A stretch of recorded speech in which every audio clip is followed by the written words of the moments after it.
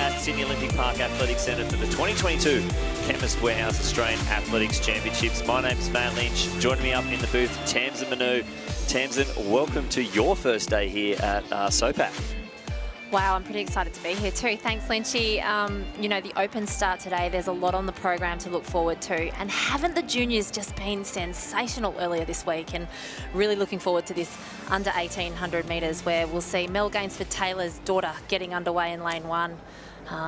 She's a bit of a talent. She ruptured her ACL playing netball and is just on the comeback trail. Yeah, well, she's falling into a tough heat where she's got Olivia Rose Inkster, who has already competed in the under-20s. So watch them go, unfortunately. Oh, it was Madison Wright, I think, has just come out. You can see her with her hands on her head. She knows she's made that fatal error of judgment that sprinters try so desperately not to do. You can see her 3 from the right of your screen. Oh, she wasn't even close, was she? Desperate to get away. She knew that it was a fast heat, knew that she needed that start, and it's just made that error that so many sprinters make, and I don't think she'll ever do it again. No, she was next to Olivia Rose Inkster, probably the favourite in this age group. 5th in the under-20s, in the 130, in the 200 under-20s. Who also is coached by the mother of the athlete in lane one. Mel Gainsford-Taylor.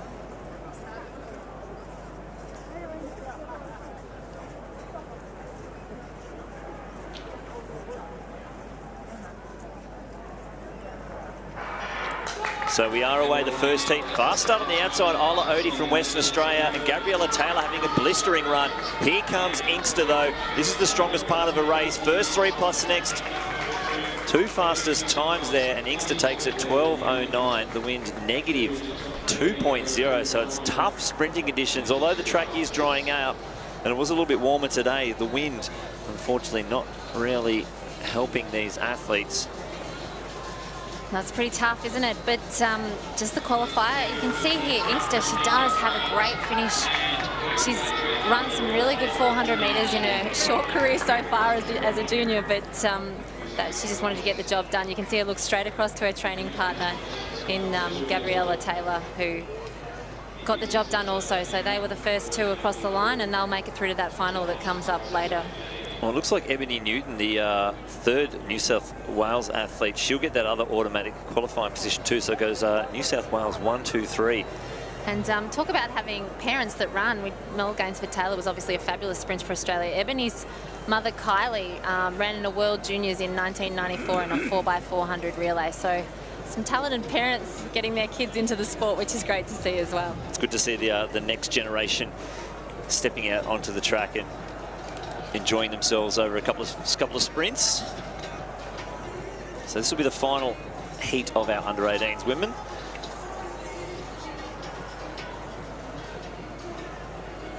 Talara Heinzelette on the screen from Queensland.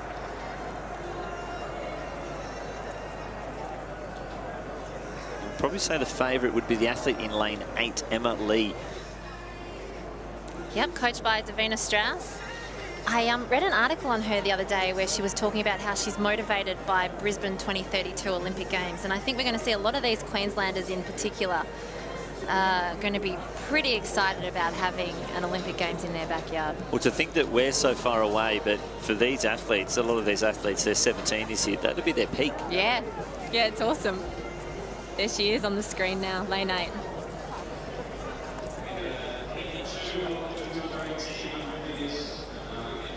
I just thought we had no one in lane 9, and there she is. I just crossed her off my list. It's back now. Liliana Hackett is back in the race. Good.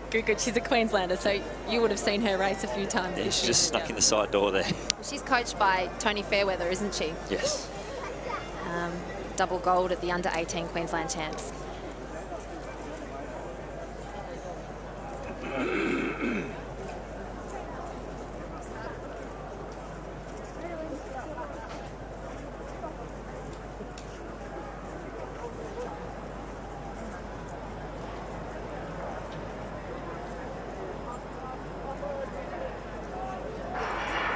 Well, quick start there from Amy Watson of New South Wales, but here comes Talara Heinzelette from Queensland. But Emma Lee flying through the later stages of the race. She's going to take the first automatic qualifier comfortably. Heinzelette eases up on the line, but Maeve just got pipped by Amy Watson. should still get those automatic qualifying positions. That was a commanding run from Emily. Well, wasn't it? That was a fabulous run. She's got a personal best of 11.82. Look at that leg stride. She's opened up her stride length, relaxed and switched off. She's definitely one to watch for that final. What a great race. Yeah, I'm looking forward to it. And especially a lot of these athletes have got those World Under-20 qualifiers, but they are running their own age group, which is fantastic to see because they, you know, why not? They don't need to throw themselves into open straight away. They can enjoy themselves as a junior, test themselves out against the athletes their own age. And I think it's important that going through your age group, you learn to actually win as well. You go into the championships where you've got a chance to stand on top of the podium. I've never seen such incredible depth in our sprints in juniors for such a long time. I mean, it's like a US sprint trial trying to make that World Junior team. It's ridiculous. The fact that you could line up in it's literally first over the line. It is an actual race. So we do have some field events going on. Our opens, so we've got the Open Women Hammer getting underway. We have the Open Women's Triple Jump. They're all qualifying, so not finals. And you can see on the back straight, we have our back straight and front straight triple jumps going. The automatic qualifying mark for the final of the triple jump, that's 12 meters 90. And down the back straight, this is Emilia Ellis. She's best of 12.81. She would be the last jumper in the first round of competition. Down the back straight, looking to get that 12 meters 90. For qualifying, the thing that makes it really unique, and I'm sure the jumpers will prefer a pit, is that at this time of day when you're doing qualifying, one side is in the sun and one side's in the shade over here. You'd hope the winds are pretty similar, both running in the same direction into the pit. But I'm tipping, you know, we'd have to speak to these jumpers after. Everyone would have their own preference, but I think I prefer to be out in the sun. What about you, Lynchy? Well, you trade it off. You're in the sun, but then you also don't have the same kind of crowd. So this is our currently residing in Queensland, Uzbekistani athlete Roxana Kudjerova, who's actually a 14-meter plus jumper. Yes, she went to Tokyo Olympics, would you believe? Like, it's an incredible story to have her training in our backyard, you know, in Australia. So Tokyo, she probably would have been a little bit disappointed with her performance. You said she is a over 14-meter jumper, which she did leading into those Olympics. She did 14.38 leading into Tokyo, but in Tokyo she could only get a 13.02 out. But it's a very unique story that she's training in Queensland. Yeah, so I'd say she'd, unless she fouled her first attempt, I'm sure she'll be able to make short work of that 12 meters 90. Yeah, it shouldn't be too difficult for her. So she's got herself, her coach is based in Queensland. I do enjoy that she's gone out and bought the full kit for Queensland. It's fantastic. It looks good on her, doesn't it? Yeah. This looks like it's Desley Owusu on the front straight here.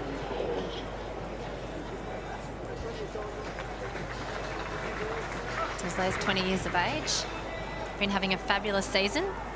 She PB'd at the Sydney Track Classic, so she likes this track. 13.18 she did here. She's coached by Andrew Murphy and won the Adelaide Track Classic as well.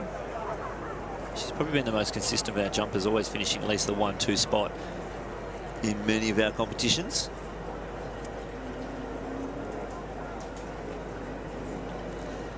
This is Chloe Grenard. Coached by Johnny Boas.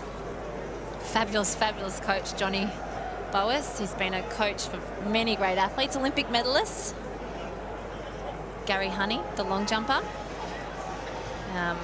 Chloe's only 22 years of age, and she did her personal best last year in January, 13.11. But she's had a season's best near that 13-meter mark, 12.96 from Lakeside, where she was the double Victorian champion in the long jump and the triple jump. So 12.82 for Owusu, 8 centimetres off that automatic mark, but they will take the top 10 through unless they get more than 10 over the automatic qualifying mark. So I'm sure that will secure her a spot in the final for Owusu, but she'll have a few more jumps out here.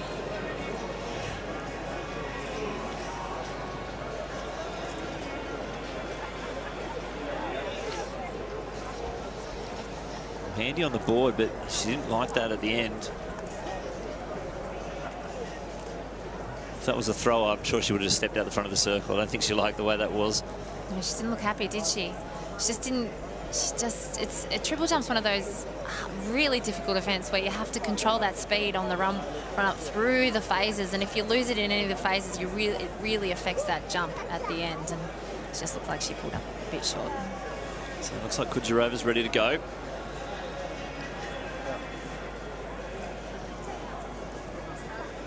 Well, that's automatic. You see the difference there in the extension from the long Except jump. for the red flag. Which is probably why she's in the second round again. This is a big turn-up. Needs a proper attempt. I wouldn't say it was much of a distance over, but that was at least a 13:30, 13:40 jump, which would basically win a gold medal most years in this event. But one more to go. This is Abigail Dargan. Oh, just really messed that run up, didn't she? She knew before she got there. Yeah. She doesn't look like she's hurt herself at all. No, the red flag went up. So we also have our pole vault qualifying. So it's a big afternoon for the women's field events. Pole vault qualifying, 4 meters 10 at the automatic mark in that event. We have 2 pits going on at the same time, side by side. That's Megan Sev. This was Caitlin Blackman, the West Australian. And in the women's hammer throw, 53 metres is the automatic qualifying mark for that one, with 19 throwers in that event. Kujarova just doing a bit of work on that run-up. The very early days, 340 on the bar. It's a tough thing with pole vaulters when you are an athlete like Nina Kennedy, who's competing in these qualifying this morning. There's a lot of sitting and waiting around, so your warm-up becomes almost, you have to do it while you're out there, because Nina's not going to come in for a little while. She's going to be jumping off a short run-up. She's had that quad injury earlier in the year, but she did start the season off fabulously with her 470 in January in Perth. So she's going to be waiting to come out for a little while, you would think. Yeah, and it's one of the things where, you know, it's the track athletes wouldn't really have that understanding of. They come out with, they have 3 attempts to get the automatic qualifying. For pole vault, it's a little bit different because, you know, you've got to work your way through it. But in a field event, you could warm up the whole time, do 1 jump, you get it, you just go home. Oh, and unfortunate there for Tamara Mancuso. Just not pushing the pole back, taking it down. You can see the wind. It's tough going with these triple jumps going on. We actually couldn't have the pole vault bags on the front straight, so they had to be over in the D. Otherwise, the 2 triple jump pools would be going in opposite directions. As you might be able to see as Jasmine Fantas comes down, there's not actually any triple jump boards the same direction on the other pit, so they would have to be on both sides of the pit so they can go the same direction. Well, the Commonwealth Games in 2018, they had the pole vault out in the same sort of place on the track there in Carrara. Yeah. It's not bad in a big stadium when you don't have like an easterly or well, this wind here is sort of, it's like northeast is the perfect wind, so unfortunately we're getting hit with a bit of a southerly. And as Fountas comes in, just bailing out there. Such a difficult event when you get it wrong, the triple jump. It's so noticeable, isn't it? You just have to get those phases. You know, you really need to pop up off that board, control it through the step. That's it. It looks so unnatural, that first hop. You've just got to land it and make sure you stay really strong through your hips so that you don't collapse. As soon as you collapse and drop too low, it really affects that step phase. And then, as we saw, missing the pits, when you do collapse through those hips and drop down low, you just cannot hold that height that you need to make it through the phases. Well, it's just how much can you hold the speed? Yeah. Can you continue the speed? If you look at what Rojas just did in the World Indoors. It looks effortless, but she actually, there's literally no slowing down. Even Jonathan Evans, the same thing. It's just, it's just a continuation of phase. They're so strong in their core. You just mentioned 2 of the all-time greats. Well, you know, I just went to the top. We've just gone from, you know, qualifying for the national champs in the triple jump for Australia to the best triple jumpers in the world. But they're incredible. I mean, Reach for the stars. If you're going to model yourself as an athlete off anyone in the triple jump, that's where you go, straight to there. I think so. Makes sense. So behind their blocks, this is the first of 3 heats for the men's under 17 100 metres. The first 2 plus the next 2 fastest times to make their way through to the final.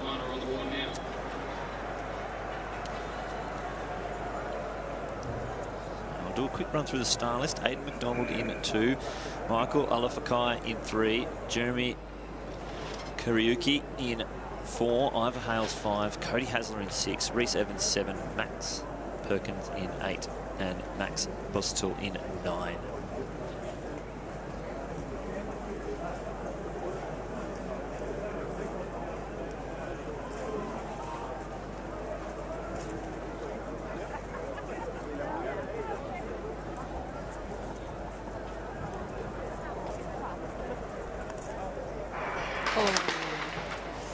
Looked like it might have been the Tasmanian Max Perkin. Oh, it's not what you want to say, is it? Nerves would be high. Look at the oh, it's such good camaraderie. They know that he's done it. The athletes next to him would have felt him go. What else can you do? At least Max Perkins taking it with the right attitude. He knows he's made the mistake, the error, and again, he'll be very upset at himself, but he will not do that again.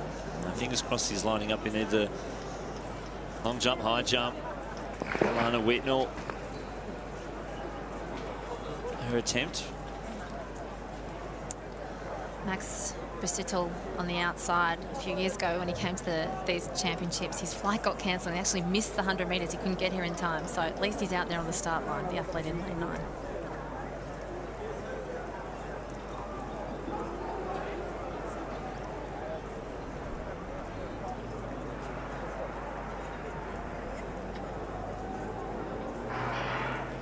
Well, quick start there in the centre from Cody Hasler and Ivor Hales.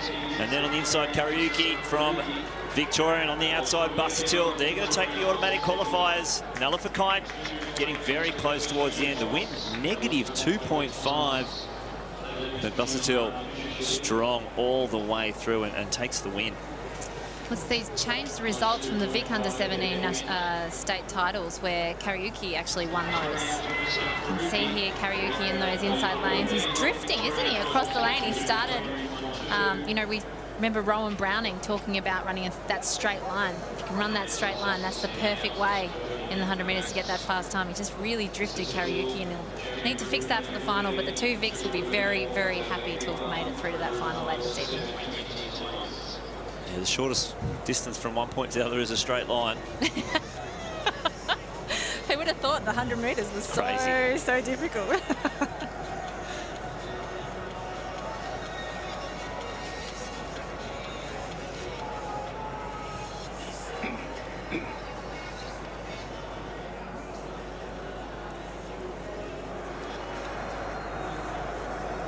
Zara Keka from Victoria. Next on the runway, over the back straight.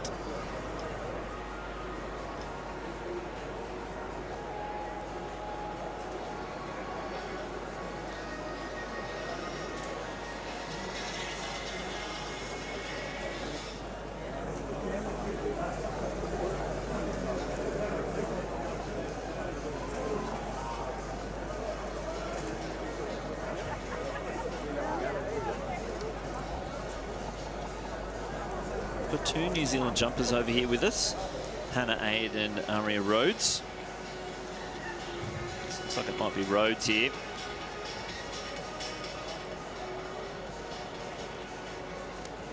It's always so hard, isn't it, in the pole vault where don't necessarily know all these athletes just yet, and yeah, the old front bib, back bib, yeah. Yep.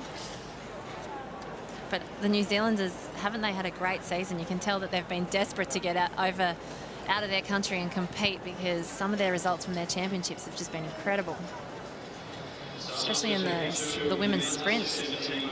Well, exactly. Well, we'll see them again throughout the week. And Livia McTaggart, 6th at the World Indoor Championships. Yep. with Thomas Griffiths from South Australia. Now, he's got a personal best of 11.00. He's done it a couple of times. He's run a windy 1081, but he's desperate to get under that 11 flat. The second heat here of the under 1700 metres. First two plus next two fastest times to make their way through to the final.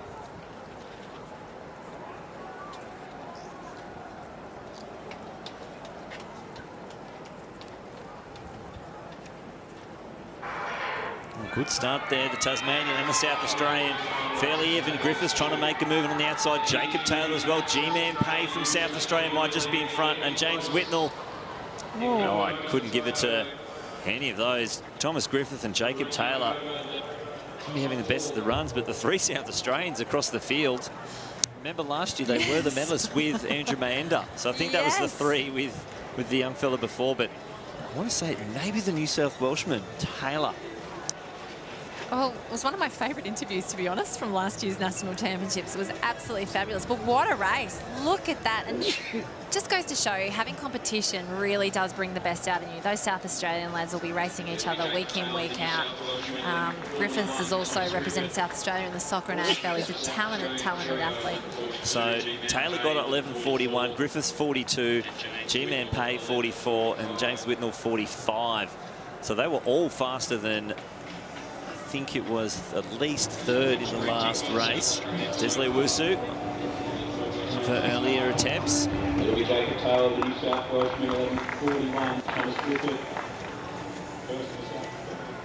Here's Kujarova. We think her last attempt here to get a legal jump on the board. All her fouls have been well over the 12.90 automatic mark. So you'd make it safe, wouldn't you? You'd move it well back because all she needs to do is pretty much get one on. She does. Safe one. She could be off the board. Oh, that looked over. It was. What? And she was just cruising in as well. Well, I think she knew it too, the way she landed in the pit. And it's the favourite, unfortunately, from what we can gather out of the competition. It's weird that the most experienced on an international stage has made that error. Well, we've seen the wind down the home straight. It's been, you know, gusting into big headwinds. So you can only think that causing a bit of drama. There's Jade Abuthnot. So we have one more heat here of the under 17s 100 metres, and you have to say the favourite, the ACT athlete Max Berry, who goes out of lane 4.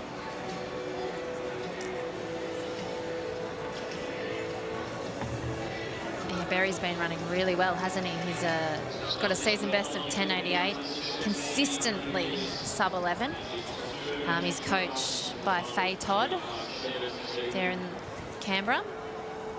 And he does have that personal best of 10.79. He's been running some pretty fast 200s as well. But the only one in the field so far with a seed time under 11 seconds. We'll see what he can produce here in the heats. Just a step in the dark.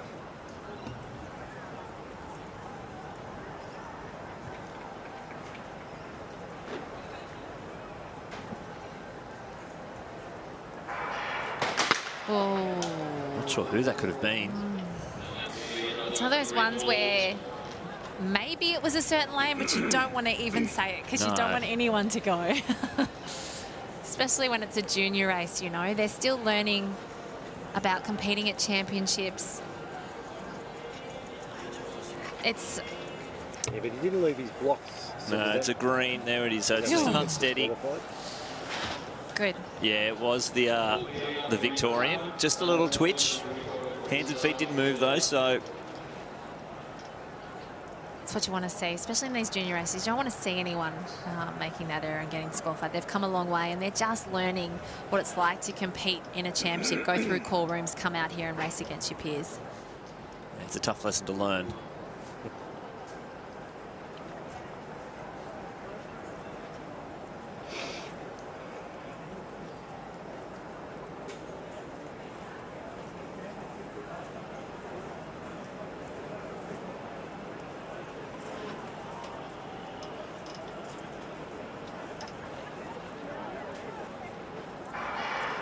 So it's an even start there. And he gets a flyer after the accident before, and Sadiq Kumar out in front, but here comes Berry. He's got to make a lot of work, and it's going to be Berry showing his class to take it. Kumar grabs the second place automatic qualifying position, but Berry, he was almost rattled by that false start. He didn't want to go. Yeah, sat back a little bit, didn't he? You can see, and he had to work really hard. You know, Kumar ran such a fabulous race. He got out so quickly, and he held his form and he stayed relaxed. And it really meant that he put the pressure on Max Berry, who had to, you know, really lift to get through. So over to the back straight, Annabelle Parmigiani. So I've just got a red flag on that one. Yeah, unfortunately, she did. This is another athlete, Annabelle Parmigiani, who's this year's first time over 13 metres. She was second in that Sydney Track Classic, but she's got a 13:01 to her name. So you would think if she can just stay relaxed and get a jump on the board, she'd be safely through. Exactly. Been pretty consistent the last few competitions, getting up and near that 13 mark.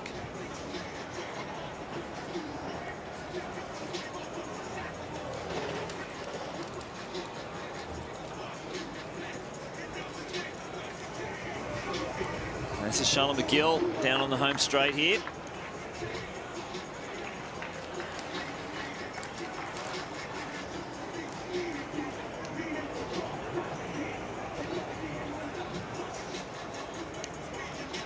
So we still have a few more 100-metre heats. We have the men's under 18s, and then we go on to the opens, the first open track events of the championships, the women's 1500-metre heat. So this is the Lana Whitnell. Well, won't those 1500s be pretty special? I mean, the Olympics last year, we had finalists in both the men and the women, which is incredible. Incredible when you have an Australian in a final of any event. But those 1500s, Stuart McSwain, Lyndon Hall, Jess Hull and Ollie Hall gave us fabulous, fabulous runs. Oh, it's inspirational, the fact that, you know, these young kids that are out here competing now, well, there's a lot of them are almost sharing. They can be out of the white track now. Yes, up with these Olympians. It's incredible. I love how they get to have that experience, see how the other athletes do it. And the thing is, a track's a track. So they've come through the same system. Yeah. They've run at the National Junior Championships, and this is the way that they have started their athletic career, and not necessarily were they the best the whole way through, especially when you mention those athletes. You know, Stuart McSwain, the way he got into 1500-metre running, it wasn't like he came through the juniors as an 1500 runner and stuck with that event the whole way through. Started as a steeplechaser.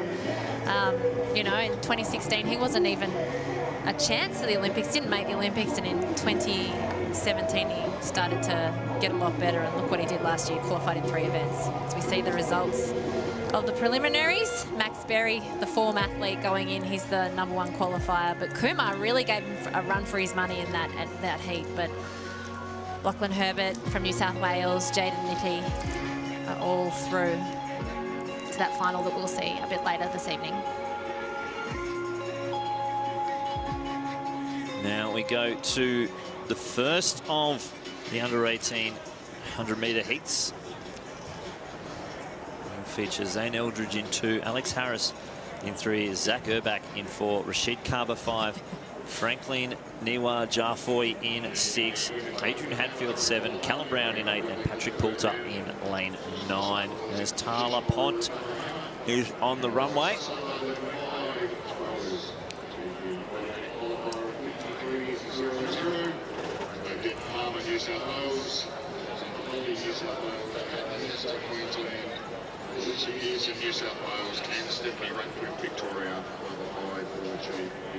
Spot on the board, but not too ecstatic with that distance.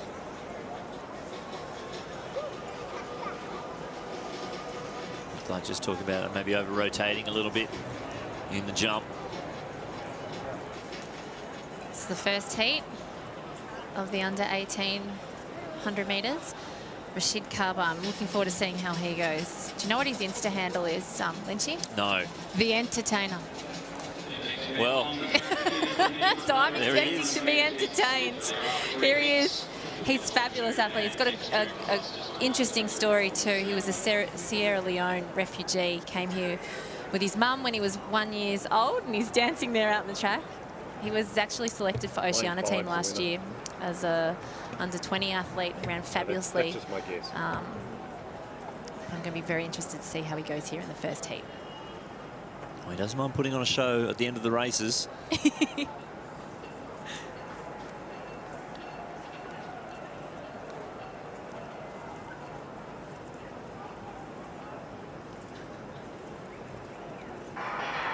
Oh, Carver always gets a fly around to the blocks. Niwa Jaffoy right on his side as well. And it might be the Victorian with the slight lead. It's going to be the first two plus the next two fastest time. They battle to the line. It's 10.91. The wind negative 2.1. Carver got a fly, but so did Niwa Jaffoy. Yeah, Niwa Jaffoy was fabulous. You know, he's a long jumper as well, so he's got those powerful legs, and he really accelerated well out of the blocks. They both look pretty relaxed there, qualifying comfortably. Yeah, it's a pretty tough heat to draw if you're one of the other athletes. Favourites in those centre lanes, it seems.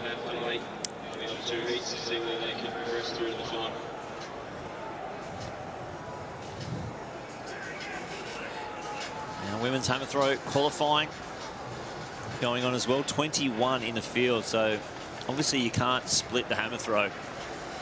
So it'll be a while between throws over there. It's Jada Bucknott. They've brought the coaches on the infield. We don't need to see them running back and forth across the track to chat to their coaches. That means they also get a better view as well, which is it's a nice compromise. If they were on the home straight, obviously the coaches would be so close. Yeah. But with the D, they do allow them to come out onto the field of play. It's a nice compromise. And they'd be obviously watching for where the pole vaulters plant in the box to be able to give the feedback back. So you do need to be at that certain angle. Now, it looks like they are only using one pit at the pole vault. They are split into two pools on our sheets, but the other... Well, that's going to make it even harder for people like Nina Kennedy, isn't it? Because it's going to take them heaps longer to get through. So she's going to be out there. Not sure why that's the case. I'll try and hit up my contacts. I'm going to ask a question that'll show my age. Are they allowed to have music out there these days? Don't believe so. Still not. So you have to sing to yourself. Yeah, well, sit there and chill if out. you've got a good voice. Maybe it's how you put athletes off. I'd use it as a tactic. Bad voice. Second heat of this men's 100 metres. Toshi Butlin on the screen from Queensland. He'll definitely be one to watch as the under-18 champion over the 100 and 200 from Queensland. Yeah, Toshi Butlin has been playing pretty well. He's going to get pushed by Sebastian Gisso, though. Yeah. He's actually a Trinity Grammar boy who used to have Andrew Murphy as his coach. Andrew's moved on, coaches Rowan Browning, and a lot of great athletes. But I love that Gisso is also an actor and a model and a guitarist and a pianist as well in his spare time. Yeah. Talented young lad. Yeah. Can sprint too.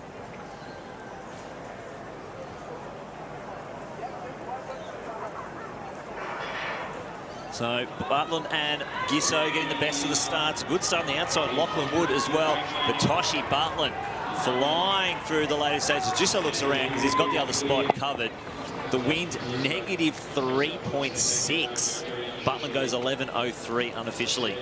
Well, so he should clap that run. It was a fabulous run. Look how relaxed he is. This is what you want to do when you're a sprinter. You want to get out well, but then you want to be able to run down that track while turning those legs over incredibly fast, but staying relaxed through the shoulders. And he just did that textbook perfectly. Great, great heat run. Has he been inspired by Caleb Lord? Just wear your board shorts. They're our casual shorts, Toshi. You don't need to wear them.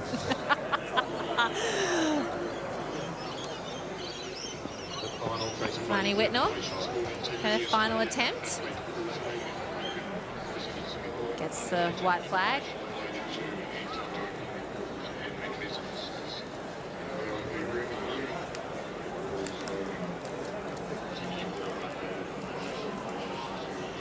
There's a negative 3.6 in that 100-metre heat. The wind is ranging, you know, from a negative 0 point something to negative 3 point something, which means that if you are doing the pole vault or the triple jump, which, I mean, you don't ever want to get 3 fouls and not qualify in the triple jump, but it could be one of those things where the wind is gusting so much out there that it's creating havoc for the triple jumpers trying to get their run up correct. And also it'd be pretty difficult over there in the pole vault as well. Yeah, you can see just that was Jessie Harper over on the back straight in the triple jump. You can just see how much rain we've had. Look how little indent they put into the sand. Oh, it's hard, isn't it? Now, Jessie, she's usually a long jumper. She's mixing it up. She's mixing it up, isn't she, this season? What's triple jump if not just 3 long jumps? I think it's a bit different than that. What's the name? Triple jump, long jump, triple jump. 3 jumps. Yeah, what is it if not 3 jumps? It is. Oh, dear. It's gotten silly already. So they're behind the blocks now in the last of our heats for the men's under 18 100 metres. And it probably has, if Toshi Button's not the favourite, it'll be the athlete in lane 3, Sebastian Sultana. He's actually the fastest in the field in this competition. He actually led off the junior team in the 4x1 with, so it was him, Jai Gordon, Caleb Law, Aiden Murphy. He was the first runner. Nice. He's got a super fast personal best in 10:59. And because of his awesome start is why they used him in that 4x1. So watch him to get an absolute flyer in lane 3. And there he goes, Sebastian Sultana. He's right out there. Ife Okawelu sitting in second place on the outside, Colosi and then Bateman.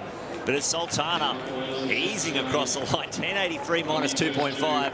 That's your favourite. That was incredible. What a fabulous run. He really rocks from side to side as he runs down that straight, but he's got beautiful relaxation and great turnover. He's really lifting those legs off the track like it's burning. Look see how he rocks a little bit through his torso? That's just because he's a junior and he hasn't got that strong core. What's he going to do when he gets the super strong core of a senior athlete? That was a really impressive run. Yeah, that was very, very smooth. He runs like he weighs about 2 kilos. Yeah.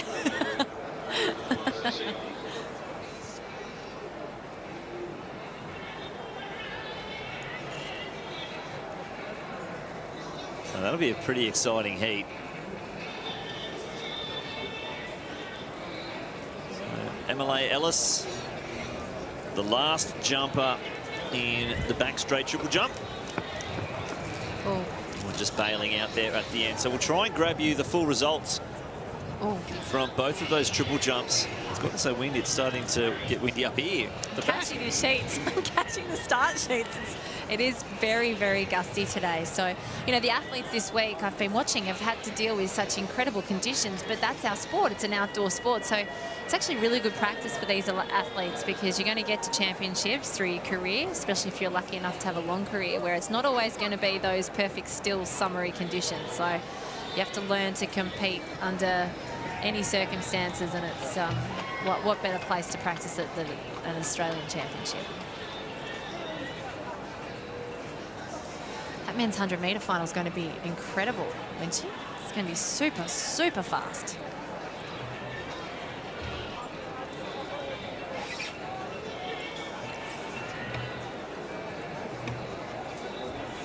This looks like it is RAR Roads. No. Just having a few problems.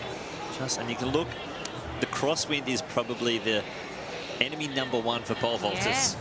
Because what people won't realise, if you haven't picked up one of those poles, they're really awkward to hold, and they can be quite heavy too. So you've got to try and sprint and get yourself up to a decent speed so that you can propel yourself in the air. But you know, if you do that with a bit of a crosswind, you can see the front of the pole there just pushing sideways, which makes it really hard to balance yourself and hold your core strong enough to be able to plant the pole into the box and then hurl yourself upwards. But it's just one of those things again where, you know, we'd all love to have the perfect conditions out there, but the athletes are, no matter what the result they get, they're going to be learning something from this championship that they'll take forward. Exactly, and it's obviously a lot of the younger ones who are not as experienced in this competition that haven't learnt how to deal with that. So, you know, maybe if it's this crosswind, I just start the run up with the pole sort of aimed into the wind. So when I get there, it's straightening up instead of trying to keep it straight the whole time and then losing it out of the box and having to bail out. And some of these guys are kids, and they shouldn't be doing the training that you're doing in your 20s. So some of them won't have that core strength yet that's required to be able to do what we're asking them to do right now. So we're probably going to see some athletes not quite get their personal best, but as long as they walk away from it and they go back and they review it with their coach and they learn something from it, you might find that a lot of the athletes who make it as seniors are the athletes that have made the mistakes and have had to learn as on their way through. They get it right next time. Oh, exactly. Every competition is a learning experience.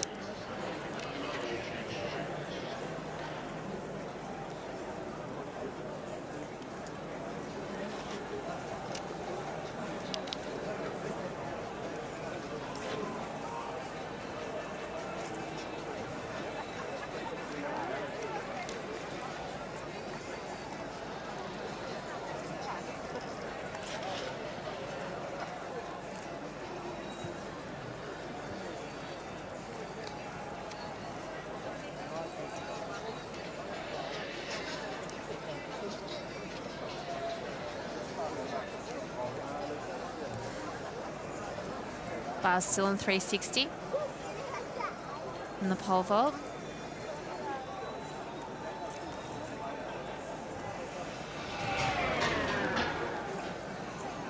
That was a great shot.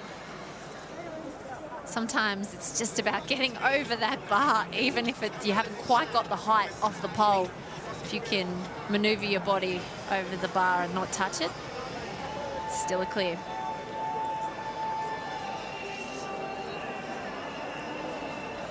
I think we're going to see the pole vaulters taking a little bit longer on the runway today, just to try and get that still in between the gusts so that they can try and get that wind right. But with the timer on, you do risk waiting and being stuck with the bad wind, but you can see them just waiting that little bit longer. Nice smile, stay relaxed.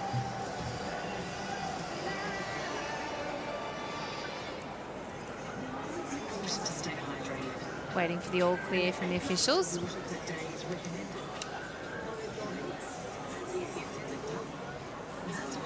Remove the witch's hat. And now she's ready to go.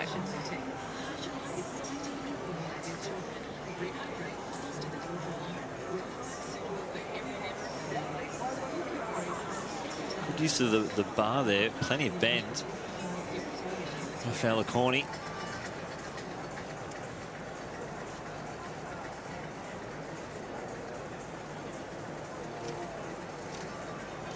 Just be close on the way up, just a little bit close. So I'm not sure what she's set the bar, the uprights at, but I'm sure coach will say just maybe move them back a little bit. It goes up to 3.60 meters.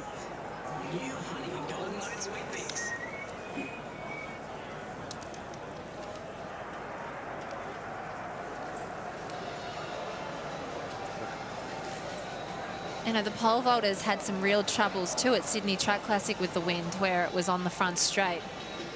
The conditions were really tough as well.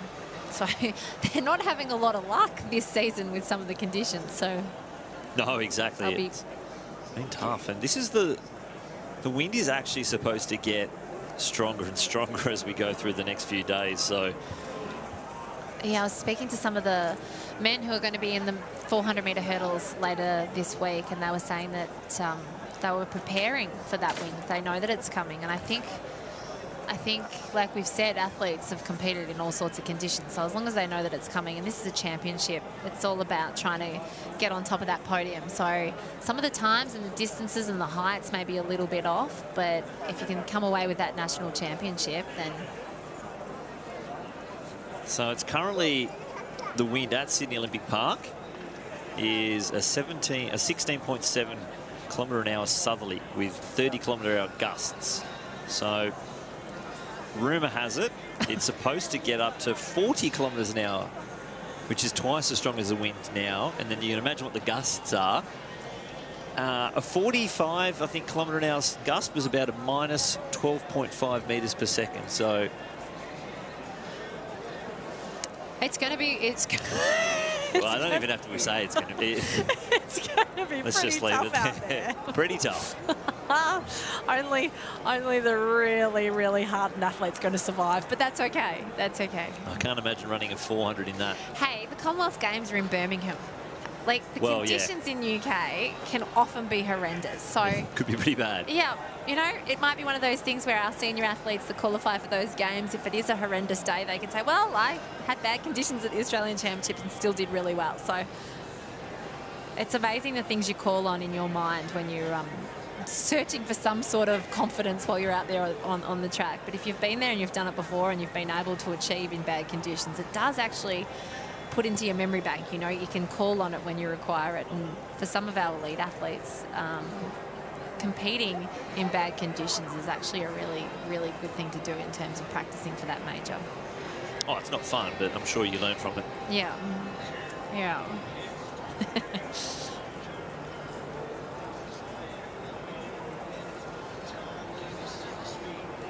So the women's pole vault qualification, currently the only event taking place.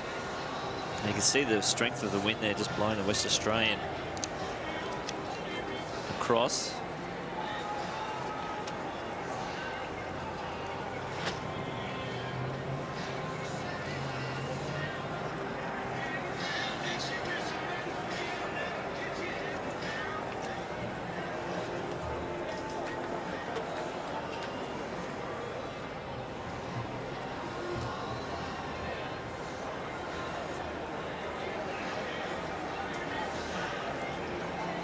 So 360, it'll be interesting to see if some of the athletes who we're waiting to see come in, like Liz Panova, Nina Kennedy, Madeline Lawson, Jamie Scroop, we're waiting to see if they come in earlier. Courtney Smallacombe as well, if they come in a little bit earlier than they would have planned to if the conditions were better. So 360, you would think that some of them will start to come in around that 4 metre mark. Yeah, well, exactly, with 410 being the auto. Yes, the first clearance I think we've actually caught on camera. We've been struggling, haven't we, for clearances, but it's been one of those things where I don't think we can stress just how tough enough those conditions are. Yeah, that was Mancuso there going clear. So just an update on some of the events that are meant to be on this afternoon. The men's open triple jump preliminary event has been cancelled, so it'll be a straight final on April 1. The women's 400 metre heats, so the semi-finals have been cancelled, so they've fallen below, I think it's 4 rounds. Yep. So the heats should be here at 5:30, but they won't have a semi, so they'll actually get a day off in between. Well, it's interesting because Bendiri's in the 400 and she's got a World Champs qualifier, but she's been running 800s this season, so she would love the day off. But is she one of the ones that's... Oh, that'd be interesting to see if she's signed up and she's going to be out there, because, I mean, you've got a World Championship qualifier in the 400 metres. Just fell off. Yeah, Elizabeth Barrell there, just knocking it down. This is... Olivia Gross. Yes, that's correct. Her sister will be going in the sprints later this week, Mia.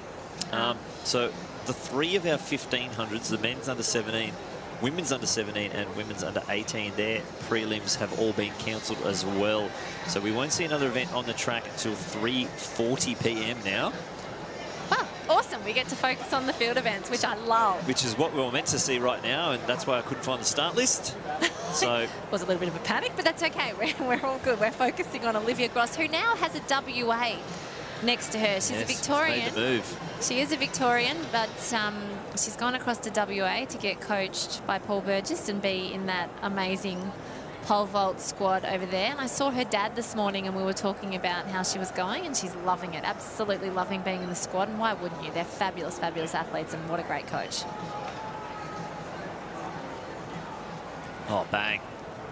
Awesome. Oh, nearly cracked the official in the head with the bar there, but that's a good clearance. And, you know, it's not easy. Let's think about what Olivia's had to do. She's left her family, who she's really tight with, and gone across to WA, but she hasn't been able to come back to see them. You know, usually you'd think you're going across, but you'd be able to come back, or the family be able to go over and see her. So she hasn't actually been able to see them. She surprised her parents at home recently after the Sydney Track Classic, which was really great on Instagram to see. Georgia Taylor Box Hill athlete in Victoria. Wonderful. And you know what I love about that is just you can see the camaraderie in the pole vaulters. They're all watching as somebody's making an attempt, clapping when they do well. You can see them from behind. Great push off that pole. So those two, oh, not those two, sorry, Georgia Taylor, a few of the others, Jada Buthnot, Hannah Aid, and Ellie Parsons, all the world under 20 age group. So they'll be looking to try and secure a 4:05 clearance. Isabella Mural out next, jumper. 4:05 clearance being a world under 20 qualifying mark. We've also already seen Cassidy Bradshaw grab that automatic qualifier. Currently the only junior athlete who's cleared the 4:05 mark. Cassidy Bradshaw is the niece of Jeff Ogilvie. Did you know that? Oh. Yes, the golfer, the Australian golfer. Her dad was a decathlete from Australia. And yeah, her uncle is Jeff Ogilvie. Wonder what she's like out on the links. Oh, I'll have to ask her when I next get out there on the track and see her. Hopefully I'll get to chat to her in the next few days.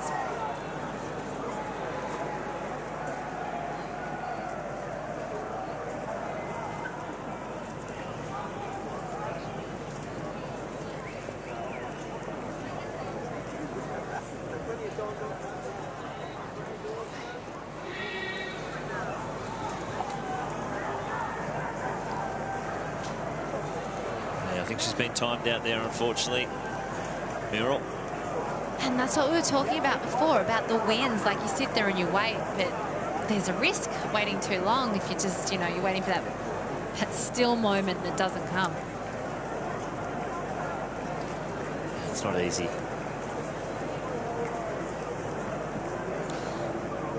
Cassidy is coming up on the runway next.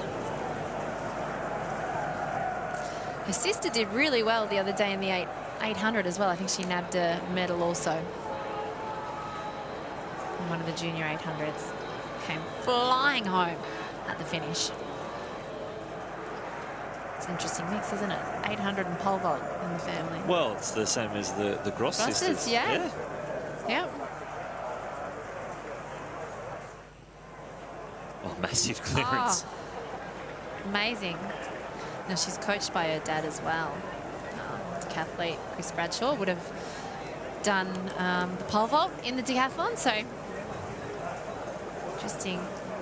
She's been a great junior down in Victoria through the age groups, and it's one of those things, pole vault, where it's confidence. Have you stood behind, have you picked up a pole and attempted pole vault? It's one of those things where you watch and you think it's really cool until you stand there and you actually give it a shot. Yeah, It's hard, isn't it? And I mean, you think when you have to go, you actually genuinely think that you're just going to make that pole bend and you'll just catapult off. But it's really hard to even get it to bend. The bottom hand is there to push, to keep your body away from the pole so you can actually bend it. And if you don't have that pushed out, you just go straight into it and you're like Tarzan swinging at the bar. Oh.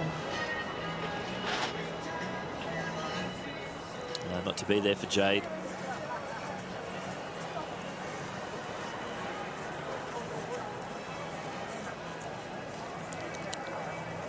Coached by her dad, Howard Arbuthnot, on the Gold Coast. He's actually got a pole vault pit in his backyard. Oh, the villainy style. They do some training down the down the driveway. Wow. A little strip rolled out. Through COVID, that was quite amazing to watch overseas some of the international athletes that set up pole vault in, like Le Villeneuve. They've had their house in France. They had it in the backyard. And they even had a competition for World Athletics. Yeah, they did. Sam Kendricks. Versus I feel so sorry. Every time you mention Sam Kendricks' name, you think of the Olympics where he didn't actually get to compete because of COVID. Yeah. He was one of the unlucky ones who made it over there. They found out he had COVID and he wasn't allowed to compete as one of the favourites in the world going in. Mondo Duplantis grew up with one in his backyard. The Swedish superstar.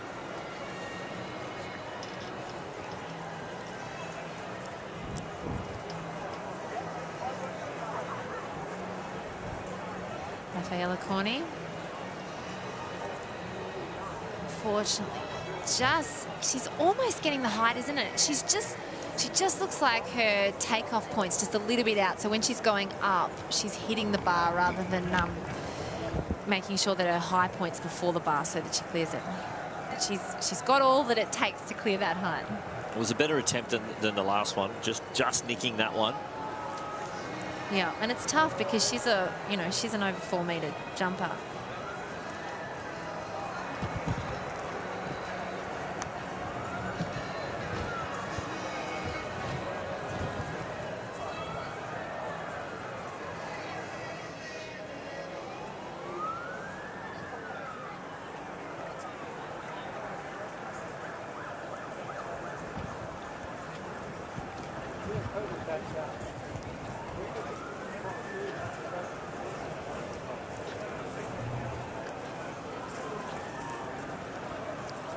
So they did ask us.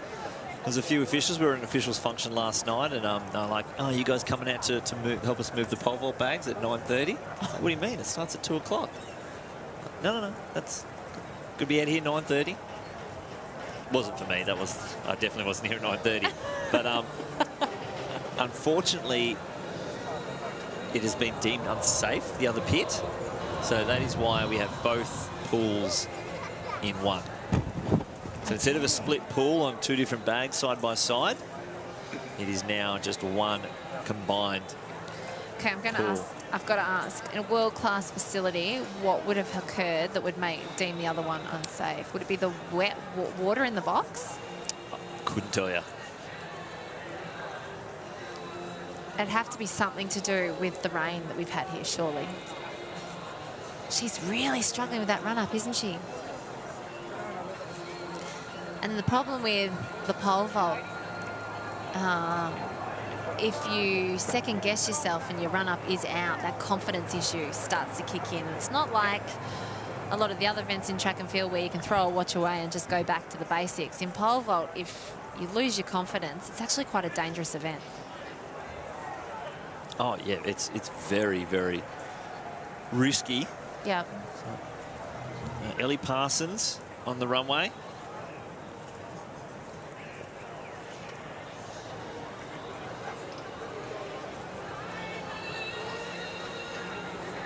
We're looking to try and get that 4:05 World Under 20 qualifying mark. Yep.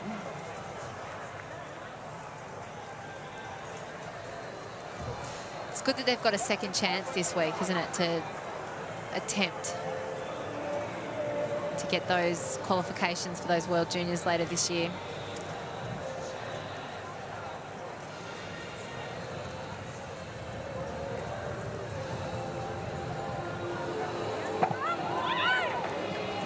Oh, she's over. She used every ounce of energy to make sure she cleared that. You can see how much she wants that qualifying. Like, she's pretty happy. You can even hear the support from the crowd. The other athletes trying to wheel her over, going sideways over it. Yeah. Only just caught the bag.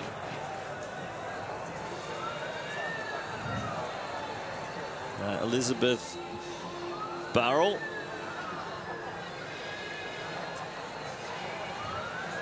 Loving the shades.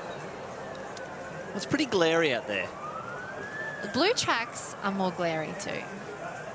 That's what I've heard. They are so more glary. Well, when throughout the week it's been pouring rain and then the sun would come out and honestly you could barely see the lines. Yeah. It's a interesting comment because some tracks, you know, back in the day where they used to all be just the red and they've changed colours and you get a bit of a choice. The blue track is a lot more glary.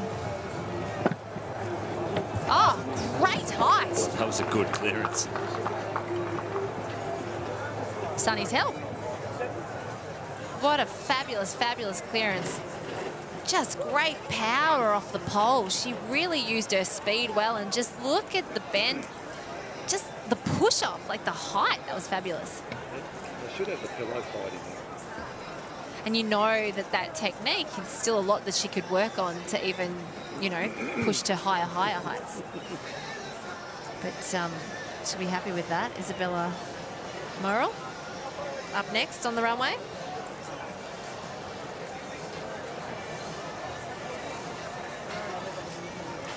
getting to the point where we'll start to see some of the athletes that will be vying for the medals come final time, starting their campaign.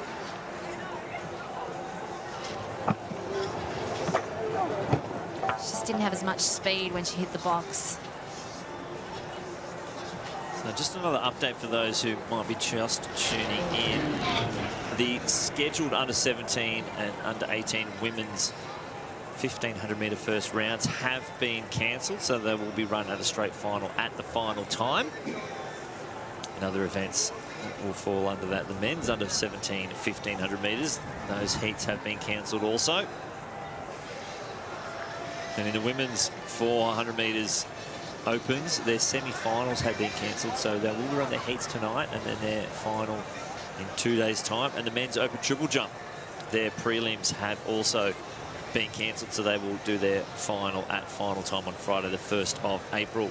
So again, for those, the next two events that were meant to be on the track at 3 and 3:20, women's under 17 and under 18 1500 metre heats, they have been cancelled and will be running straight finals. So next event on the track will be the women's open 1500 metre heats, set to go at 3:40.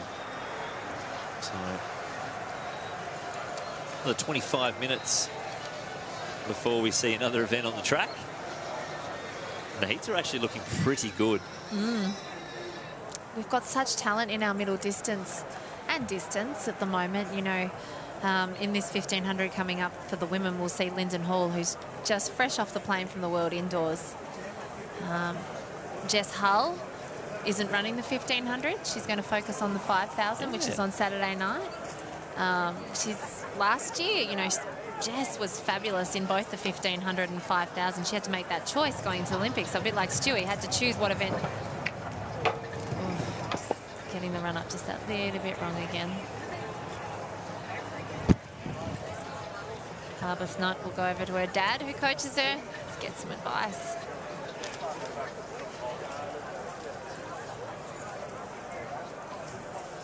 Rafaela Corney.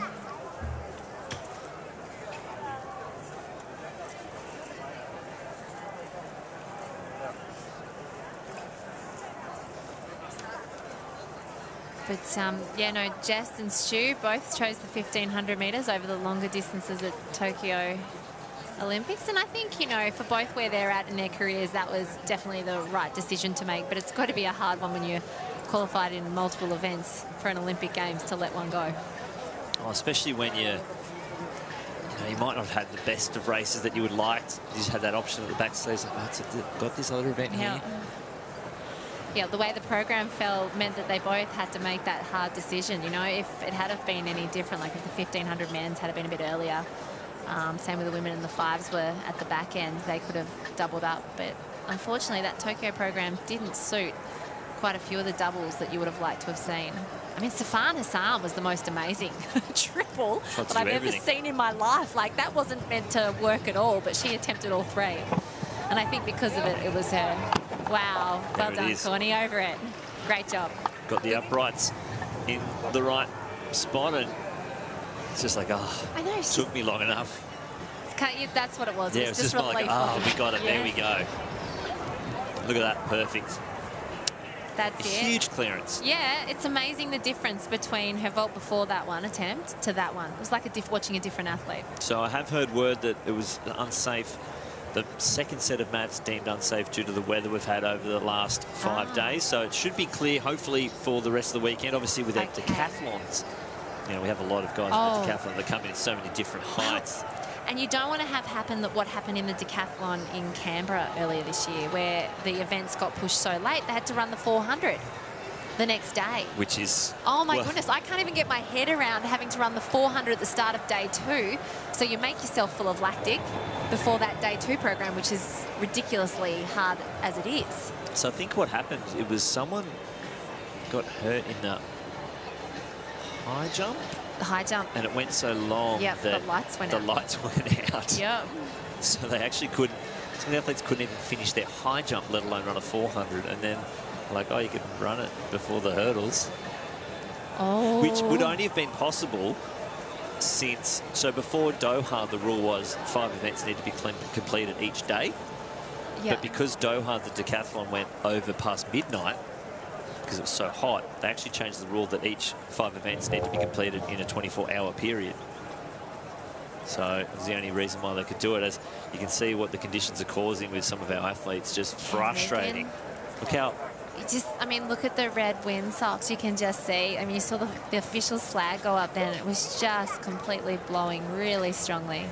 Gosh, it must be frustrating. You come over for national championships, and yes, we've talked really about how you have to get used to all conditions, but you know, a lot of these athletes, their main goal is to get a personal best, so it is very frustrating for them, and it's hard to watch. But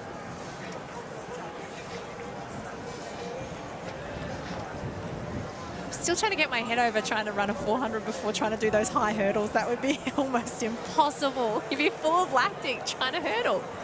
Well, decathletes are tough, so I guess even after that experience, those athletes will be even tougher.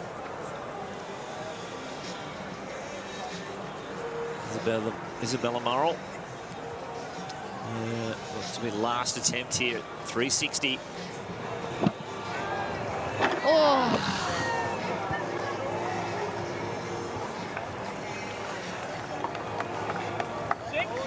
Stand at 6. How you get that prepared, mate? Right. I'll fix that up.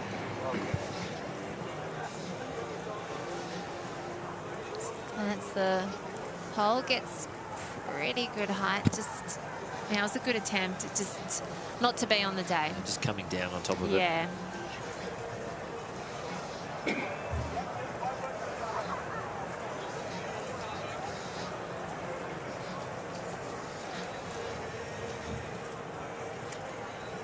This will be Jade Arbuthnot's last attempt.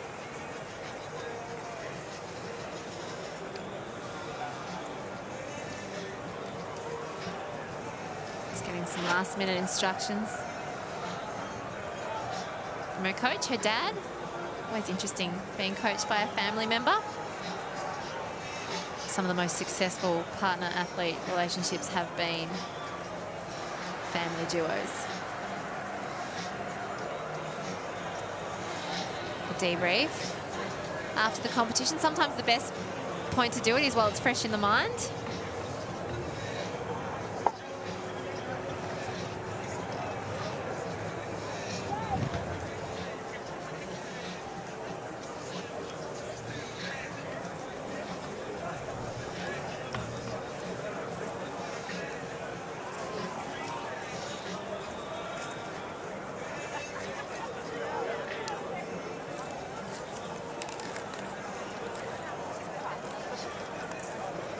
She looks relaxed, Jade.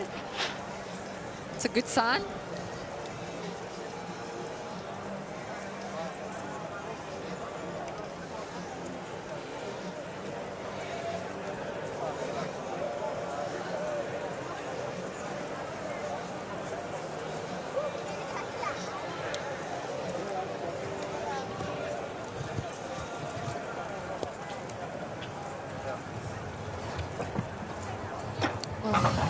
Just got that split leg action.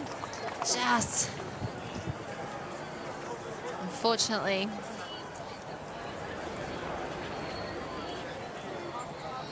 can't get the height this time.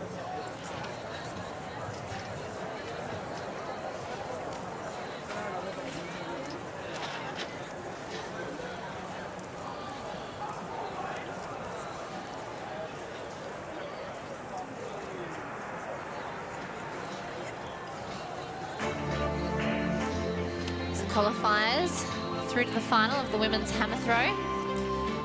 Alex Hulley made short work, 62 metres 49. Stephanie Radcliffe, Alicia Pearson, Caitlin Hester, Odette Palmer, Aaliyah Canepa. All the names that you'd expect to see are through to that final. Alex Hulley, someone to definitely look forward to watching. She was fabulous last Commonwealth Games in 2018.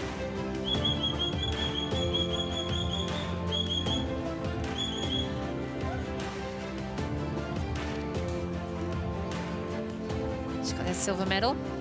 She's got a lot of silvers in her cabinet. Alex. She's second at the World Under-20s as well and second at the Youth Olympics. She's been so consistent this season. She's part of that team Bricaz training group, training squad. But I really like the consistency that she's throwing in her hammer throw this year. So fingers crossed she's in for another ripper season, and hopefully we'll get over there to Birmingham and add to her medal tally.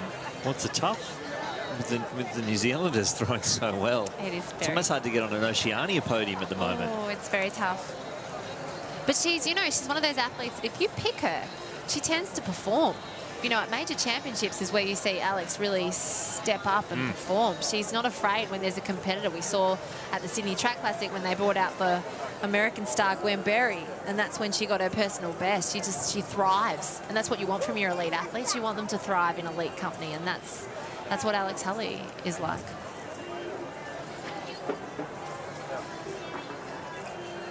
Jamie Scroop, the South Australian, who was 34 yesterday, so happy birthday, Jamie.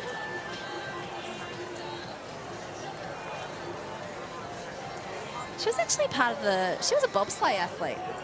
So she, you remember the Winter Olympics that have just gone? We had the bobsleigh with Bree Walker, who came from an athletic background. So Jamie teamed up with Bree for a little while in the bobsleigh. She's done a lot of things. She was second at the Adelaide Track Classic and the Sydney Track Classic. She was a gymnast at age 4 and started athletics at 12. One of our professional taggers. Love that you took it there. The ultimate tag. What was her nickname? Avalanche. Don't know. Oh, did I just show? Oops. Maybe it was. I'm not sure. I think she was Avalanche.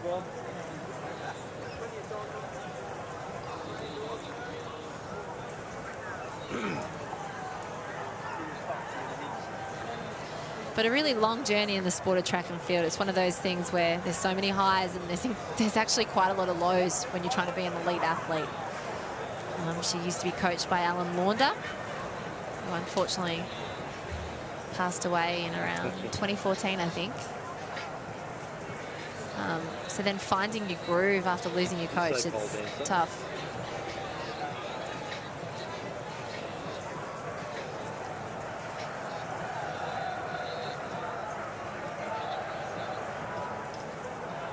Oh, easy work. 375, piece of cake. The season's best is 4:15, but it's one of those things where the conditions are so tricky out there that she's come in quite early, but she made that look really easy. Though, her facial expression said that she wasn't totally ecstatic with it, but it looked pretty good from here. So it'll be Madeline Lawson, next jumper. So interesting to see some of our top vaulters coming in at this 375. Personal best of 4:20. She was third at the Sydney Track Classic. Also coached by Kim Simons.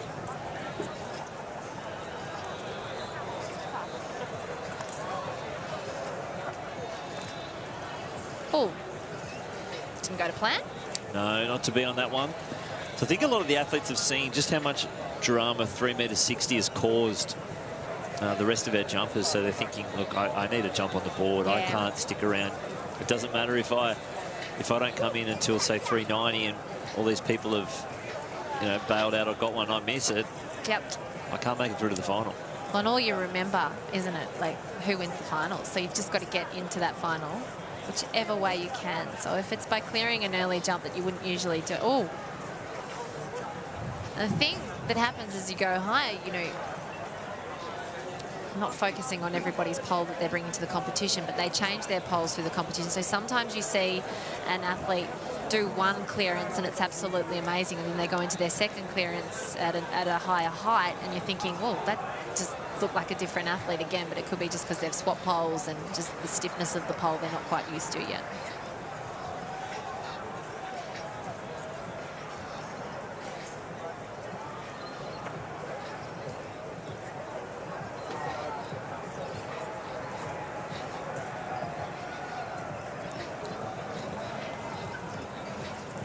So here comes Parsons.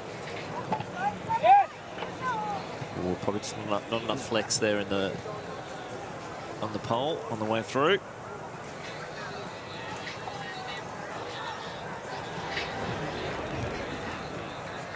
Just completely turned the pole sideways, didn't she? Like, so she lost that ability to push upwards and have the good angle to clear that height.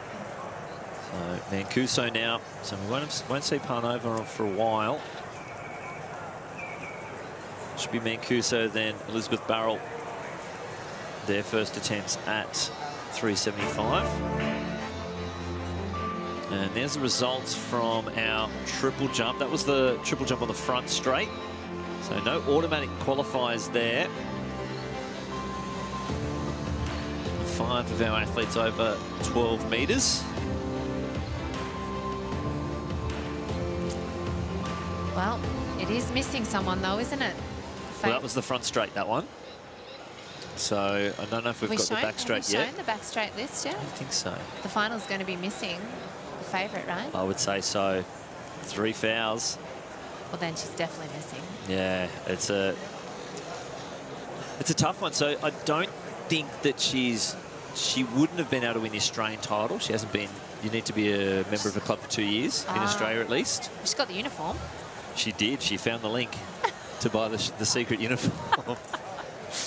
But she's representing Uzbekistan here, I think it is. Well, you know, I know that everyone sits on the fence on this one, but I certainly don't. And I think that if you represent a different country, you shouldn't be allowed to win the national title of Australia. But it gets tricky where...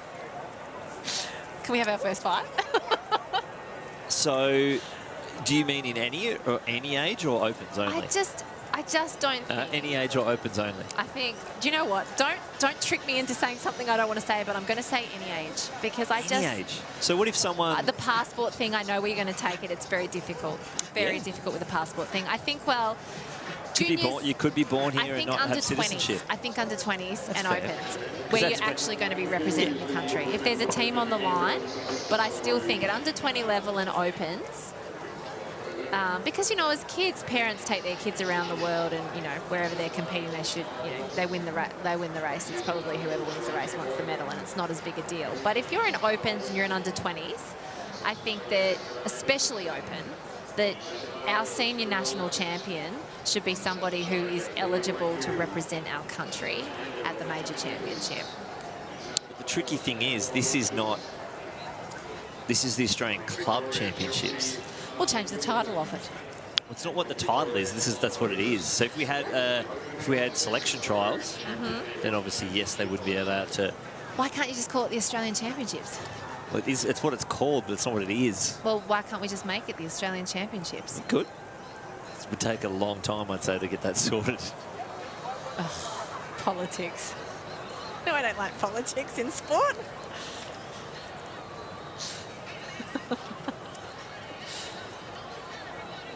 Oh, you've been working for the dark side too long, Lynchy. Please. But it is very strange when, you know, the winner of the 100 metres one year, the Australian National Championship, was Eddie Nikita. Yeah. And then he's competing for New Zealand at the World Championships. So it is strange. I'd happily have him for Australia. Great clearance. Another good clearance. So Barrel goes clear at 375. We jump across to the other pool. From the same pit. On the same pit, correct. Olivia Gross. Western Australia's Olivia Gross. Western Australia's Even own. though she's Victorian. It's okay, they don't give out the medals like that, so it's fine. What about state records? Can she now hold the state record in WA, even though she's Victorian? No, that's different. I don't know how that one works because it's tricky. Oh. Ryan Gregson has 2 open state records in 2 different states. That's weird. I'm going to tell you, that's weird. I think it's a residential thing where you've lived for the last 6 months or something. Shouldn't there be an allegiance? Shouldn't you at least have to, I don't know, like, you know, just because just because you live in another state, you know, Ryan would say exactly where his home is. You know, he knows where his home is. I don't think he'd say that he's a Victorian or a Queenslander.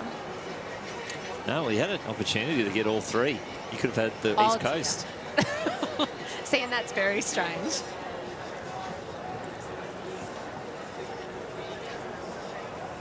I'm missing the Gregsons these championships. It's weird having a championships without Jen or Ryan competing. Both have injury issues. It's been a while since that's happened. And Jen, of course, is also pregnant with their first baby, which is absolutely awesome news, especially after the last time we saw her with those images from Tokyo where it was just excruciating to watch her go down and be wheelchaired off.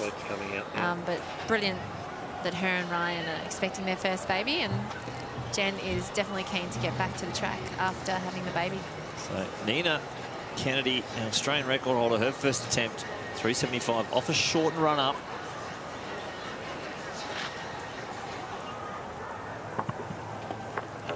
Oh, easy.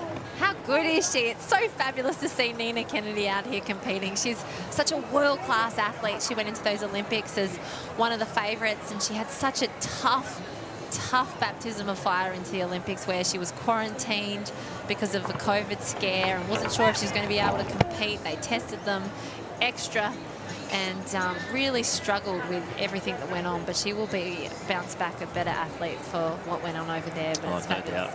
Fabulous to see her out here competing. Even after the quad injury, she's going off the short run-up, but she's still put herself out here to try and get that national championship. Oh, exactly. And it's just that competition thing. Like, if she was over in Perth, I'm sure she'd be training. But all the squad's over here anyway. Yep. So come along. Wouldn't be doing much different as she would do out here. Imagine if she wins off the short run-up. Oh, that'd be a bit of bragging rights over the rest of the athletes. So we've also got our women's open ambulant discus throw competition. This is Sarah Wesling, who's likely to be officiating during this championships as well. Wearing the blue of Marucci Swans. There's some talent in this field too. Sarah Edmonston from WA, who's actually had her Paralympic debut in Tokyo and won the bronze medal. She's also a grandma of two and coached by Paul Edmondson, her husband, who was a former hurdler. Samantha Schmidt from Bundaberg as well, made her Olympic debut. Yes, she was 6th in that discus final. She's good at the jab, the shot put, and the discus. So it's a really quality field out there in the women's discus throw, open ambulant.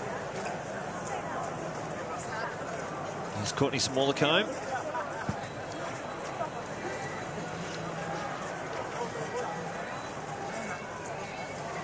Talk about your TV show. She was a Ninja Warrior, wasn't she? She goes clear first attempt. Fabulous attempt. Now, she has been in great form, the 31-year-old. She's first at Sydney Track Classic and the Adelaide Track Classic. So she's season's best of 4:20, and she'll be wanting to improve on her national champs last year, where unfortunately she no-heighted, but she started this season off brilliantly, as we see Edmonston in the circle.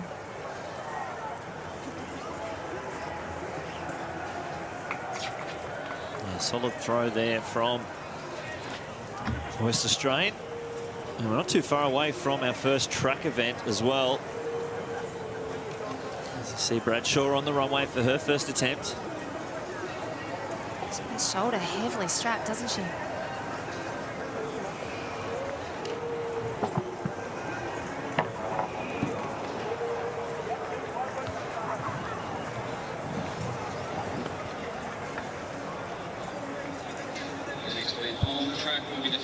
The women's 1500, there are 2 heats. Will be top 4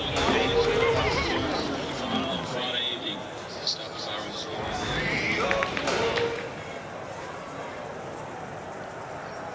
Here they are, the women's 1500 metres.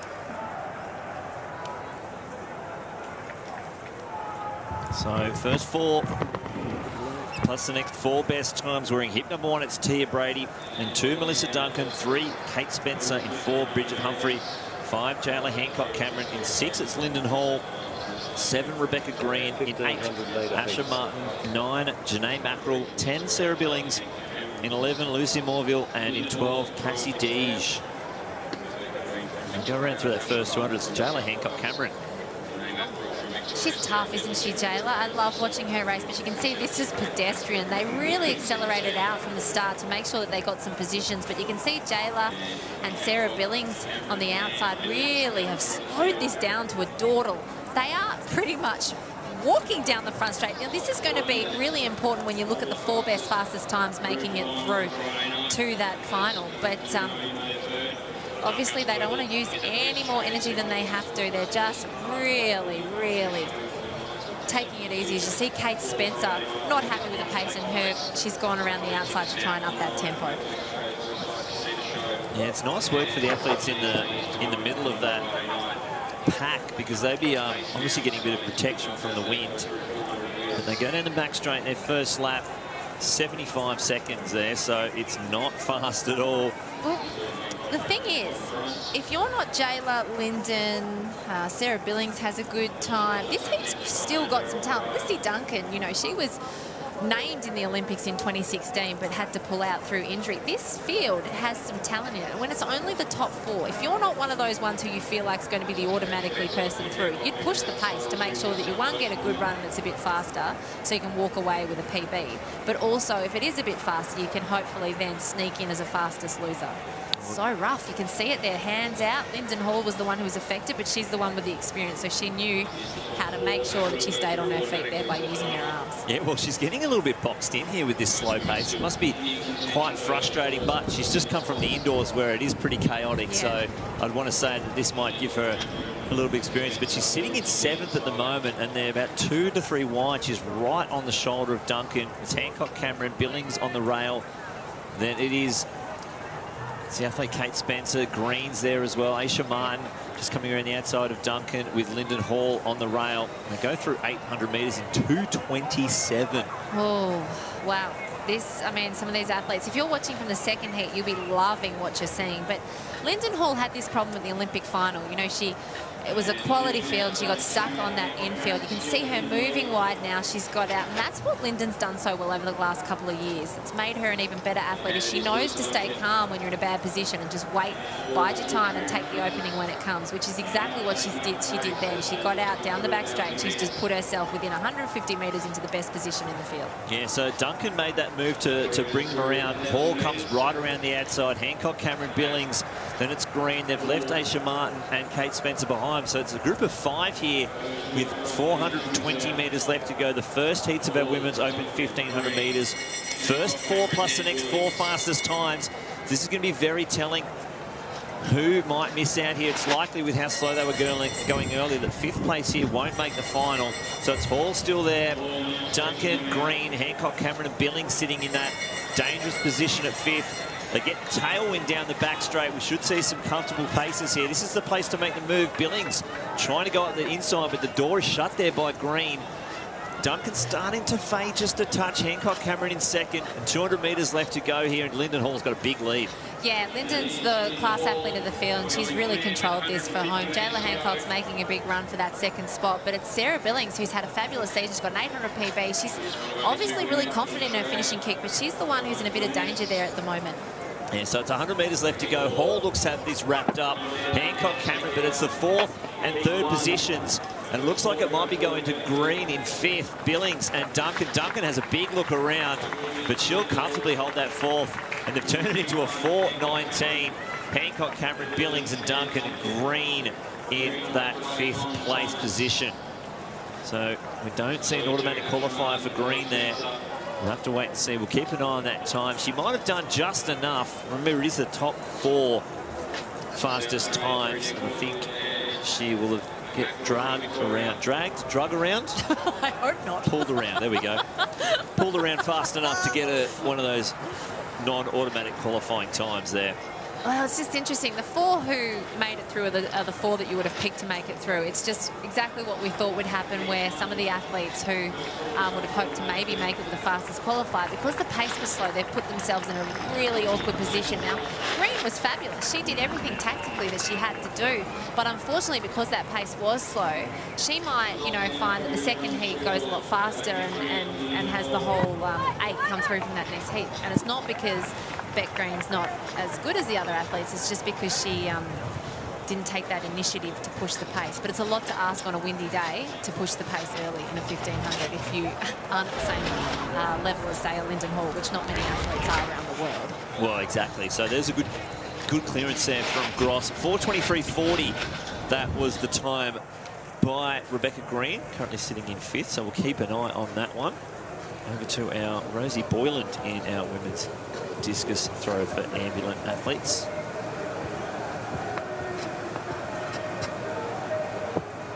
It's quite a big field, this Ambulant discus. 11 athletes competing. So we see the second heat for the 1500 lined up. Now, they would have come out into the track and seen what happened in that first heat, so they're definitely of an advantage. Some of these ladies will be able to now push that pace a little bit earlier to make sure that, and you don't necessarily have to, in a middle distance race, lead from the front the whole way. You could just push that first lap pace and then fall back into the field. If you can just set it up a little bit quicker, it tends to then flow on a lot better and be a little bit less bunched and rough. Yeah. So away here in the second heat, Paola Longchamp in 1, Jessica Jason 2, Holly Campbell in 3, Abby Caldwell in 4, Clara Dess in 5, Tess Rhodes 6, Natalie Rule in 7, Annabelle Kiddo in 8, Georgia Griffith in 9, Kira Moore in 10, Erin Blundell in 11, and Ebony Webb in position 12. And not too dissimilar to the last heat. Well, it looks exactly the same. They look like they've put the brakes on as well. But the athletes who are controlling it are the athletes who you'd be looking for at the finish line as well. Natalie Rule, hasn't she had an interesting season? You know, we saw her in Adelaide Track Classic doing the 3K steeple, where she hit the steeple so hard and actually fell and had to pull out. And since then, she's gone from strength to strength. She ran a fabulous 3,000 metre race, and then in Melbourne Track Classic, she was brilliant over that 1,500 as well. So she's having a real purple patch, the Tim O'Shaughnessy coached athlete. And Abby Caldwell, what a find. You know, we saw her in Zatopek where she won that junior 3,000 metre race, and she had that fabulous kick, and she was just beautiful technician. And you can see her on the inside of the track leading the way through 400 at 1:12.81 is the split, and she's gone to do a race with Jayla Hancock-Cameron, who paced her, and she dropped a 4:04, which is just, you know, she's just outside that World Champs qualifier, but she's an athlete to watch in the future. She just missed that Olympic team. She did have a she fell inside the qualifying for last year's Olympics, but Georgia Griffiths was the one who got the spot for this from the selectors. So she's a fabulous athlete. She's only young, so she's one to watch, only 20 years of age. So it's Caldwell right on the rail, Rule on her outside, an athlete in between, Clara Dess in the green there, Holly Campbell on the rail, then it's Griffith. Looks like it might be Blundell and Kitto just behind them. They're a little bit quicker through the first 400. Let's see what they can do on this lap. But again, no real moves here. It's still a big pack of athletes all in that picture. Erin Blundell, the sister of Jenny Blundell, just on the outside. Kira Moore, one of the juniors. She's already competed in their 1,500 under-20s here as well. She'll be looking to try and make the final if she can grab herself maybe a faster performance from one of those under-20 athletes. We'll see what they get through 800 metres. So 2:26, they're only a second off what the first heat in, so they've had to slow down just a touch. Yeah, and it's nice to see Georgia Griffiths on the outside, so she's had exit routes, because she's had such a hard season. You know, she's come off injuries and had a couple of falls. We can see the pace starting to pick up here. It's still a big bunch. They know that it's the first 4 automatically, so they're trying to just now stretch it out a little bit so that they can hold on to that time to get a few more through. Exactly, so they're going to come into the home straight for the penultimate time. As you see, Ellie Parsons get a good clearance there in the bottom of your screen. So they come into the home straight. Caldwell, Rule, Campbell now around the outside. Griffith just tucked in behind them, and Des. We have this breakaway of 5 athletes, Blundell and Moore, trying to close that gap. But it's Campbell now finding herself into the lead. Caldwell's trying to hold position. And she does, squeezing through a gap to take the lead there. That's some great tactics to hold that front spot. We've got 5. It's the same as the first heat. Only first 4 are automatic. It should be just a touch quicker than the first heat. We'll see what they do through this final lap. So that was a 67-second lap there, or a 68-second lap. It's just Griffith now in that non-automatic qualifying position. So it's Caldwell, Campbell, Rule, then Des and Griffith with 200 metres left. Yeah, it's a tight bunch, but they look like these 5 of them are going fast enough to get that qualifying. So I think it'll just be about getting the job done without expending too much energy. You can see, we can see over our shoulders here, Beck Green from the first heat, who was in that 5th position. She's watching very closely to see how fast the 5th, 6th, 7th go. Well, it's still 5 across. It's automatic qualifiers are up for grabs. Natalie Rule's finding herself in the lead. Here comes Griffith on the outside, and Caldwell holding onto that rope. It's going to be 3 across here. It's going to be Griffith who takes it comfortably. Campbell will get 4th, and it's right on the exact same time. So actually slower than the first heat. We'll see Green go through comfortably as well. Which is great. This is what we want to see. We want to see the athletes who come into the championship as the favourites making it through the final, so that we see a great final. And I think this final is going to be a fabulous one to watch. Let's hope it's fast, because I think Caldwell's in great shape. And let's not discount Georgia Griffiths either. I think a lot of people through her injuries have forgotten about Georgia. They haven't been speaking about her, but she was in the Commonwealth Games and did really well in that 1500 final in 2018.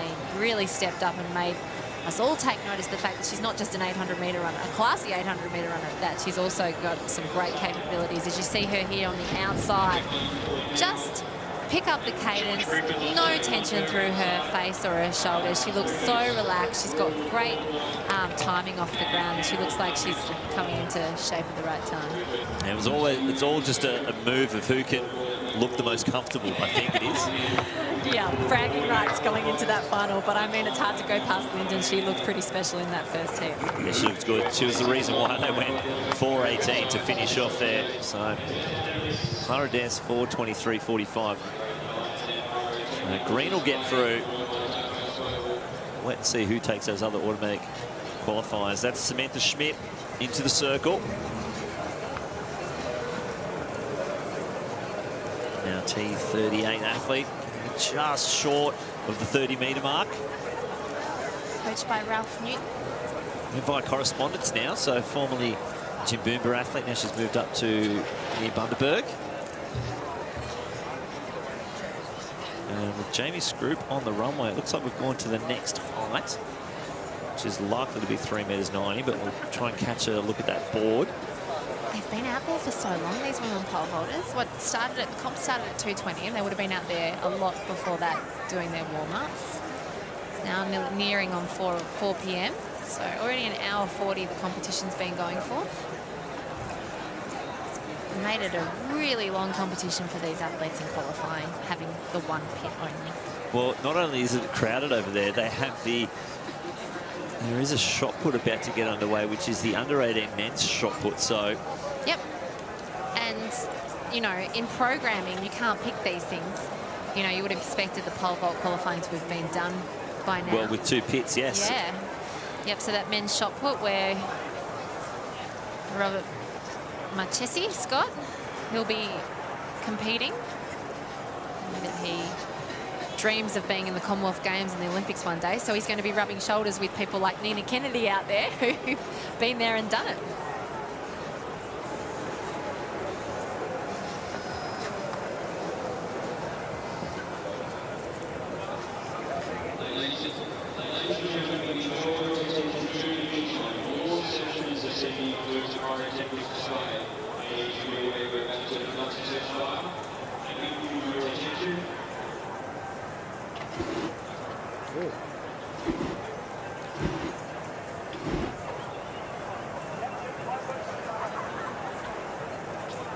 Little pyrotechnics test fire down at the finish line area.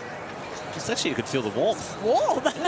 I like when they do that before some of the main events. I do remember there was Finals. it was an 800 metres and the girls weren't aware that it was about to go. That's right. I think it might have been Alicia Keir.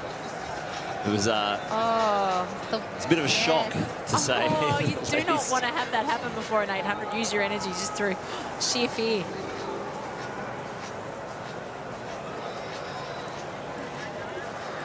So the men's 1500 metre prelims open out on the track.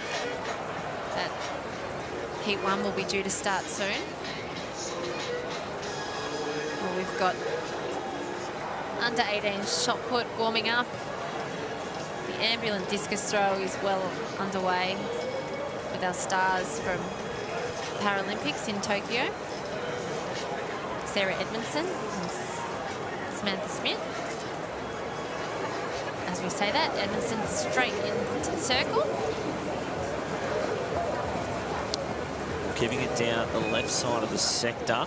Tough though, the discus throwers do prefer the headwind to keep the discus aloft, and with such a strong tailwind, it's almost going to push the disc down straight into the earth. Can't even get my head around preferring a headwind. No, it's just completely wrong. That's what I love about track and field. There's just so many different events and so many different types of athletes out there, all competing as part of one team. Zip over. Getting ready, Yes. Obviously, to come into the competition. Ex-Kilda and ex-Sydney Swans player. So the officials talking to the athletes. That doesn't happen mid-competition No, I'm usually. not sure what they're discussing. That's Tony Okolitz. Maybe they've got enough for the final. So into the circle now. This is Kira Lockett, an F37 athlete, and as my sources tell me, daughter of Tony Lockett. Oh, Plugger! Plugger Lockett, football. An amazing full forward back in his day. So the 4-time Coleman medalist from memory. yeah, I should stop talking about AFL. My knowledge of it is lacking. Up there with I know he's Jason kicked Dunstall. 1,000 goals, and it just happened recently again with Buddy. Well done, Thank Lynchy. you. I'm That's really it. proud of you. Look, I did my research. Proud of you. Fabulous to see the offspring of fabulous sports people competing, and I love that she's doing track and field. And a great effort by her. I wonder if he's out in the crowd. Do you think I could go get the mic and try and find him? Look, someone's got to be searching. Hang on, let's follow, let's see. Oh, I'll keep my eyes out.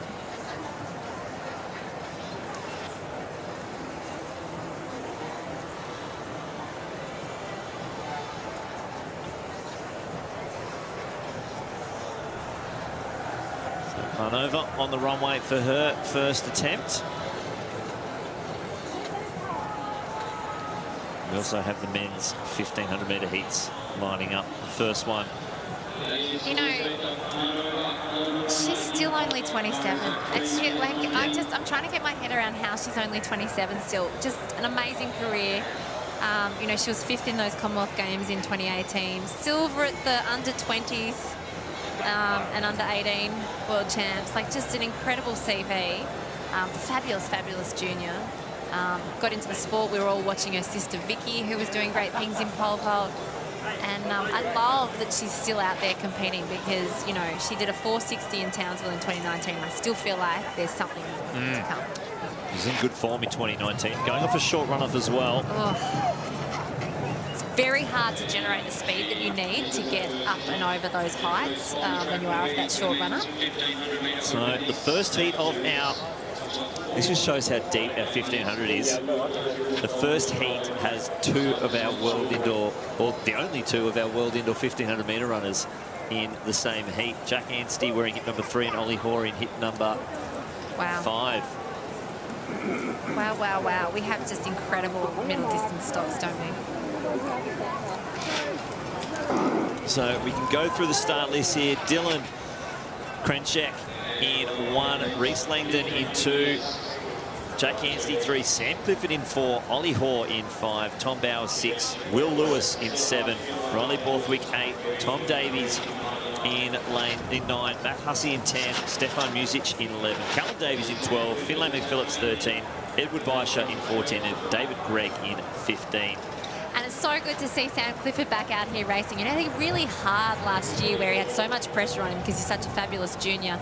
And it's great to see him back. He's run a 1,500 metre PB this season down in Tasmania. And Sam Clifford, he is always so brave, and the other athletes should love to have him in this race because he is pushing the tempo and doing exactly what needs to be done to get through when you've got such quality athletes behind you. Well, look at the lineup behind him. So it's Clifford, the Tasmanian, out in front. Then it's Hoare, Hussey, Davies, Anstey, Lewis, and then Krenjek. So he wants to make the final. It's again first 4 plus the next 4 fastest times.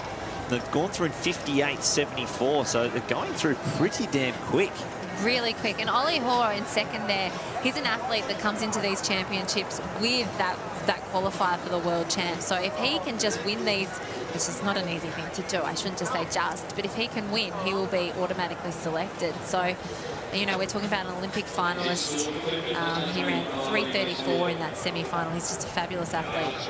So slowing down just a touch as they come into the home straight. Hoare, Anstey, you can see them all bunching up now. So we did have a all strung out. Callum Davies on the outside. Anstey goes up the middle with Hussey right in the middle of that pack as well. It's bringing the rest of the athletes in. That's Baisha in the bright red there, as well as Tom Bowers. And everyone's come back. They've swallowed up Sam Clifford. So he's sitting about 4th position now. So it's Ollie Hoare who doesn't mind leading from the front. And that's actually not a stupid thing to do by Sam Clifford, because you don't want to lead the whole way when you do have the calibre of athlete behind. You want to sort of get the pace going, and then hopefully you can have a little bit of a breather to come back. But now he's really slipped back in that field, and you can see the athletes have bunched together again. But the quality athlete in the field, Ollie Hoare, he's at the front, he's staying out of trouble. And Callum Davies, who's been running really well, is right there in second. Yeah, that was a much slower. It was 68.64 then, so they went through in 2:02. So definitely slowed down, but again, with that 600 metres left to go, they've wound it up. First 4, the next 4 fastest times to make their way through to the final. So it's Hoare, Davies, Hussey, Anstey, Lewis. We'll try and catch who that is in the green just behind them. That'd be Mick, wouldn't it? Well, they've given us a different start list. That's a 16. My own day goes to 15. Well, I reckon that's Stanishek. Well, I have to go check the officials on that one. It looks like it is the mile winner from Melbourne. Yes. So basically the John Landy mile winner. Down the back straight, Hoare, Davies, Hussey and Anstey. Lewis in that 5th place at the moment. So first 4, the next 4 fastest time, and Ollie Hoare just looks so comfortable out there. Yeah, what a quality athlete, you know, Olympic finalist, and he's getting the job done. And sometimes this is the easier way to do it, even though it looks like he's putting in more effort than is required. When you're a quality athlete, you don't want to be mucking around with the surging and chopping the stride. So he's out there in front and he's doing it easily. Maybe Stanisic forgot to check in. That's all I could think of was on the list. But Hoare looks comfortable there. Davies should have that other automatic qualifying position. Anstey looks over his shoulder. He sees Hussey. Hussey turns back and he sees Lewis. 3:41.92. Lewis and Stanisic in those non-automatic qualifying positions. I might go check the start list. Just one more look for the second and see if they slip any other extra athletes onto our... Nope, fair enough. Fair enough. But luckily, you Mick, because he did run that fabulous John Landy mile, and that uniform he wears from his time overseas in America, where he's been able to represent the US until February 28th this year. Now we've got him for Australia. So good to see Mick Stanishek out there competing, but it was all Ollie Hoare there who made it look easy, didn't he? And Callum Davies in second, who's starting to hit some great form late. Look how relaxed Ollie is coming down. He just really was able to switch off, but he's still turning the legs over. Looks as fresh as a daisy. Comes across the line, could blow out a candle. Doesn't even look like he's gone out of that second gear.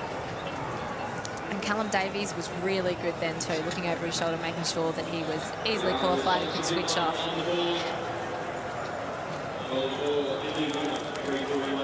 And 3:41 isn't shabby, so the second heat will have seen that. They'll know that they'll have to get that tempo moving.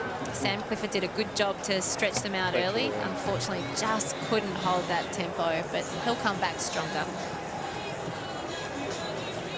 Now, let's have a look and make sure that we've got this second heat correctly. I can see Ramsden there, who's fresh off his World Indoor campaign, where his heat in the he ran the 3,000 metres in the World Indoors, and he ran a fabulous heat. It looked so controlled and so smooth.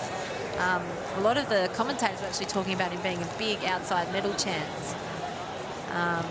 He did look that good in the heat. He was 12th in the final, but he's an athlete to watch. You know, unfortunately, he missed those Olympic Games when he had the 1,500 metre standard. He was one of those unlucky athletes because we have such incredible depth in the 1,500 stocks in the men at the moment. But he was 6th in the world under 20s in 2016. A lot of people have been waiting for Matt Ramsden to do something really, really special, and I think this year could be his year. So no secret athletes in this one.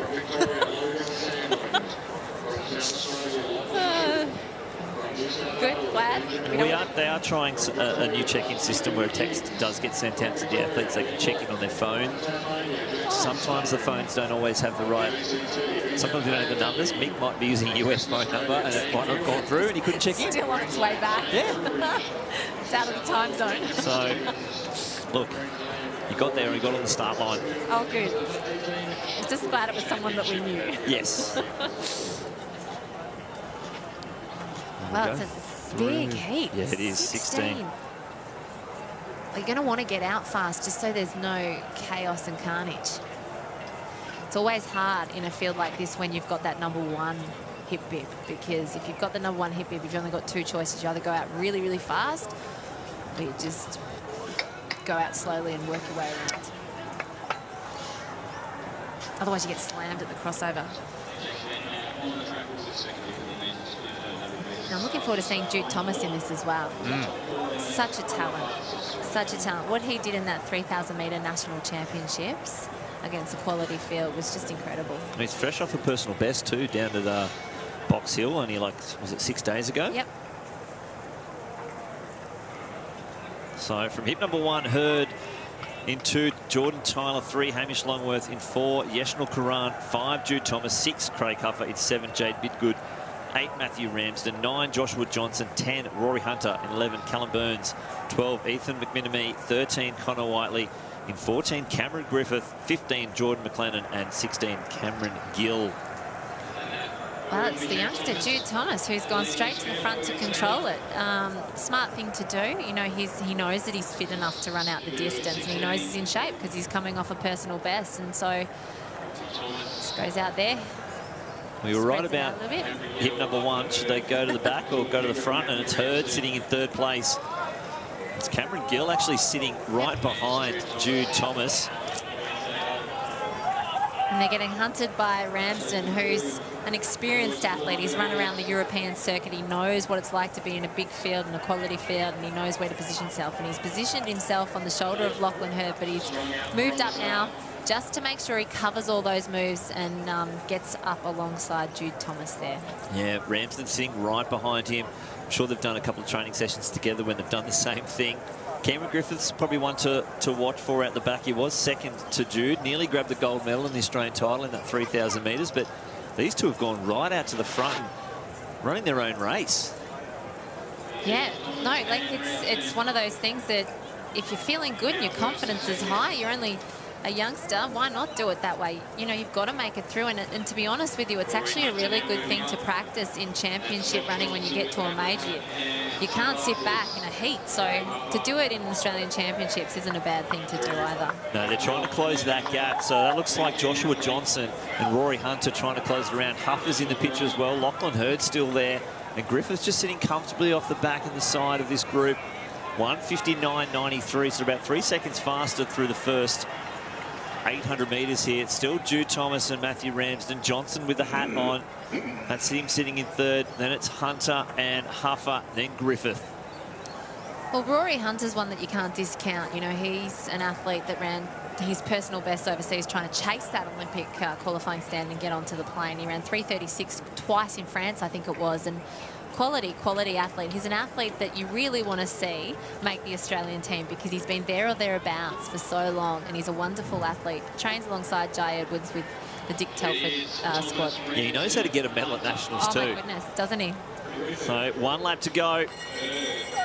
Ramsden makes a little move around the outside of Thomas. Then it's Hunter, Huffer, Griffith and Lachlan Hurd. And there's your first 6 athletes, only 4 automatic. So 2 of those athletes are going to miss out. It should be a little bit faster though. Johnson's trying to close that gap again. He's making a big move back in 7th position, but it's all single file down the back straight here. 250 metres to go of our men's open 1500 metre heats. Huffer, they're starting to compress down the back straight. Huffer getting onto the back of Hunter. Griffith's just looking very comfortable, biding his time. And now Jude Thomas trying to make a move, but Ramsden looks comfortable out in front. Ramsden looks fabulous, doesn't he? You know, fresh off that indoors, he's got that 3,000 metre running in his legs. He looks exactly like he did in that heat of the 3,000. He looks calm, cool, and definitely looking over his shoulder. He's got this one in the bag. Well, who's going to take the other automatic qualifying positions? They're all starting to close hard. Thomas makes a move. Hunter and Griffith. We might see Hunter miss out if he doesn't get a wriggle. I bet he does. He has a quick look over, kicks it on, and he gets it. So Huffer will have to wait. Craig Huffer, 5th place there. Now we're trying to... They don't want to use their any extra energy, do they? But he had to re-accelerate. It's kind of one of those things where, is that harder? But, you know, Ramsden looked like he's completely in control and in the zone. What about the men's 1,500 metres last year at the National Championships was probably the race of the meet. And both the 1st and 2nd place getters aren't here this year, Jai Edwards and McSwain. No, so it's going to be an interesting one to see who takes out that title. It's been a while since one of those big-named athletes hasn't won. You can see here Ramsden can sense them all coming. He knows there's a pack, so he's had to re-accelerate. But look how relaxed Griffith looks as well. Griffith looks really good in this shot, doesn't he? Really relaxed, really in control. And Jude Thomas, what an effort as a youngster, not afraid to really push that pace early. That was an impressive run. No, he ran his own race, Camp Griffith. He was just sitting maybe 9th, 10th, just right at the back of the field, just doing his own thing. It's kind of what he did in the 3,000 metres and made that move, that last move right around the outside. Sarah Edmiston, just short of the 35-metre mark. So the next event's on the track. Won't be for quite some time again.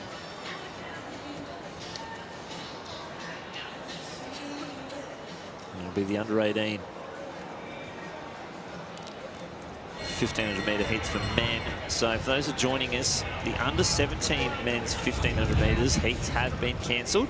So they will go into a straight final. This is our shot put competition, the men's under-15 event.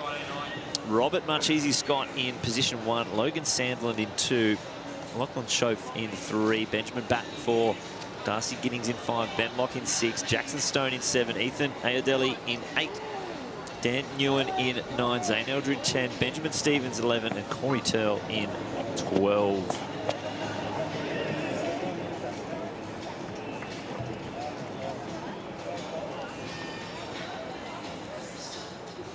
I think the Western Australian's the athlete to watch in this men's under-18 shot put. Robert Marchese Scott. He's good at the hammer and the discus as well. So he's an all-round throw. A lot of our athletes, if you look at the senior athletes, when you look back at their careers through the juniors, the throwers, they're quite good at a couple of them, and they've had to pick, like, say, Maddie Denny, for example. He medalled at the Commonwealth Games in the hammer throw. Well, in 2014, he got qualifiers in disc, shot, and hammer. Ridiculous. So and that kind of talent. I remember being at the warm-up track and hearing a big, big scream. And it's like when we spoke to Danny Stevens at the Sydney Track Classic. Exactly. We talked about her shot put. She's still the New South Wales Open record holder in shot put. Unbelievable. Unbelievable. Yeah. So I love seeing that some of these athletes as juniors, they still do more disciplines than just focusing on the one, because I think if you're going to have a long career in the sport, it's actually quite healthy to do a few events, a couple of events. the same with as you're growing up doing sport, like not focusing on the one sport too early, doing a couple of sports and using them. That's why doing track and field, even if you don't end up being an elite track and field athlete, if you do our sport, it can transfer into other sports so easily. Exactly. We're going to go to a quick break and we'll be back with plenty more action here. Day 5 of the 2022 Chemist Warehouse Australian Athletics Championships.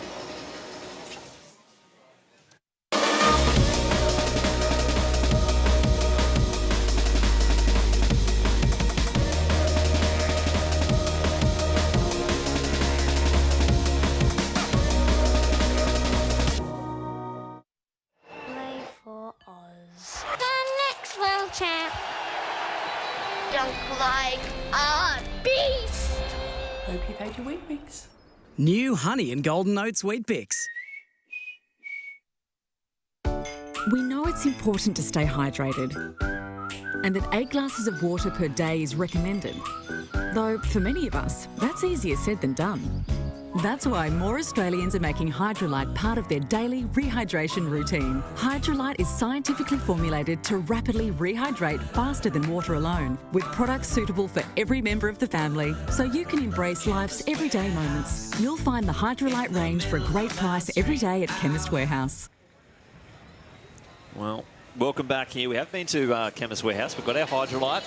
It's good too. I needed this. What are we on? We are on apple blackcurrant flavoured effervescent electrolyte tablets. Do you know, this is going to sound ridiculous, but before, when was it? It was in Japan. I used to cramp on the track. And so my brother and I did these, so my brother was my coach, we did these tests and we worked out that to stop the cramping, if I drank Hydrolite half an hour before I started warming up, I didn't cramp. So Hydrolite, Chemist Warehouse, thank you very much. There you go. I don't know if you found a Chemist Warehouse in Japan. Took it with me. Took it, yeah, smart. Good play. Oh, that's a good launch there. It's got to be much easier, Scott. What a throw. He does come in with the biggest performance by at least 3 to 4 metres.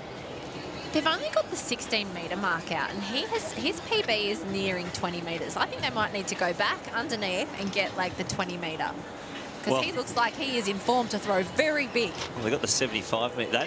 I came out here the other day, and I think they had a 90-metre marker out for the long throws. Here's Kira Lockett. Nice throw. That was good technique there. That was a great throw. Tough conditions for the discus throwers with the wind coming from behind the cage.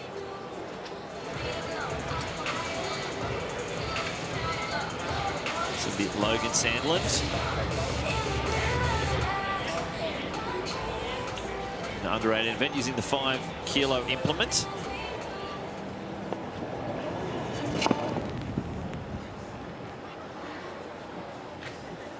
It's just didn't like that one, walking out the front of the circle.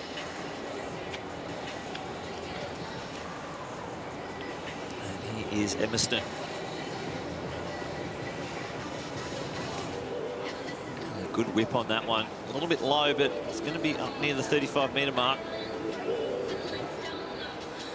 And trying to keep it low to keep it out of the wind and keep it flat, but again, it's tough throwing today. Lachlan Schoaf.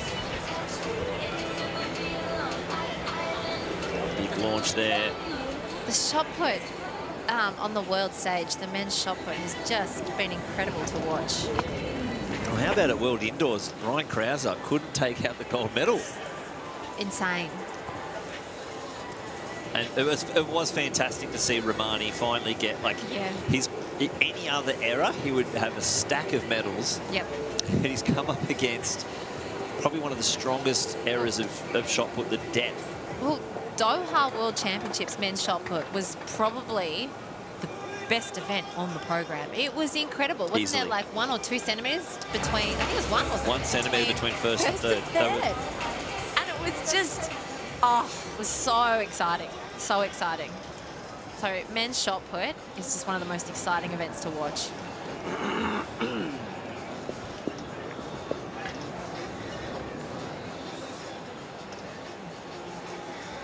Benny Batten there, getting his throw out. Darcy Giddings now comes in with a 15.25 seed best. quick through the circle. Should be close. Ben Locke next to go in. And on seed performances, it's Robert Marchese Scott and then probably Benjamin Stevens of New South Wales, an 18-17 throw. We'll see him later down the order.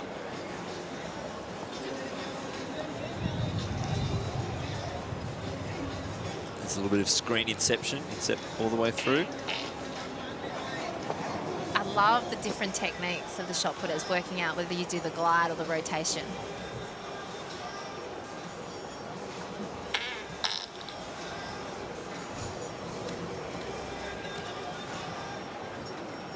Rosie Boyland now in the circle. Just coming over the top of that one. She won't be happy with that.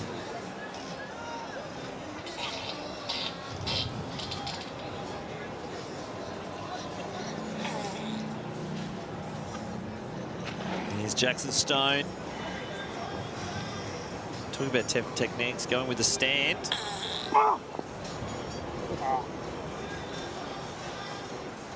It's the white flag. Should be up near the 14-metre mark there from Stone.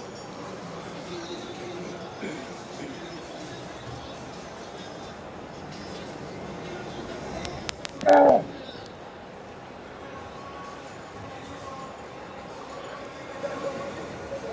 imagine when he adds in a rotation.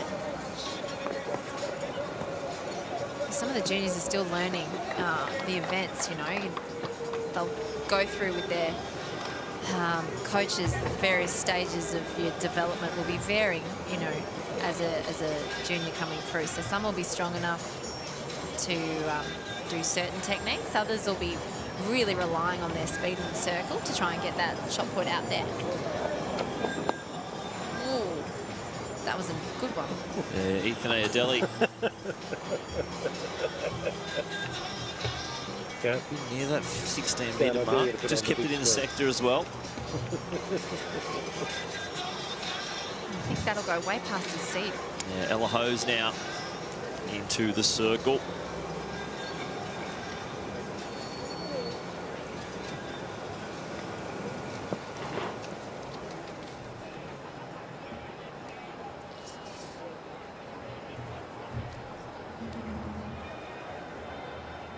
Dan Newen from West Australia. Then it'll be Zane Eldridge, Benjamin Stevens, and Corey Turl. Didn't quite get that one right out of the hand.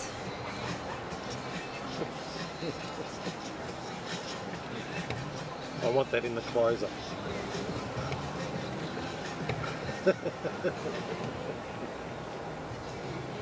Nicole Robinson.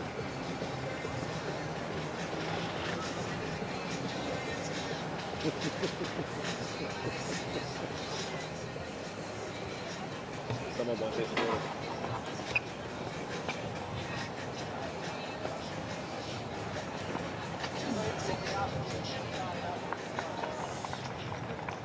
Big shot there from Eldridge. He comes in with a 12.60. That looks well past it.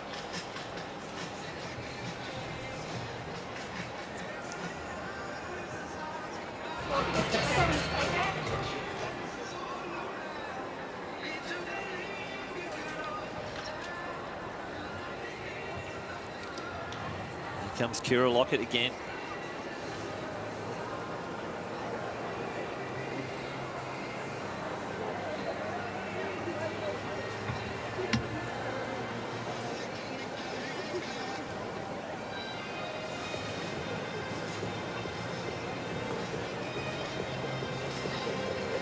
That's a better throw from Lockett. Incredible concentration field defenders have to have. And this was Benjamin Stevens. It's probably the second favourite in the comp. Well, he gets it well past that 16-metre mark. He's got that PB of 18-17 from December. Yeah, him and the West Australian Marchese Scott, they'll be going toe-to-toe. And here's another athlete that does the dual throwing. He was the New South Wales state champion for under 18 in the shot put and the discus.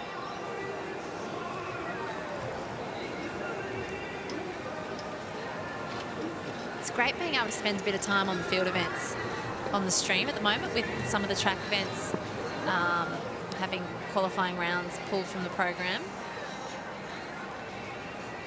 Getting that great shot. Jeez, that's up close and personal there. They'll have to get used to it because at major championships, the photographers are all about that good angle, that good shot. And they do get some incredible ones. Look right up his schnoz. Yeah, as the athlete, sometimes, you know, probably not the best look that you're after, but action shots are so wonderful. Got to thank our photographers because they do allow our sport to be broadcast and delivered across the world.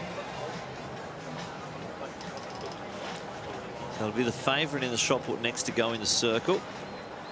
And West Australian will see if he can get up close to that 20-metre mark. The meet record from Jacko Gill of 20.62 set in 2010. Jacko Gill, just one of many of the fantastic shot putters to come out of New Zealand. If you ever want to see some interesting training, his training montages are crazy. I've seen him try to do the world's longest shot put with it off a razor scooter. They rode a razor scooter down a hill onto the grass and then shot putted. Oh my goodness. Was it as successful? Does anyone try and take him on? Because I think it's pretty hard to take him on, don't you think? I don't think it wasn't an established record already. So it's not in the Guinness Book of World Records yet? No. Look at that. Seriously, they need to bring out the 20-metre box. Could be close to 20 metres there. I wonder if we can grab a look at the scoreboard when they turn it around. He's incredible. Tell you what, some of our senior athletes better take notice because I think this name is going to be a big star of the future.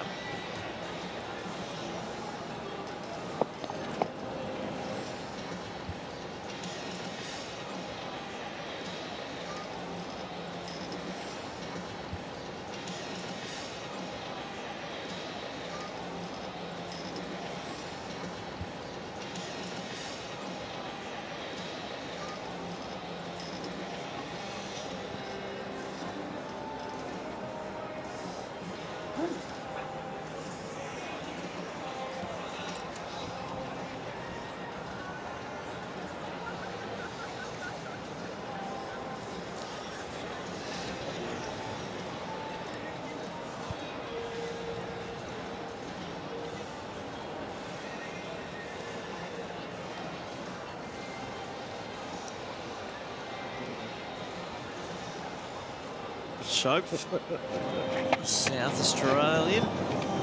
Should be just on that 14-metre arc. So if you're just tuning in now, the men's under 17, it is, under 17 1,500-metre heats have been moved to a straight final at final time. So they will not be contested at 4:30. The next track event will be the under 18 men's heats, set to go 4:50.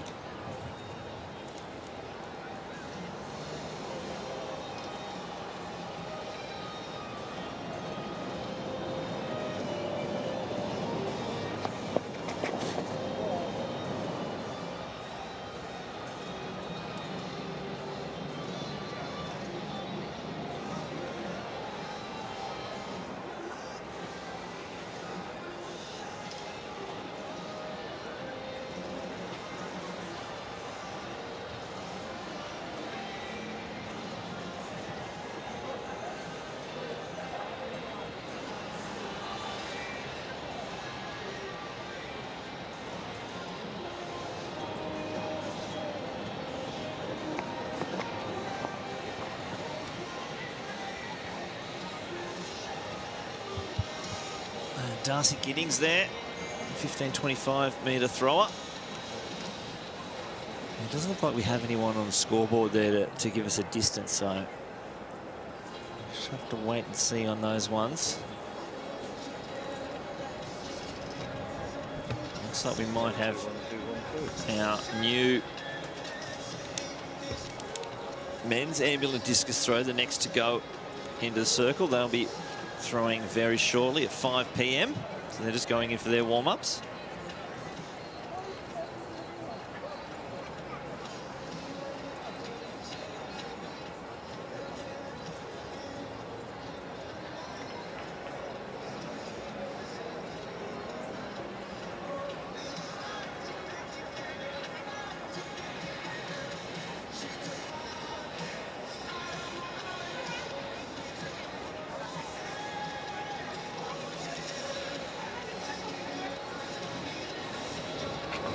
It's locked again.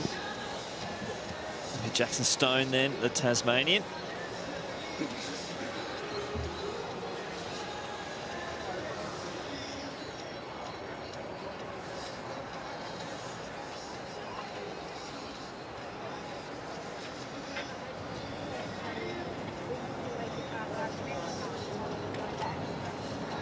There we go, Stone again. Going off the standing throw. The Ethan Adeli, the ACT athlete, back into the circle next. And he's grabbing his next shot.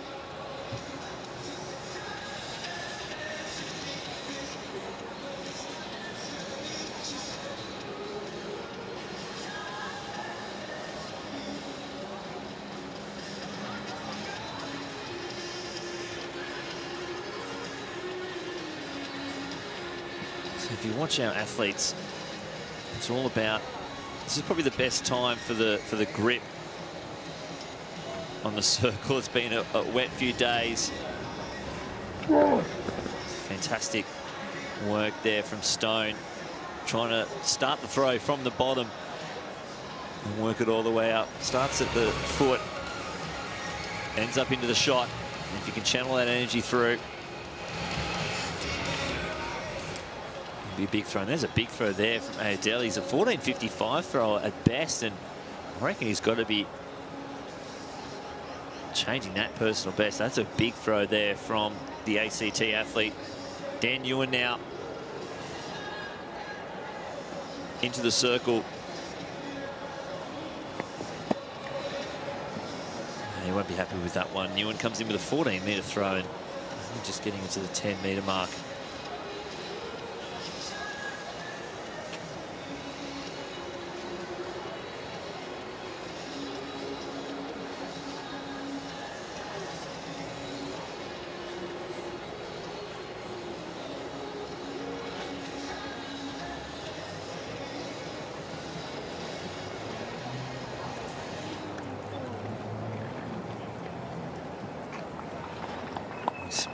They need a bit of a crater there, Eldridge.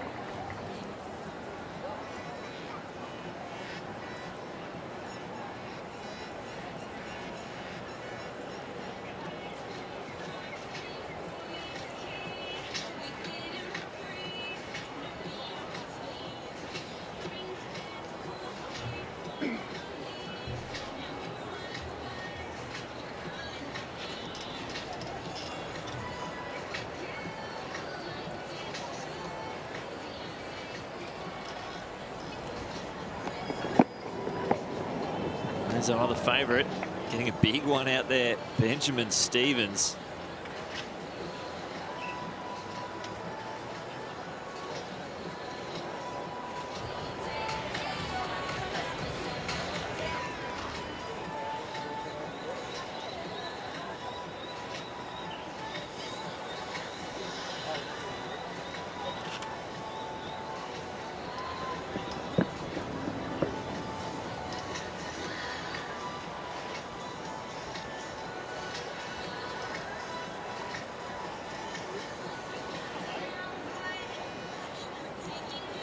Goes Corey Turl. Plenty of height on that one. Let's put it out there. 15.04 seed performance.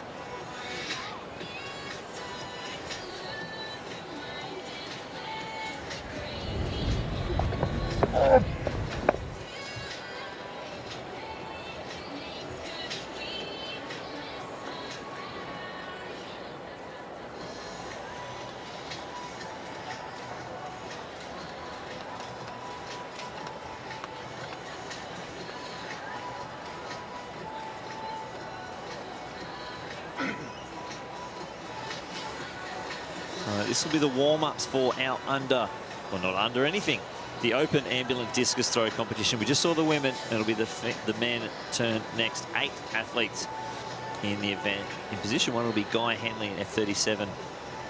2, Sam Page, F37.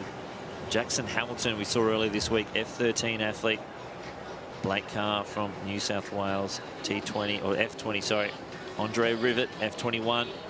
Blake McGuinness, F20, Nathan Luke, F37, and Hugo Tahini, F21. So 8 athletes in the field in the men's Ambulant Open discus throw competition.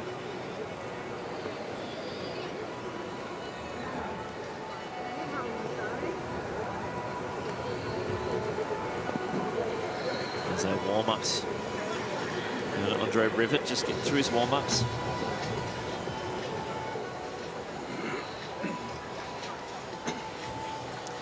The temperature's actually dropped a little bit, Lynchy, out there, which might mean that the athletes have to do a few extra warm-ups, change their warm-up just a little bit. The conditions do often mean that athletes have certain warm-ups for certain days, but it's definitely dropped in temperature out there. There's Blake McGuinness, who Blake ran a 200 metres a couple of years ago with one of our live stream co-hosts, Ben Offerains. That was one of the best things I've ever seen. Midstream. Unfortunately, Ben, on encouraging Blake to the finish line, accidentally finished before him. When you're running as a guide, you cannot do. And unfortunately... And he felt so guilty too, didn't he? Look at the boys. I love the lads loving the stream. He's probably spewing that that I brought it up. No, I love that you brought it up. I think that we should bring it up more often. No, but it's true. Like, I love seeing our elite athletes help. You know, Ben was a 44-second 400-metre man, and he's gone out there to help a fellow athlete out. We've had some fabulous athletes who've needed guides along their journey. One of the stories from last year was Jared Clifford, of course, our star from the Paralympics. He needed a guide for his events, and to find somebody who's actually fast enough to be Jared Clifford's guide is really tough. Now, Matty Clark, our steeplechaser, he thought he'd missed the Olympics, and he called up Jared through his disappointment, and one of the first things he did was call Jared and said, "Okay, I can be your guide," because he's been his guide a few times before. And Jared was happy about that, but disappointed for his friend. And then when Matty made the cut-off at the last minute to go to Tokyo as a steeplechaser, he had to call Jared up and unfortunately tell him that he couldn't be his guide. But I love the fact that even through his disappointment, he was happy to step in and be Jared's guide. And that's the same thing as Benny Offerains, you know, fabulous athlete. He wasn't really competing at that point, but he happily stepped up and answered the call to help out a mate, even though he got disqualified. Yeah, even though he got disqualified. I tried, Ben, I'm sorry. It's always going to be pretty funny.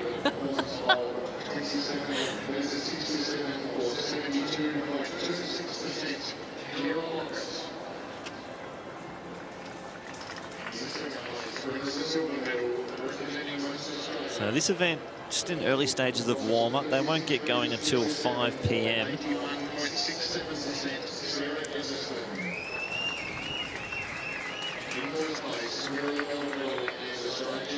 is Jackson Hamilton, who we saw in the able-bodied throws earlier this week. We saw him in the discus.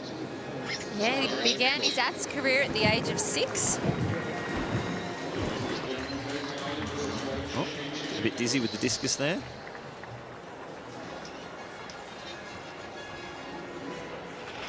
And Blake Carr next to come into the circle.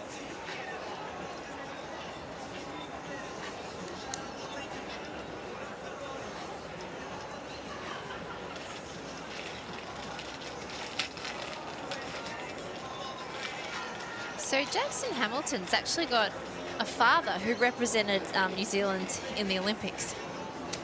Don't look at my notes. Try and guess what sport. All I can see is father in Olympics, so...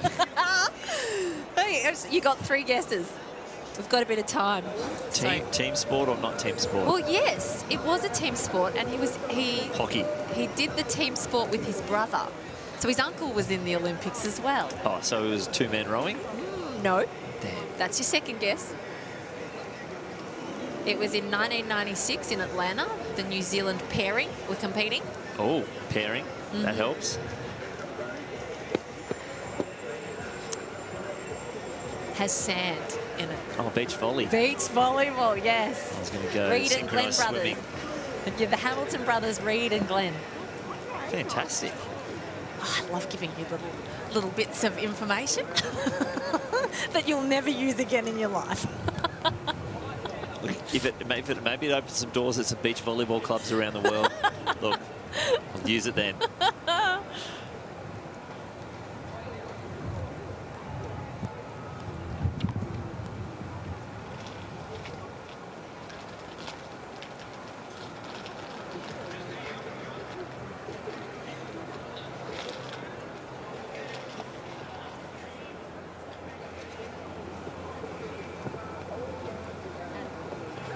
Okay, cool. So leave the camera phone in here.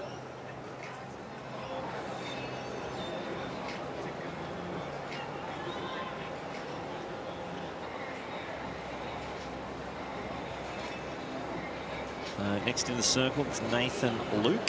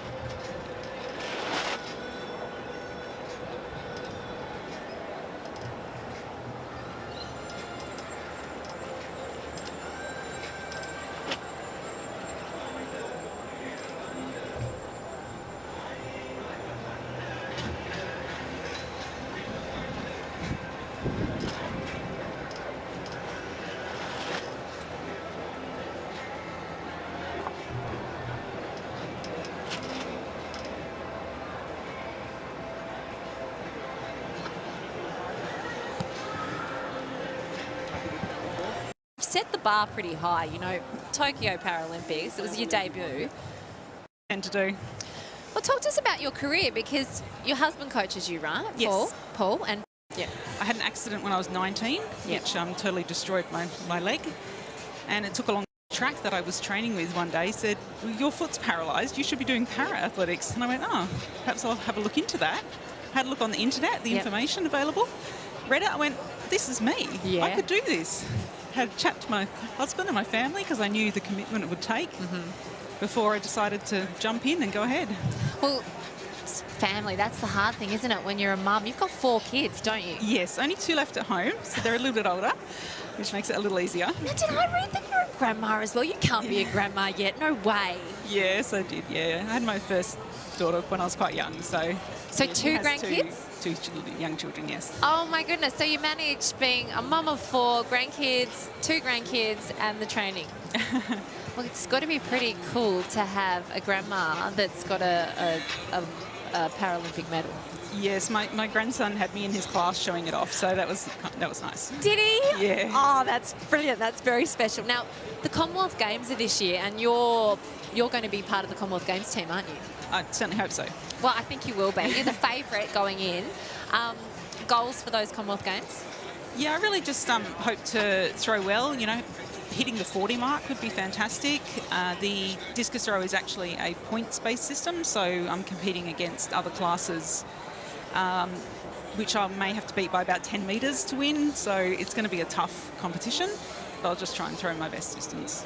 Surely the family wants to come. Actually, my son's year 12 and daughter's year 11, so they will be home studying. Oh, that's pretty tough, but that's pretty cool to be able to say that their mum's in the Commonwealth Games. Yeah, I hope they appreciate it. So from here, will you just head back to WA and just get a good training block in? Yes, definitely, yeah. Start a winter training block and really get them weights in. It's pretty exciting, isn't it? The fact that you found this sport, the ability to be able to be part of the Paralympic team later in life, and now you're doing incredible things. Definitely, having that second chance is just amazing, and to be able to compete against people with the same abilities as I have has just been incredible. Love it. Well, thank you for joining us on the live stream, Sarah, and we're really going to be cheering for you at those Commonwealth Games. Awesome effort today as well. Thank you so much. Well done. Thanks.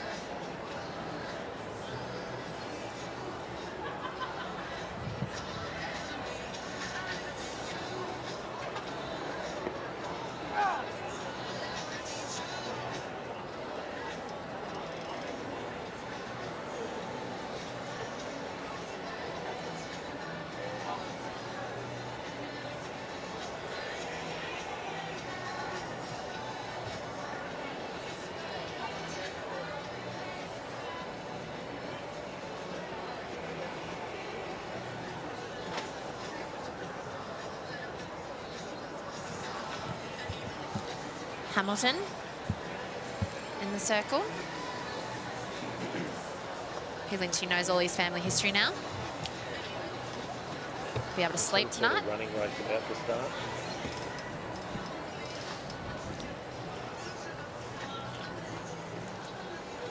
Back to the shot put. Ayadeli.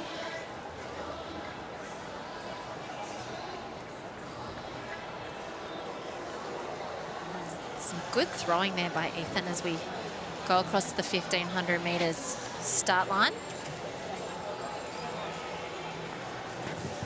Now, this is the under-18 men's 1,500 metre heat, so it's the only underage heats that we've had today. Both women's under 17, under 18, and the men's under 17, both heats cancelled and moved to a straight final. This one has 2 heats of 9. So it's probably pretty close to going into a straight final with 18 athletes in the field. It's just a little bit too big, I reckon, and it's good for them to practice their heats. The boys tend to get a bit elbowy. Yeah, and especially as they're juniors, they're probably not. They probably don't have that race nous yet to stay on their feet, and if nobody takes the pace, that's where it gets dangerous.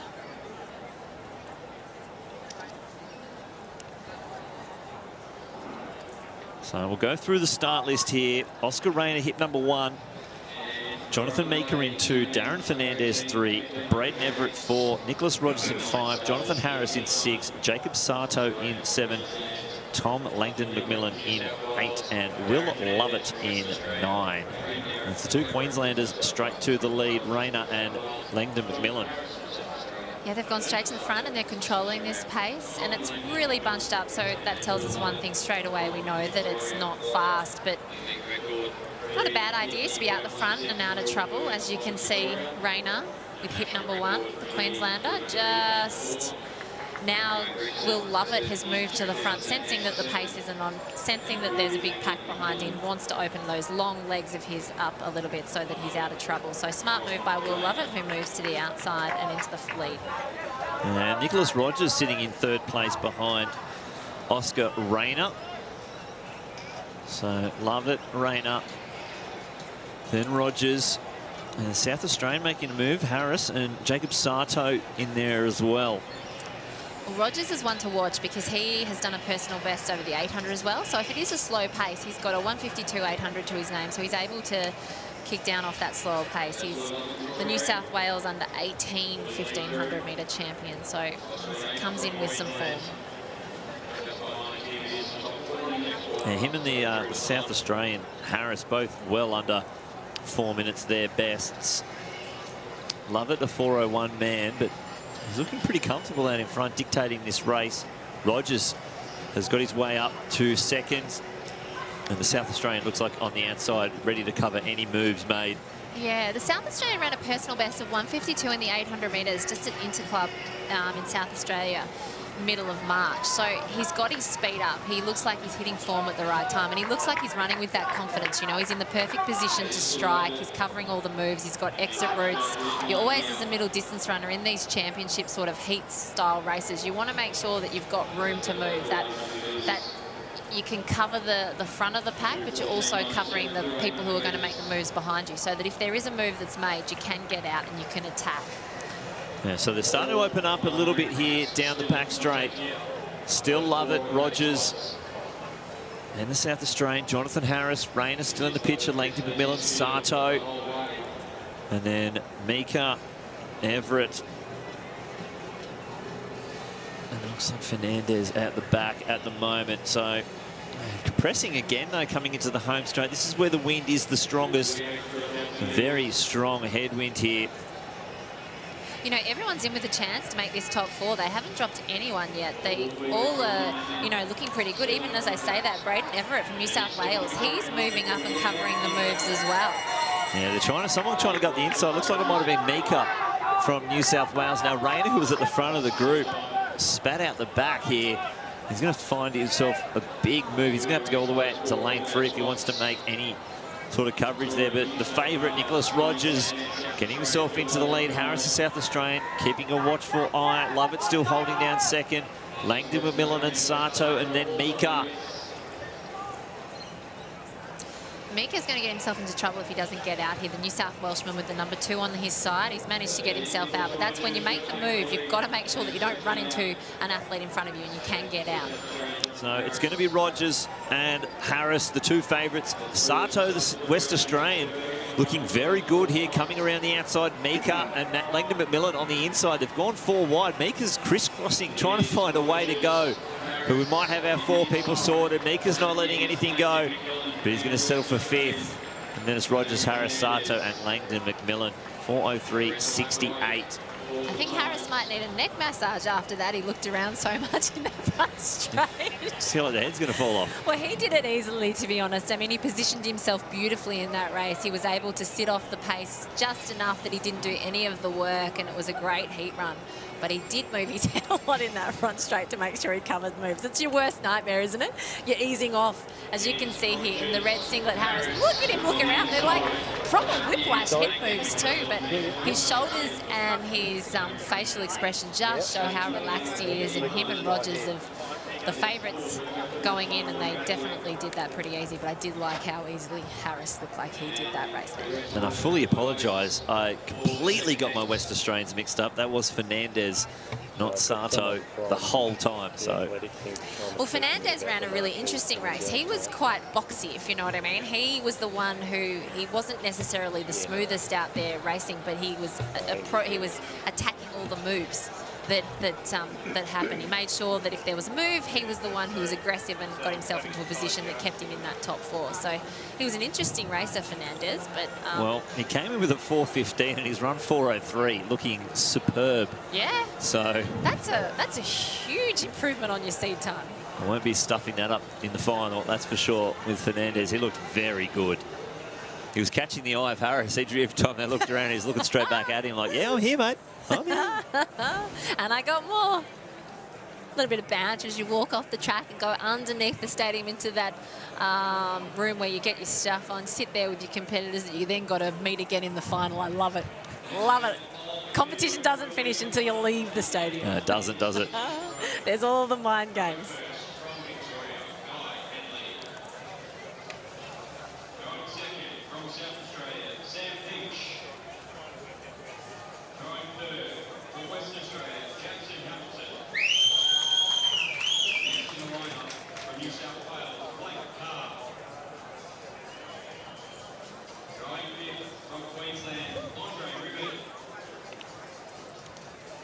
Well, Harry Baumeister from Queensland has that #1 hip, so he's going to have to get out. But he's a quality athlete, you know. He's Queensland champion over the 800 from memory, and 1500 he was second at the under-18. He's got a good turn of speed, yeah.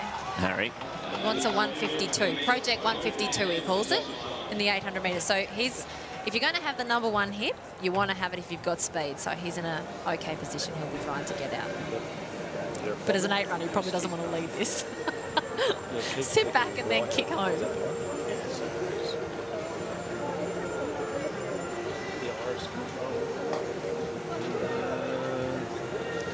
Alexander Angus, the Victorian, who will be wearing hip #5. He's another one to watch. He had a PB last year of 352. It's decent moving 352. He hasn't raced a lot this year, though.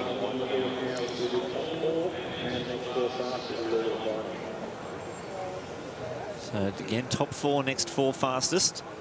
Last of our under-18 heats here. So I'll go through the start at least. Harry Baumeister in 1, Joshua Augustinus in 2, William McClendon in 3, Ryan Freiberg 4, Alexander Angus 5, Sam Albiston in 6, Hudson Jessup 7, Harrison Boyd in 8, and Adam Williams in 9. And Baumeister straight to the front with Ryan Freiberg hot on his heels.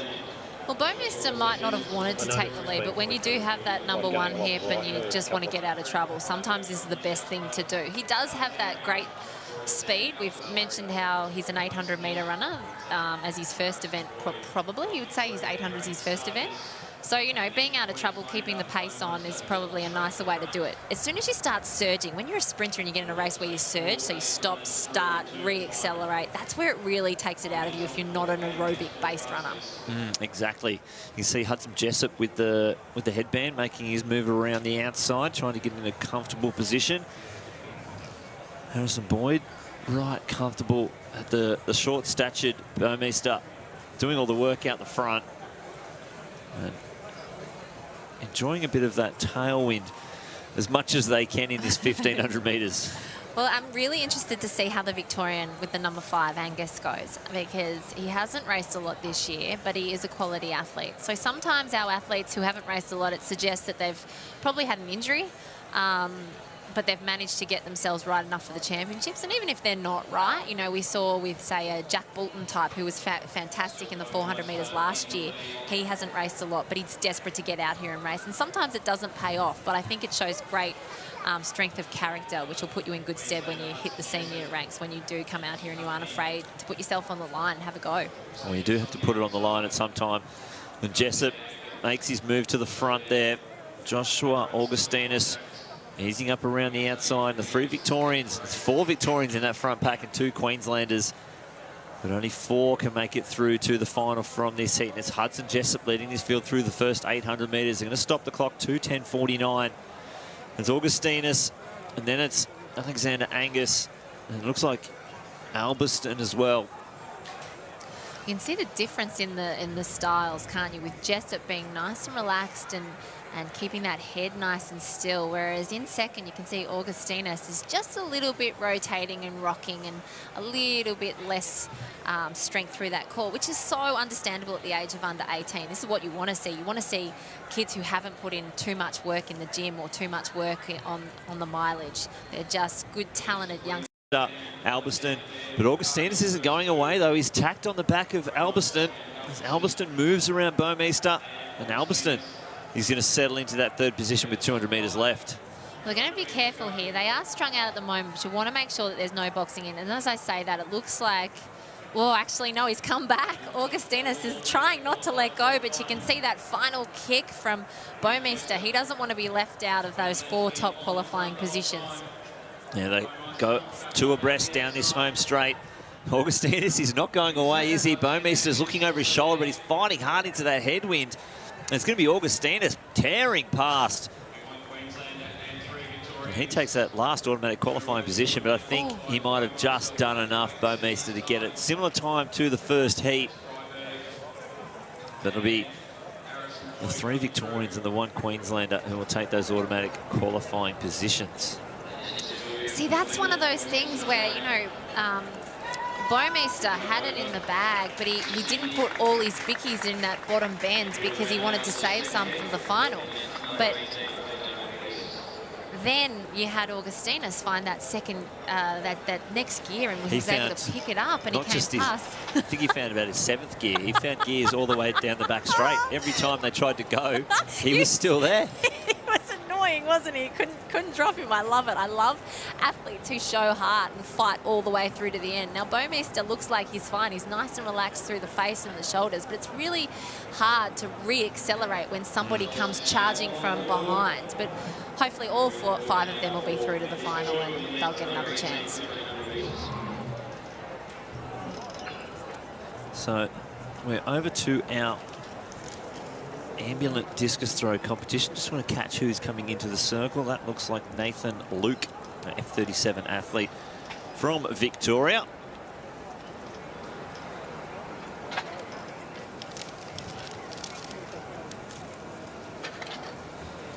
The next event on the track will be the heats of the men's open 400 metres. 4 heats of some of the best one-lap athletes the country has to offer. Now Luke comes in with a seed performance of 1380. We'll keep an eye on that one.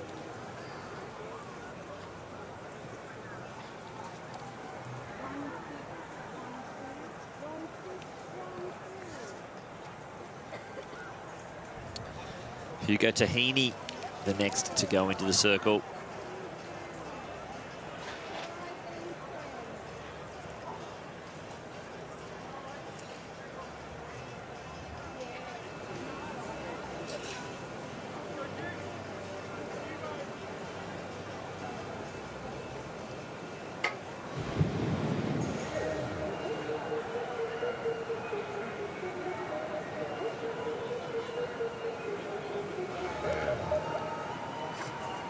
Big launch from Tahini. He's going to get it right on that 30-metre mark.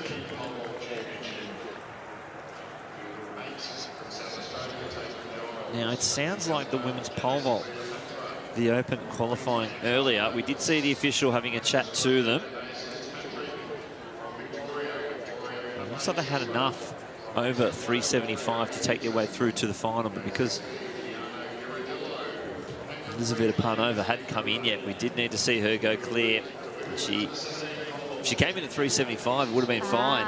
Okay, I get it. So then she had to go in at 390. Come in at 390 and got it on her 3rd attempt. So we see Guy Henley. Gosh, she's a good clutch jumper, isn't she? that could have been over. Oh. Again, that's what we did mention it earlier. Some of the athletes thinking that they were going to come in a bit earlier, because if you lose so many early. Yep, you're okay. And we've seen through some championships. So it sounds like they did take 11 through as well. Yeah, I was going to say, in some championships, even on the major stage, you've seen, as we see Guy Henley on the screen, who's a 2-times Paralympian. So worth watching him, Coach Kim Cousins, fabulous discus and shot putter. Yeah, no, we've seen in sub-championships how the field eventers, when they have got to the point where in bad conditions and it's almost down to that final lot that you're after, they talk their way in and have an extra one. Oh, South Australian into the circle, a 37 athlete as well.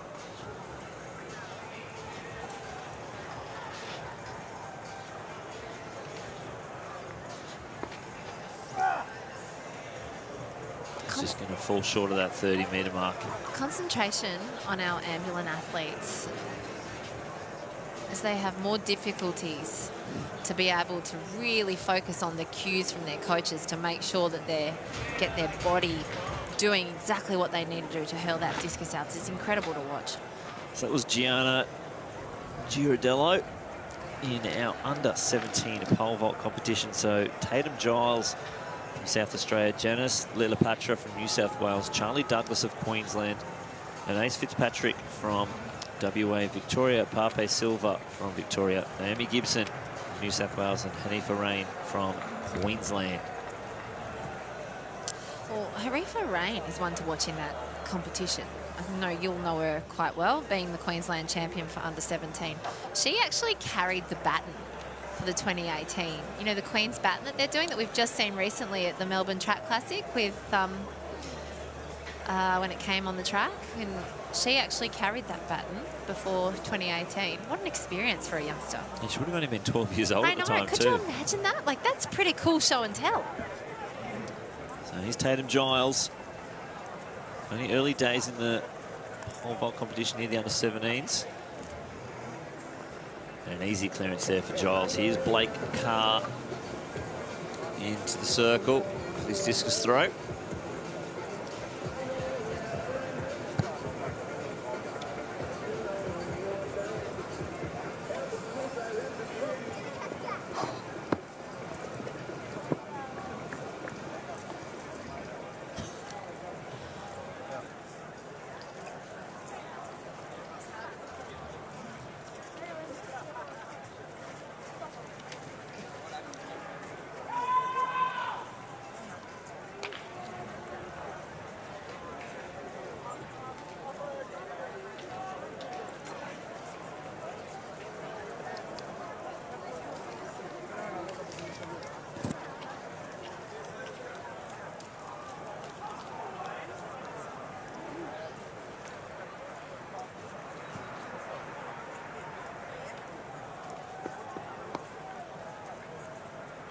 Tamsin, you did mention it seems that they are using the pit that was deemed dangerous earlier.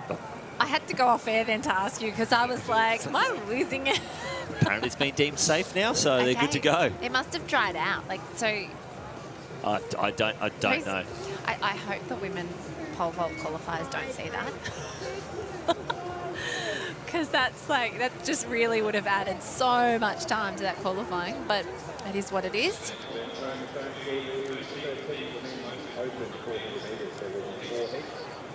This is Blake McGuinness. This is Keppel Coast kit getting into the circle.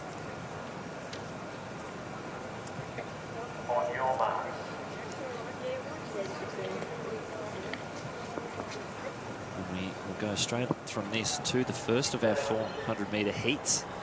I've just been told to stand up so I can run through a quick start list here. Daniel Minns in 2, Daniel Blest in 3, Joshua Atkinson in 4, Max O'Donnell 5, Alexander Creek in 6, Jamie Smith in 7, Lachlan Ash in 8, and Tyson Bonney in lane 9. They'll be his semi-final, so it's first 3 plus the next 4 best times to make their way through to the final.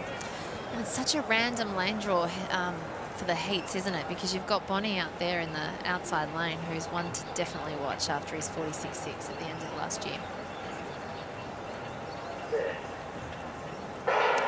So again, it's Minns, Blest, Atkinson, O'Donnell, Creek, Smith, Ash and Bonney. Fairly even through the first 50. Probably Atkinson trying to get onto the shoulder of Max O'Donnell. And then Bonney looking very comfortable on the outside. We haven't seen him run for a while. He's had a couple of injuries. Jamie Smith from New South Wales in the pink and blue of Illawong for the first 200 metres. And Daniel Blest also from Queensland. It's going to be the first 3 automatic. See who can make their moves around the bend and who's going to have the strength into this headwind down in the home straight. Come around the first 300 metres at Smith, Bonney, then Atkinson and Blest. We've got to hold on here. Smith looking very comfortable. Atkinson and Blest getting out in front. Blest having a look around the hill. Heads are going to fall off. They're looking around so much. And Blest takes the win there from Atkinson and Smith. Well, it's one of those races where the lane draw actually really helped the athletes to be able to see the athletes out on the outer lanes and really judge their timing. Well, you can see Smith looked so calm, didn't he? Yeah, he looked good.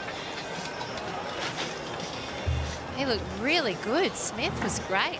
Now, it's great to see Joshua Atkinson out again as well, running well. Well, he could have run the 20s. Yeah. He's chosen to do the opens. He ran in the under 24 by 200 metre, 4x4 yesterday for New South Wales. Yep. Took a gold medal there. So he's actually, if he makes it all the way to the final, it'll be 4 days in a row that he's run a 400 metres. Well, he's getting championship ready, isn't he? Like, you know, that's what you have to do when you're over there. But his coach is Graham Garnett, and he's an incredible athlete. He's come through the junior ranks, like, you know, he's been one to watch for quite a while. He's 400, 800 double. Why wouldn't he run the juniors? Well, I think I may have heard, this is completely... Just guessing, yeah. Yeah, just a good guess. Wrong. Give us a good guess. He might be representing Thailand. So running under 20s is kind of irrelevant. It's not a World Junior. What? I want him for Australia. Well, he's just downstairs. Okay, I'm going to go have a word to him because we'll have fabulous relays that he can be a part of. Like, how can we sell it to him to get him to run for Australia? I don't know. He's an incredible talent. I've really enjoyed watching him come through. I think it's fantastic. Isn't he? Okay, well, I'll just write that down. Try and sell Australia to him. The green and gold will look good on him. Maybe. Hang on a sec, we're going back to our original discussion. Where's Pim? Aren't we? Of where can you get the medal if you're going to represent another country? Well, of course. Here we go. He's from New South Wales. Yes, I know. Well, he's a fabulous athlete. Great to watch. And Daniel Bless was fantastic in that heat as well.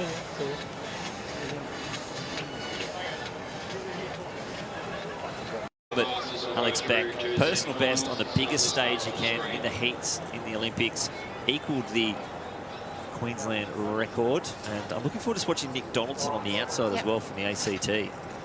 Well, Alex has medalled in every national championship since 2012. What an incredible effort by Alex. And he just seems to be like a good bottle of wine. He's just getting better with age. Well, that was when he was 20 as well. Yeah, I was in that race. I didn't get a medal. Not holding a grudge or anything.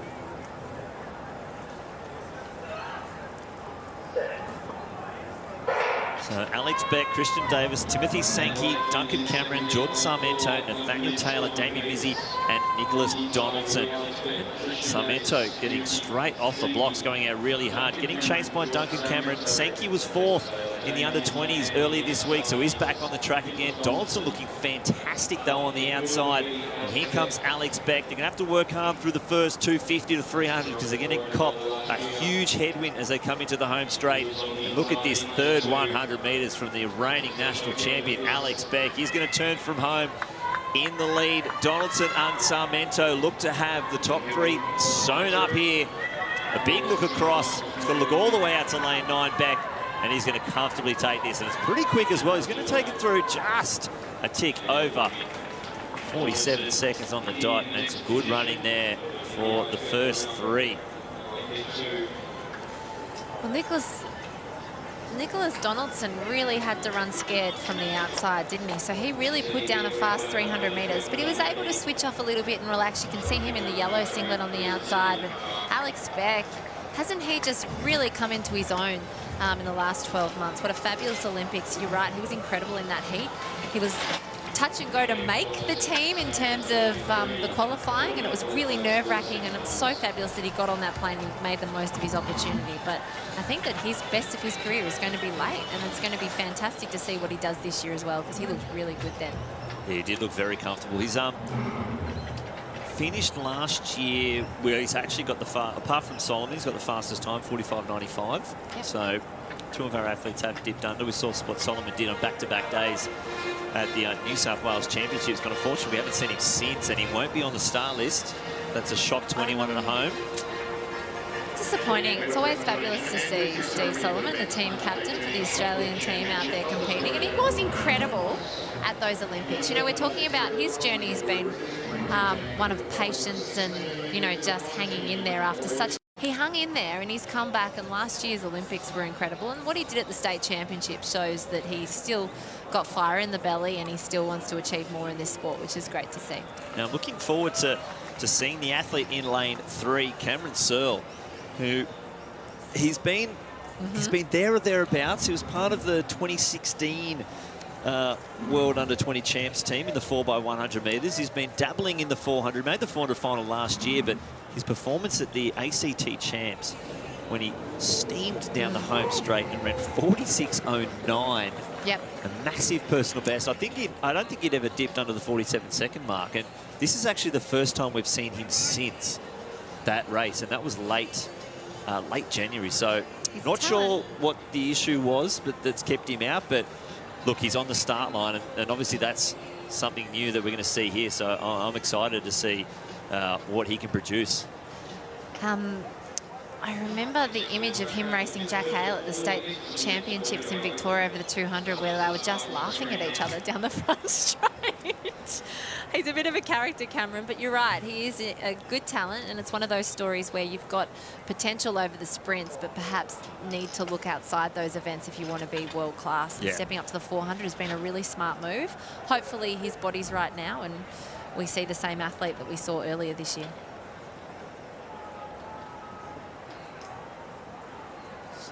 No lane 9 in this one. So we'll go 2 to 8. Keep an eye on Searle, as well as Liam Webb. He's a 46-second runner.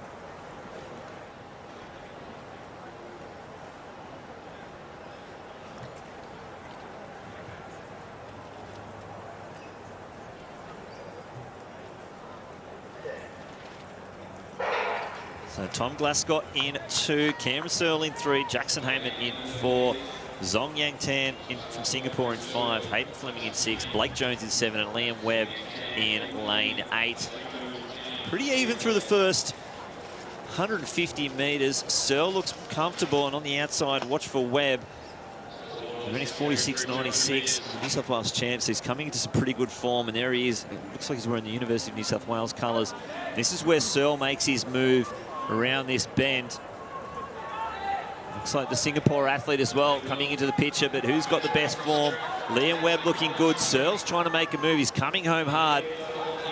But the Singaporean could take the win. Searle easing his way through the line. It's going to be a 47.7 victory there for Zong Yang Tan. It's good to see a healthy Searle. I think he got out of third gear there. He just got his way through, but it's hard to know. He didn't look like he had the same burst. He literally nearly fell flat on his face at the start. Watch this. The block slipped back and he nearly fell. Like, it was incredible. I thought he was going to hit the deck. Honestly, I don't think that's the first time that it's happened this week too. Oh, I was like heart in mouth. I thought he did so well to keep his core strength on and switch on and not let it rattle him, but he looks pretty relaxed, doesn't he? Probably lacking a little bit of that race hardness, so the rounds will help him, and that heat, he did what he had to do, and he's qualified. But oh, that start scared me.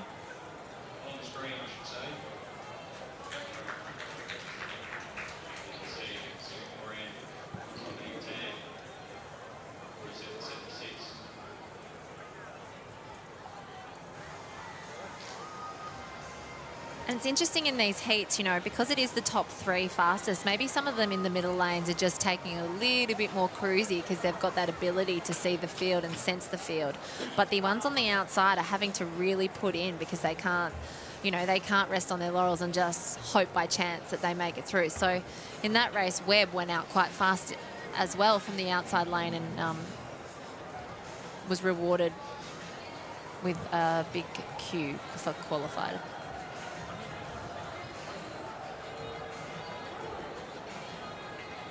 Girardello missing there in the pole vault. So the final heat here for the men's open. Wesley Spargo will go out of 2. James McPaul in 3. Ian Halpin in lane 4. Ryan Atkins in 5. Callum Rorison in lane 6. Lee Bennett. Sorry, how did I get that name wrong? Lee Bennett in 7. Oscar Pintarik in 8. And Adam Kopp in lane 9. Lee, sorry, mate. I've trained with Lee since like 2001. He's been around long enough, hasn't he? I mean that in the nicest possible way. Now, we were talking about fine wines before. Lee Bennett really is one of them. The finest? The finest yeah, of I like wines. it. We just dug ourselves out of a big hole then. Thanks, Lynchy. So Ian Halpin would be the favourite in this last of our heats. Keep an eye on Callum Rorison as well. He's a youngster who's gone under 47 seconds for the first time at the Sydney Track Classic, where he grabbed himself a third-place finish. So he'll be up and about. We'll see what he can produce here. When it comes to running rounds, it does make it tricky. Yep. Yeah. Nice clearance there. Yep. Ian Halpin, the chef from Blue Mountains. He's a bit of a character, isn't he? He's fantastic to chat to. But he's been running really well this season, and you almost feel like, you know, he's just been chipping away at that personal best by little margins, and you feel like there's a really big one there if he can just get his 200-metre split right, if he just gets out well.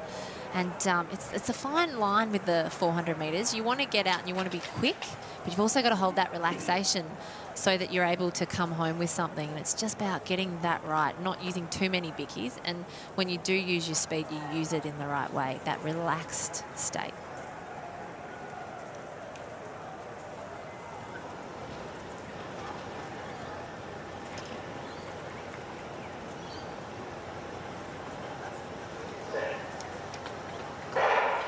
So it's Spargo, McPaul, Halpin, Atkins, Rorison, Bennett, Pintarik and Kopp. The athlete, Ryan Atkins from South Australia, going pretty hard down the back straight, same as Rorison as well. They're up past Bennett, and Halpin now into his running and looking pretty smooth for the first 150 metres. Pintarik getting onto the shoulder of Adam Kopp, the Western Australian, but look at Rorison in the orange singlet. He's up and about since he went sub 47 for the first time, and here comes a big move from Halpin. So it's going to be Halpin and Rorison leading this field into the home straight. The third spot is up for grabs in the final. Pintarik might have that currently. Who's going to close the gap? Rorison looks good, though. He's looking around, easing to the finish line. It's a big finish here from McPaul, and McPaul might have stolen from Pintarik. This could be a Stephanie Ann McPherson all over again. James McPaul finished with a flourish. We'll have to wait and see that photo finish there. Halpin looks good. Rorison eased up. Oh, and I reckon he did. I reckon he stole it. Ooh. Well, Rorison looks fabulous then too, that didn't was he? nice. He was really nice and smooth, but Halpin, he uses a lot of energy early because he uses that big arm sprint start, you know, where he really powers his arm backwards to power himself out of the blocks. But definitely looks like a sprinter coming out of the blocks, and it's just about, like I said before, making sure that you do that while you're relaxed so that you've still got something to fight home with. And I think when it comes to the final, you're going to need something to fight home with because Beck's looking so strong in the last 100. Well, Beck did look the best out of all of them so far. But, yeah, McPaul got it by 0-1, 48.50 to 48.51. That's tight.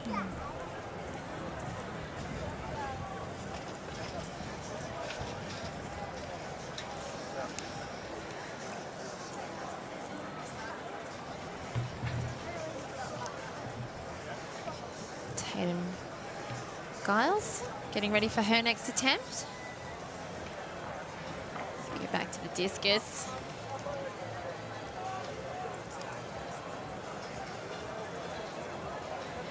It's Blake Carr in the discus circle. Is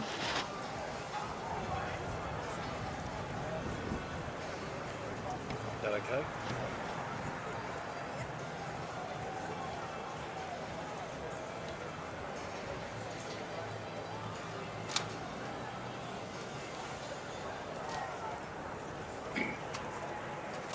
Fortunately, Giles misses that.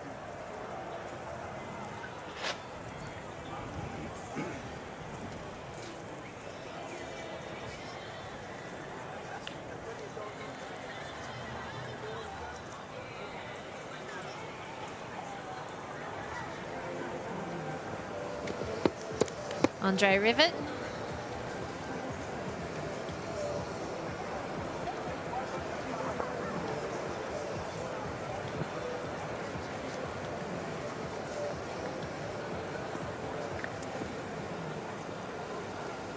Big thumbs up for that one. Love it.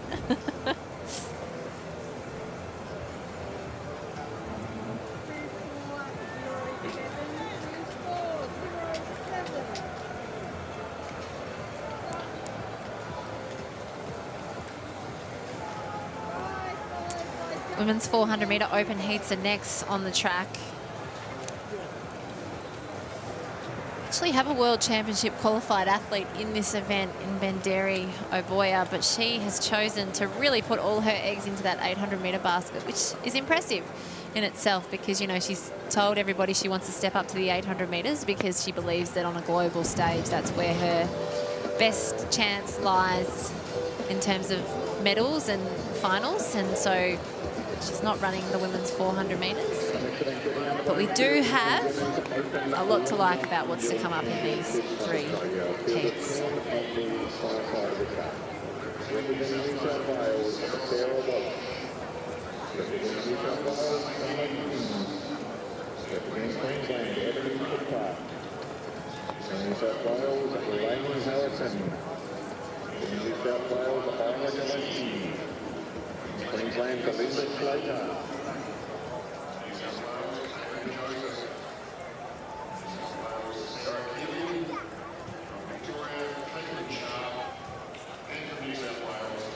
It's one of those years, Lynchy, where our 400 metre, our best 400 metre runners aren't actually here because Ella Connolly is probably the one who stamped her authority on this event this season when she won the Sydney Track Classic 400 after winning the 100 metres. But she's focusing on the sprints this season.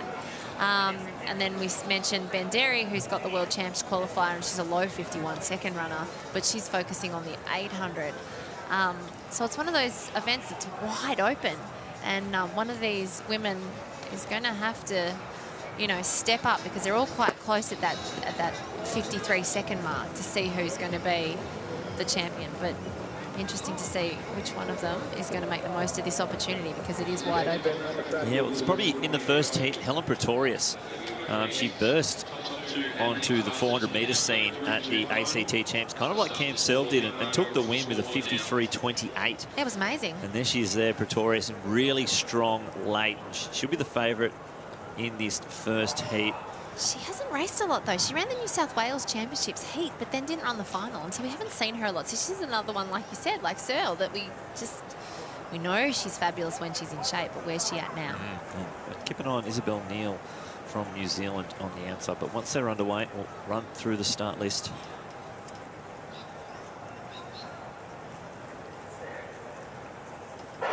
So it's Brittany Scott in 2, Lily Bays 3, Pretorius in 4, Cara Jardine in 5, Isabel Neal in 6, Alana Grandine 7, Amy Petter in 8, Francesca McDonald in lane 9. And it's Neal and Grandine going really hard down the back straight in that first group. Pretorius also looking comfortable as well. It's top 2 plus the next 2 fastest times. No semi-finals for this, so it's just straight to a final. They'll get a day off in between. And as they come around into the home straight, 150 metres to go, it's going to be the New Zealander, Isabel Neal, with the lead. Grandine on her outside. Pretorius is going to have to make some moves to get into that automatic qualifying position, which Grandine currently holds. She is closing the gap, but Isabel Neal from New Zealand just jogging down the home straight. Pretorius has got some moves to make, but Neal's going to take it. That's a superb run there. Grandine gets the other automatic qualifier for the final. Pretorius is going to have to wait for the rest of the heats. Well, what an effort there by Grandine. You know, she's been running the shortest sprints and she's seen the opening in that 400 metres and she's stepped up and she's taken her spot in the final. Great effort. Now, Lynchy, I was reading an article on Isabel Neal, the New Zealander who's just won this heat, and she said the funniest joke that she knows, and I have to tell it to you. What did the left eye say to the right eye? I don't know. Between you and me, something smells. No. That was her funniest Lucky joke. her run there was better than that joke. I loved it. She went up right up the top of my list of favourite athletes after that. She's brilliant. It was actually a really good article. I enjoyed reading it, and she's been running absolutely brilliantly. She's doing really well. She's stepped up, and why wouldn't you? The New Zealand sprint women are really doing special things over there. Well, the way that the depth in their ones and twos is actually creating some depth in their 400s.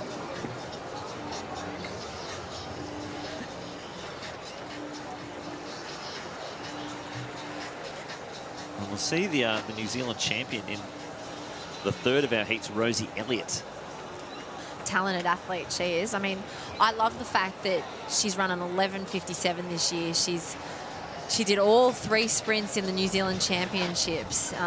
She's got a lot of potential, Rosie Elliott, so she's going to be one to watch moving forward, not only for these championships, but for World Championships and Commonwealths once she learns the event a little bit better and gets some race hardness over the distance.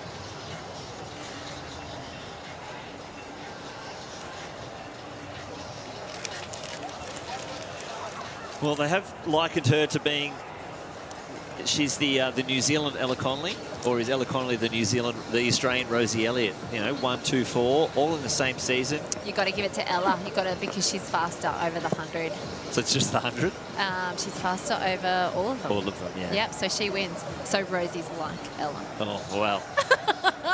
But you know what? See she what our can step Trans-Tasman up. neighbours say. So this race will feature our Tokyo Olympian in the 4x400 metres, Ellie Beer,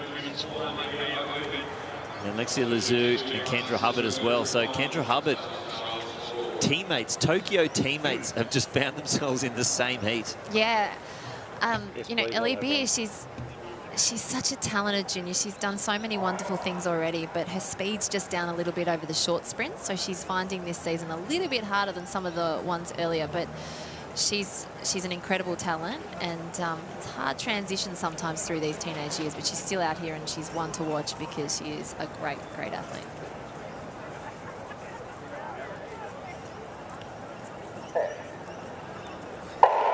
So Jenna Heath in 2, Kiara Speechley 3, Beer in 4, Loizu in 5, Guthrie in 6, Kendra Hubbard in 7, Marina Craker in lane 8. And Beer going off pretty quickly. She's onto the shoulder of the Victorian, Alexia Lazou, and she's tearing down the back straight. She's got Guthrie, Hubbard, and Craker in her sights. Let's see what she can produce here as they come around. Hubbard's trying to respond, and Lazou as well. It's only the top 2 that make through to the final. 150 metres left to go, and Ellie Beer does look strong here. What can she produce into the home straight with this pretty strong headwind? And she turns in the bend. Now Lazou getting into the other automatic qualifying position. Speechley's trying to close the gap as well. And Craker on the outside coming home strong. Beer is holding on to this lead. And it's Craker that's going to find herself on the automatic spot. 55.30, the unofficial winning time.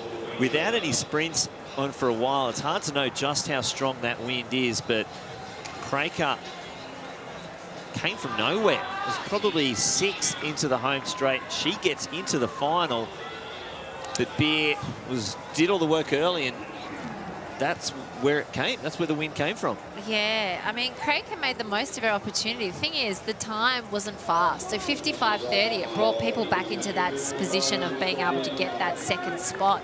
You know, Craker's only run about, I reckon, 55 high from guess. Yeah, 55.74 for second place. So Yep. Not sure we'll see any of our timed athletes from that race. But Ellie Beer, you know what? She, even though she doesn't have that zip that she's had in the past years, and this happens when you're a teenager, she's going to be completely fine. It's just about learning to deal with your body as it changes and you get a little bit older and you have to deal with the strength and get stronger. But she was fabulous then. She just came out of the blocks and she ran the right way that you're supposed to run a 400 metres. And she will be completely fine in the years to come. It's just about holding your nerve through this transition phase. And that was great to see because she's so tough, Ellie Beer, and she's one of the loveliest human beings that you'll meet on the athletics track. Oh, she's fantastic.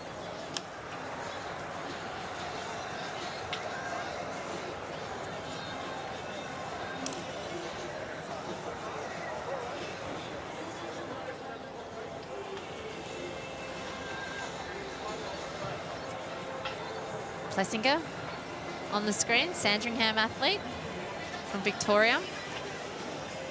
This is heat 3 of the 400 metres, which will feature Jess Thornton, who was a brilliant junior. Jess Thornton, she did fabulous things on the world stage as a junior, and she's just had some few injury problems.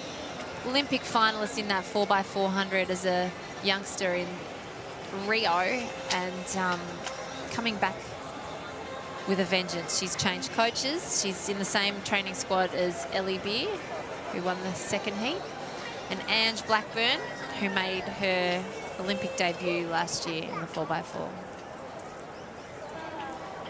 Lane's Ange is in lane 6, and we can see Rosie Elliott on the screen, who, Matt Lynch, you were talking about earlier. Oh, superb across all 3 distances. 1, 2 and 4. New Zealand champion over the 400 metres. Don't know if she tells better jokes than Isabel Neal, though. Well, have you read any articles about Rosie Elliott? I have read a few, but I haven't seen a joke that she likes. Maybe for the final I'll get to ask her what her she rewatches this. Rosie, send us a joke. We'll put it up against Isabel's.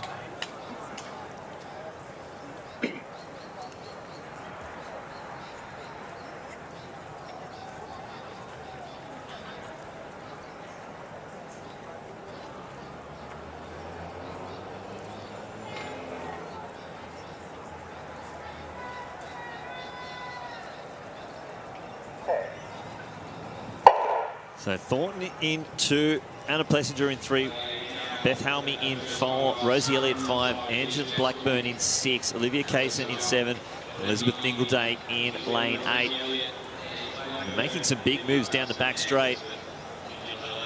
Thornton passing athletes on her outside, and it's Elliott and Blackburn. They look like your top 3 at the moment through 200 metres. We'll see who has the strength as they come around the third 100 metres, and Elliott puts on the burners on Blackburn, and she's looking strong coming into the home straight. Thornton just holding on to that second position, and they come into the home straight. It's Thornton and Elliott. Thornton looks good here. She came well off the bend. These two will have that 1-2 automatic spot. Elliott wants the win though, but Thornton looks very comfortable. They come into the home straight, they take 1 and 2, 54-64. Blackburn holds on for 3rd place. That looks pretty good there.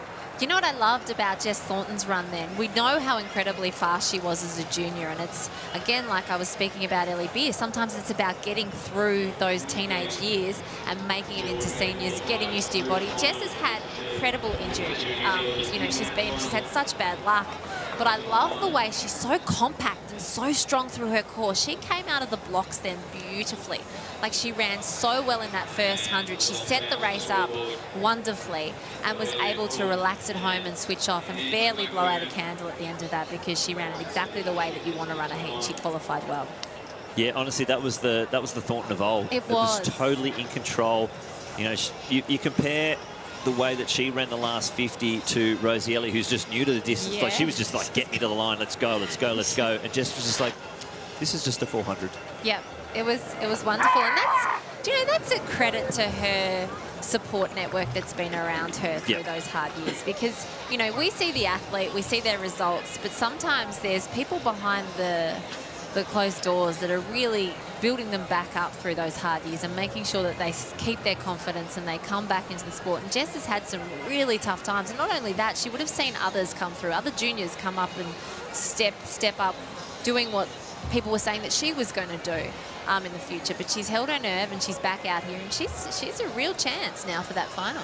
Well, I'm not sure if people forget, but she won the Youth Olympics. And who did she beat? And she beat NASA, who went on to run 48-1, but also got done for missed tests. Yep. But was 4th at the World Under-20 Champs in 52.05. Actually qualified for the individual spot at the Olympics, but it was after the qualification date. They added her into the 4x4, and they made that 4x4 final. And she was one of the main reasons that team, that quartet, made that final because she was incredible. Well, she was the most in shape because we'd seen she just ran 52.0. She was incredible. Well, she wasn't the most in shape. Morgan and Ruby were pretty good. Well, they semi-final, but I know what you mean. She was really in shape and ready to go. She was fabulous, and for a junior to be that fast, you know, she's a talented athlete, and I do really love seeing talented juniors come through the other side. Because it's not easy, and there will be juniors that will have had competitions earlier this week that they will not be happy with, but you've got to understand that it doesn't always go to plan in our sport, and often it's how well you can pick yourself back up after that disappointment and move forward from it. Oh, exactly. You could easily look at, if you really wanted to look at it, you could look at an international team and go back to where they were at 13, 14 and 15, and a lot of the times you'd be shocked to see they might not even be doing the event. Yep. Might not even be performing. They might be way back. Or they could be just grinding their way through and just every year maybe a little bit better, a little bit better, a little bit better. There's so many stories like that, Lynchy, and that's my favourite thing about when you research athletes. It's finding out their journeys and how they manage to get to the start line. And there's so many journeys like that where they've really struggled and come out the other end.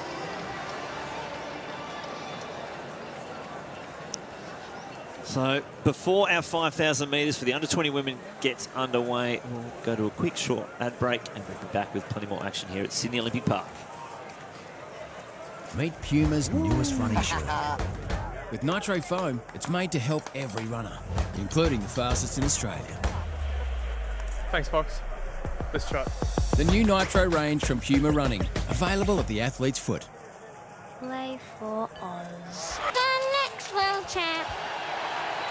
Dunk like a beast.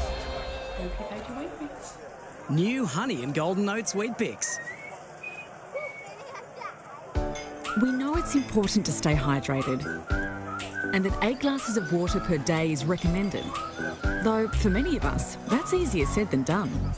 That's why more Australians are making Hydrolite part of their daily rehydration routine. Hydrolite is scientifically formulated to rapidly rehydrate faster than water alone, with products suitable for every member of the family, so you can embrace life's everyday moments. You'll find the Hydrolite range for a great price every day at Chemist Warehouse. Welcome back to Sydney Olympic Park, Day 5 of the 2022 Chemist Warehouse Australian Athletics Championships. And we are on the women's under-17 pole vault competition there. Athletes walking around the outside. They will compete in the 5,000 metres for the under-20 event. One athlete in the field has a qualifier, Laura Roderick. And she'll be wearing hip number 2 in that event. She just needs to take out the title. And she will be an automatic selection. 16-minute 40. The world under-20 qualifying mark. It'll be a tough night for distance here. Strong winds down the home straight. So they'll get a nice tail breeze down the back, but a bit of a headstorm as they enter the straight. Some strong southerlies, and it's only going to get windier here at Sydney Olympic Park. I saw some jump up to minus 3.6 in the 100-metre heats earlier.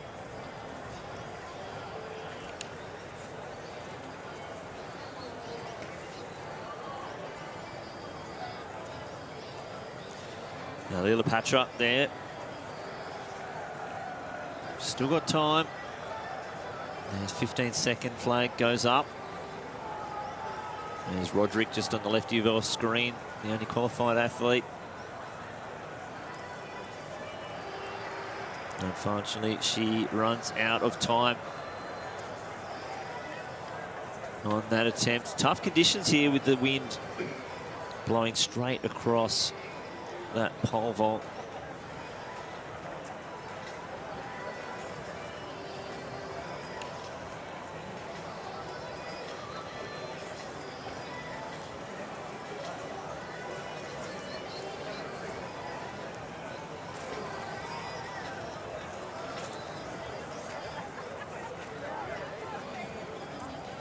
Can we lock the cameras off?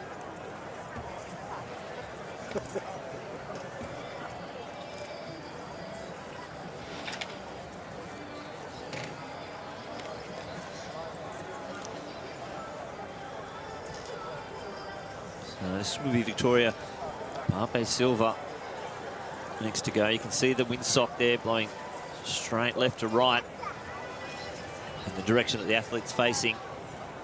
Straight across your screen.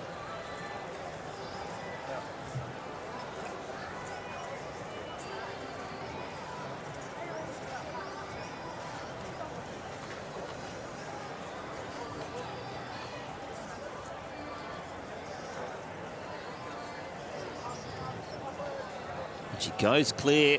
It's a good attempt.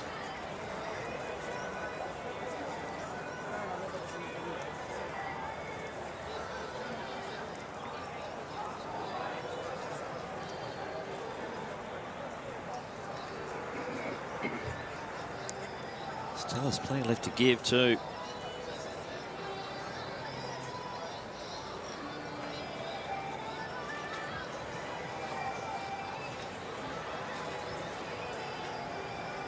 I'll see Tatum Giles line up.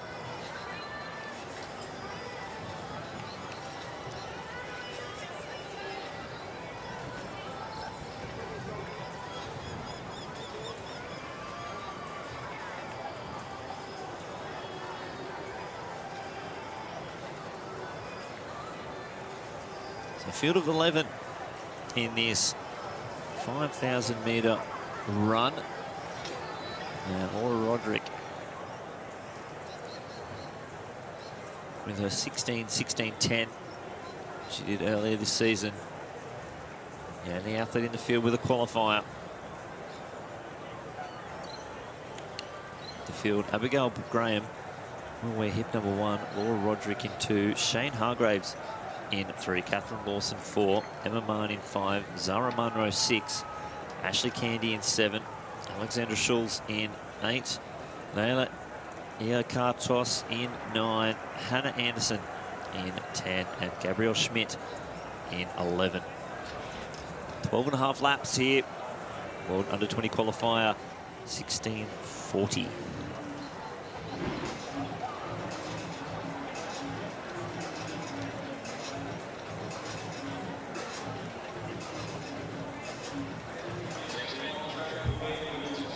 Leela Patra.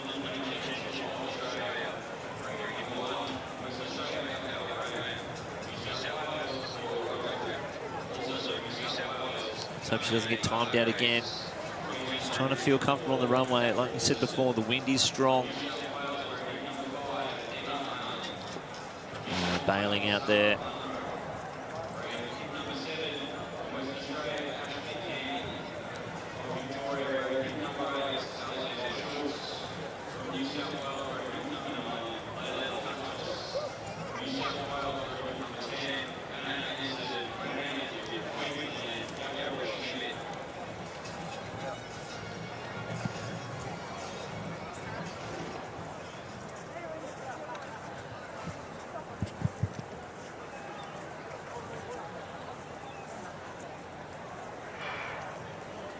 So 12.5 laps here, and it's Roderick, the favourite, straight into the lead.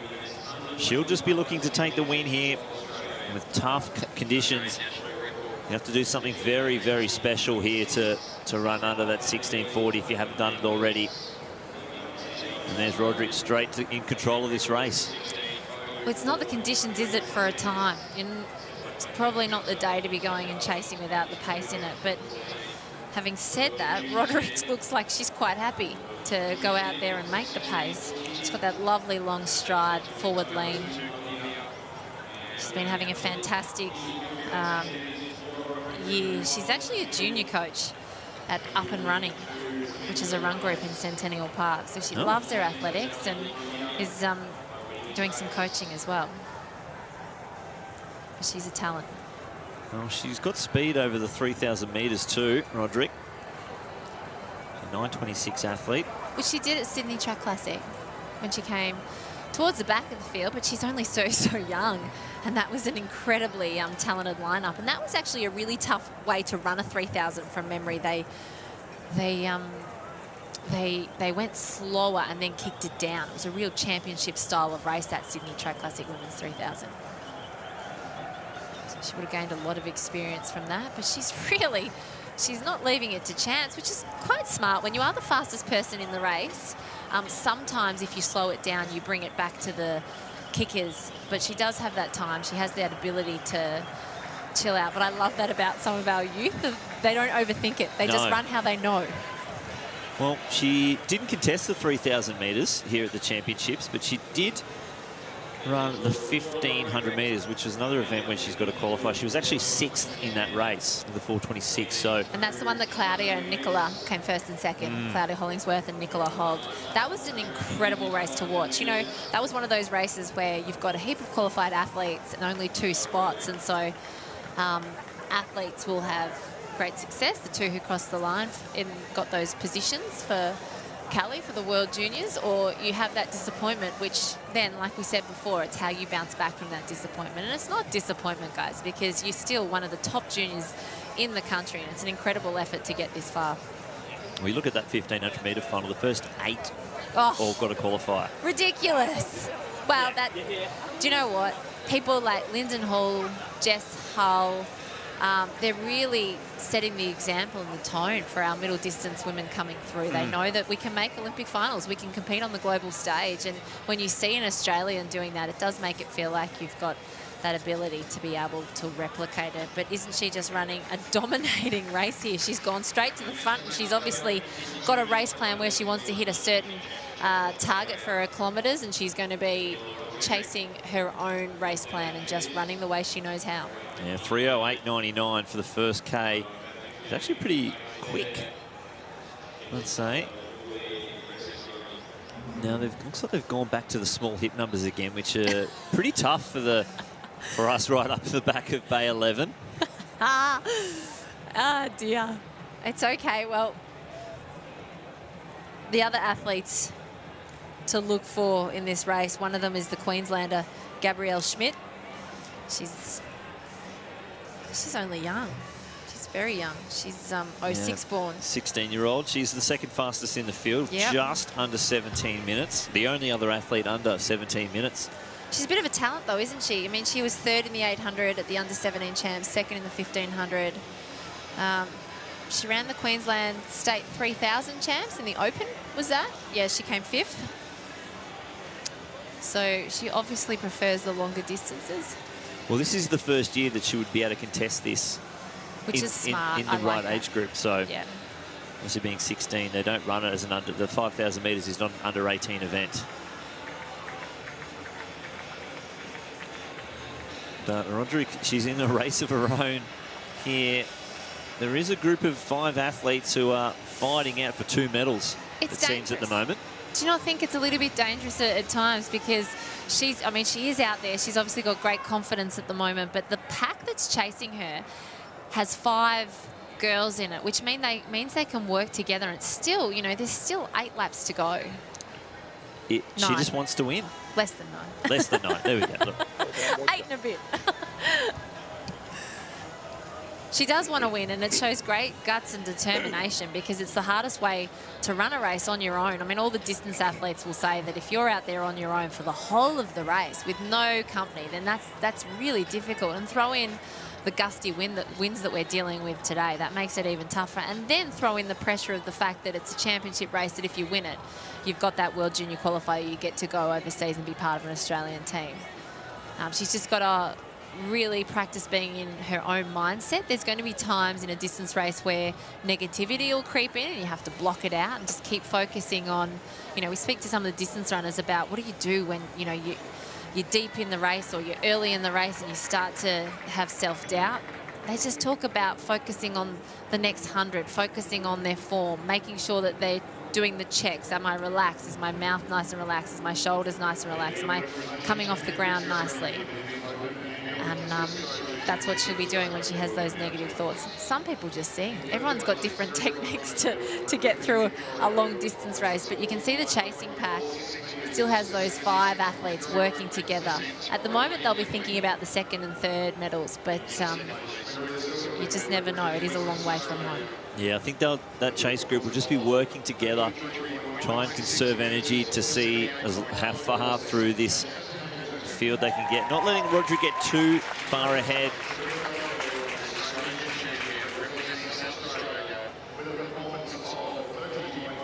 When just saw a pole vault attempt. 3:25 on the bar for Anae Fitzpatrick. Let's see who else is left in that pole vault competition. As you can see the flames roaring, and there's that 3:25 on the bar as Roderick comes around into the home straight.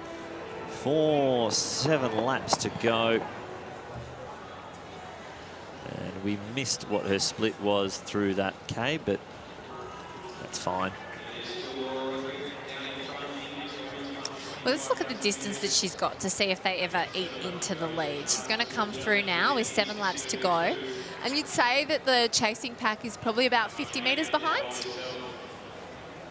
Yes. Counting those 10-metre increments, yes. About 50 metres. So we'll just keep an eye on that as you see. I think it's Schultz.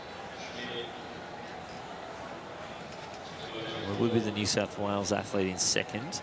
We've got a new uniform this year that does look, they've jumped away from the light blue. I think it's Alexandra Schultz in second. I'll try and have a better look. But it looks like her from here. And she's starting to make that chase. So it's still that 50-metre gap, but she's starting to break away from the women, and it's down to a 4 chasing pack. But she's definitely upping that tempo and trying to make sure that she tries her best to try and latch on, because Laura Roderick is definitely setting the tempo, and it's a great tempo. It's going to be a fast race if she can hold this up.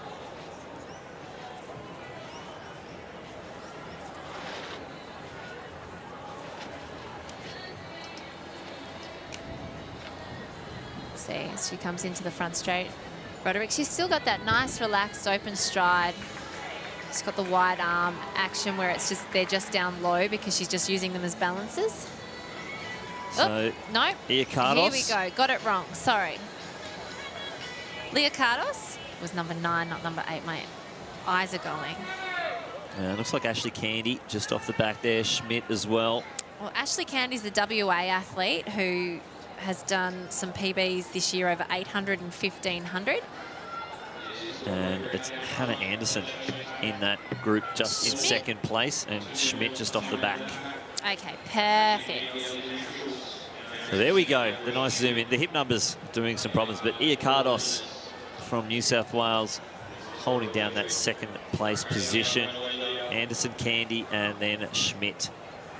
Well, Iaccardos has been the brave one in this second pack. She knows, you know, she could sit in there and she could chase for those silver and bronze medals, but she's starting to up the tempo and try and see if she can not only run the sting out of some of the athletes that are in the pack with her so that she definitely gets a medal as she taps on that watch like so many distance athletes do, even though the clocks are out there, just to double check. Can't help it. It's such a habit, isn't it? So Candy just making a move around Anderson to sit behind Iaccardos. And they come around, feel like it might just, if it's changed, it's only been a metre either way. You see, and that's the thing. They've got each other to work for. So Roderick did the work early, and now she's able to have maybe perhaps a little bit of a breather, just hold that tempo nice and smoothly and then really focus on the run home. But it's an interesting tactic when you are the athlete with that standard and the favourite for the race. Yeah, so 9:57 through 3,000 metres. And she is pushing hard here. Try and extend that gap. So Anderson's the back of that pack that we're looking in the bottom right-hand box. She's the New South Wales. She at the state champs. She came 5th in the 3,000. She's run a few open races this year of 5,000 as well. Oh no, actually she won the 5,000 champs. Do they have that? Do they have it? They don't have an. Yeah, under 25,000 Under 20. No, I think she must have run open. She must have run the open one. But she's done PBs this season over the 3 and the 5,000. So she's in shape. She knows she's in shape. Ashley Candy, she's only young. She's only 17. The West Australian, who's in the black in the middle. The 2 New South Wales athletes. It's biding her time. Now they, you know, Iaccardos is doing some great work. She's doing all the work in that second pack. She's the one who's making the chase, and she's been very brave for a few laps now, and she's actually looking quite good. But Candy's just trailing her and just nice and relaxed. But it's all about the leader, Roderick, the Randwick Botany Club athlete. just, honestly, she's just hitting those paces, isn't she? Yeah, it's like a juggernaut. And I think it was just the first move. Yeah. In, say, laps 1, 2, and 3. That has not changed much more. So they're both hitting the same pace, but they just can't seem to cut much in. Maybe they're starting to, maybe 4 to 5 metres now. It looks like they might be dropping Hannah Anderson, and Candy now coming up onto the shoulder of Iaccardos as they're about to pick up some of our lapped runners here. But I'd say they might have eaten a few metres into it. It might not be enough. I think but they're working really hard together now. You can see that Iaccardos, Candy's come up to the shoulder of her and she wants to push the tempo now, which means that Iaccardos has reacted, and so their tempo has definitely picked up. Candy is definitely now making the run and chase, but I'm very impressed by Iaccardos. She's not going anywhere. And what about Anderson? You thought she was gone, but she's still hanging in there, isn't she? She is, and honestly, it's still 50 metres. That nothing has changed in these laps, and we'll see what they go with 1K to go. The 1,200 metres left. Yep. We'll see what their 1K split is. Well, this is the medal. This is the medal move for Anderson right now. If she can get on the back of this, she'll get herself into a medal position. But if she can't attach herself to this group, she might as well say goodbye to a medal. Oh, and that's the hard thing, isn't it? That's the point where you've got a few laps where you know that you've really put in, but you just dropped off the back and you finish in that horrible 4th position, which, you know what, it's not that horrible. To come 4th in the country is still incredible. That's Anais Fitzpatrick over there in our women's under 17 pole vault competition.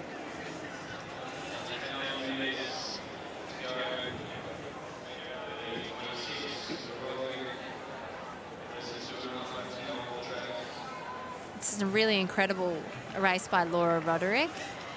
I can't emphasize enough just how difficult it is to go straight to the front and run a race like this, to be that mentally tough that you're able to just focus on your own game plan and just pretty much just go out there and hit the targets that you and your coach will have set. It's an incredible piece of distance running, and for somebody so young, you know, just fabulous. And she's got that buffer that she's held pretty much, like you said, since the start that she made it. Now she's able to see that there's only 2 laps to go. It's 800 metres.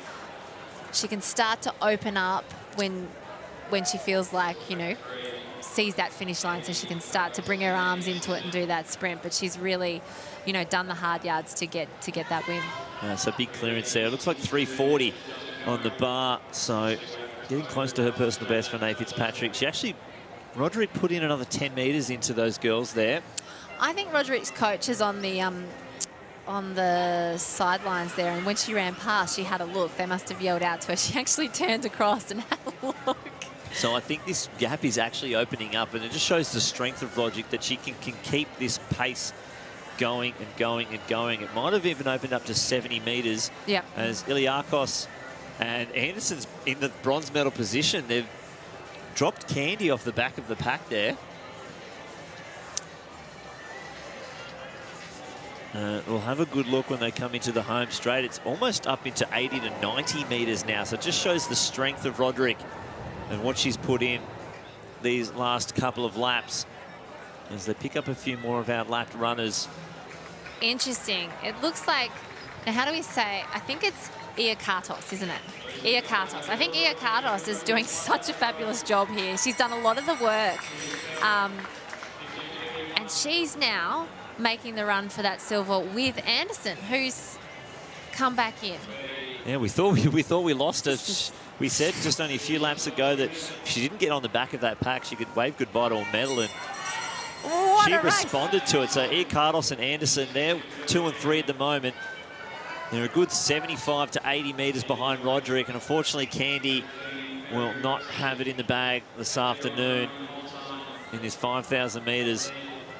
But it's 250 metres left to go for Laura Roderick, and this will secure her the gold medal and selection to the World Under-20 Championships in the 5,000 metres to Cali in Colombia. We're looking up the altitude of Cali, 1,400 metres above sea level, so thereabouts. So it'd be tough running anything over probably 800 metres, really. Yeah, well, she'll be fine. Laura will be absolutely fine because Roderick has just shown us today that she's made of the tough stuff by the way that she's raced. So if you look over to the backstraight, we see a good clearance there from Pape Silva, but Anderson has gone into the silver medal position around the bend, so we thought we'd lost her, and now she's going to grab a silver. Artos will grab the bronze, but there it is, 16.50 for Roderick, all by herself, and she turns around straight away to cheer home her teammates. She's pretty pumped there, and Anderson, Hannah Anderson, she'll do a personal best here by about 10 seconds. There's the silver medal, and Cardos, she's going to make it, and she'll even knock off a few seconds off her personal best too, almost 15 to 16 seconds. Wow. New South Wales takes the trifecta, and you can just see the legs. They're absolutely spent, and so these girls should be, because that was just a brilliant race to watch of just mental toughness and strength. You know, let's not discount Ashley Candy really put in a great effort to try and fight for those medals. She's absolutely spent. She has nothing left to give, and she's going to pretty much just walk across the line, but don't let it be discounted that she really gave everything to try and fight for that medal. She desperately wanted it. But the New South Wales girls, you can see they've got absolutely nothing left. It was lovely to see Laura Roderick give the fist pump because she earned it. Well, she's had a tough week, like throwing herself in the mix of that 1500. Yeah. She could have qualified, but she was 6th place. You know, maybe it was a smart move because she needed to put some speed into her legs before this 5,000. Knowing the way that she was going to do it, she might have just wanted to get some of the nerves, blow out some cobwebs, because it's a big deal. You know, some of these athletes, they haven't fought for teams yet, you know, and especially with COVID, they haven't had the even younger championships to do. So for some of them, it's the biggest occasion of their athletic careers so far, where they've had to put themselves out there and try and make a world championship team after world junior team after having the qualifications. And you know, when there's a few athletes qualified, then it's stressful. So Roderick and her coach might have just worked out that you run the 1500, run some cobwebs out, you get your speed up, and then we'll just attack the plan for the 5,000. Just a fabulous piece of distance running, and well done to Laura Roderick and her coach. Well, it was a good plan. It was quite a gap before this anyway. So, you know, the 3,000 metres actually was last night. Yeah. So to do the 3.5 double would have been really difficult. So a lot of the girls did the 15.3. Yep. Or the 15.8. But yep. To do the 3.5, which are very, very similar. Yeah. So to make a call, and, you know, being the only athlete that's qualified, I think that makes the call for you as well. I quite like the fact that it was almost impossible to do the 3,000, 5,000 double. It's probably good. Because I think as a junior, it's too much. It's a lot. To do both. We can see that they've World Athletics, when they removed the 10,000 metres from the World Under-20 Championships for the men. So it's 8, 15, 3, 5. That's all they have. It's perfect, because that's all you need as a junior. You know, there's plenty of time to get more distance running in your legs. At the moment, it's just about learning your skill, getting your technique sound so that you can pump that work into your legs as you get older. Like as a junior, it should be about less is more and quality. Fix the technique, make your technique sound so that when you do up the mileage, you're less likely to get injured. But it was a fabulous piece of running by the under-20 women in the 5,000 metres, and we've seen some brilliant under-20 metre races this championships, and so we've got a lot to look forward to when we head towards those World Juniors. And of course, last World Junior Championships, we didn't send a team to, so we weren't able to watch Australians compete at the last World Juniors. It'll be great to have them back on that world stage. As we see Candy, she's just absolutely spent. Ashley Candy, she tried everything to get onto that podium, and she should walk away with her head held high because it was a fabulous piece of distance running.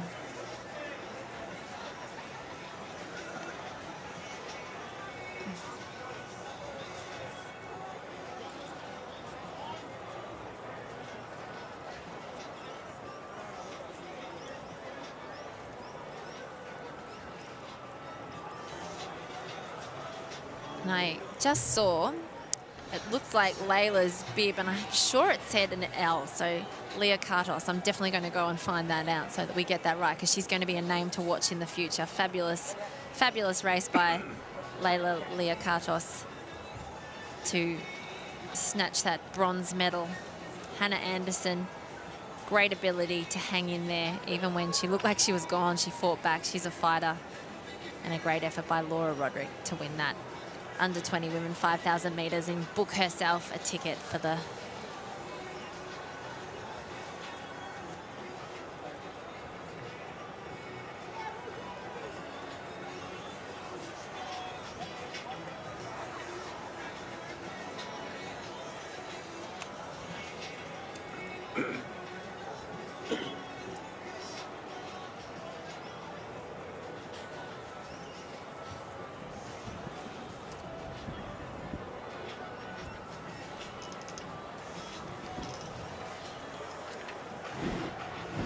just a few problems there for Rain in the pole vault.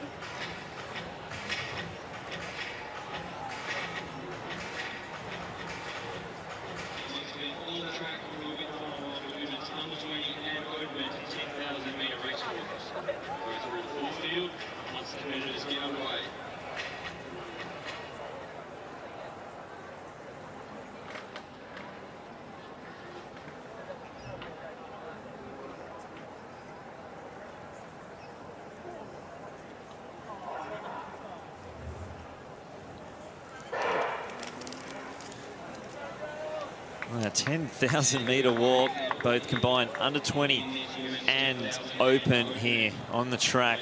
20 athletes on the start list. Let's go through them all. Olivia Sandery from South Australia in 1. Cameron Novinets, Queensland 2. Millie Borton 3, New South Wales. Emma Blanche 4, New South Wales. 5, Southern Millard from Queensland. 6, Alana Pert from Victoria. Elizabeth McMillan, New South Wales in 7.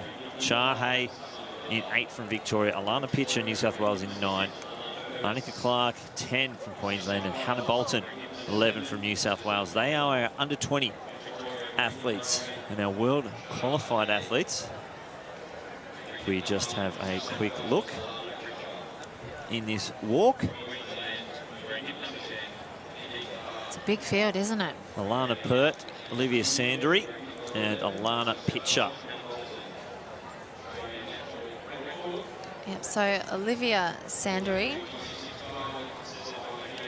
she did so well at the World Race Walking Cup with her 5th position. And we'll go to our opens as well, who aren't in this race. So Claire Samana from Victoria in 12. Hannah Misson, 13 from New South Wales. Katie Hayward in 14 from Queensland. Hannah Parker, 15 from New South Wales. Rebecca Henderson, 16 from Victoria. Bridget Bell, 17 from New South Wales. Jemima Montag, 18 from Victoria. Kelly Ruddick, 19 from Victoria. And Clara Smith, 20 from Queensland. So it looks like Henderson, Hayward, Montag and Smith, as Hanifa Rain just bailing out on that one. So the 3 Olympians are out the front of this race walk, Jemima, Katie and Beck. And Clara fresh off her walk in the World Walking Cup in Oman. Clara Smith. Do you know she's got 96,000 Instagram followers? Awesome. I thought that was really impressive. Sure it is. I mean, I'm trying to sound like one of the cool kids, but like seriously, that was impressive. She's also studying to be a civil engineer. What is it with our walkers? They are so smart. And Jemima Montag, she took the year off last year, but she's studied the doctorate of medicine as well. Beck Henderson, is she still in the lead here? Yep, Beck Henderson, who's still be able to see when they get a little bit closer. Where's Jemima? Yeah. Beck Henderson, she was actually Dux of Berwick College. So when she finished school, she was the top.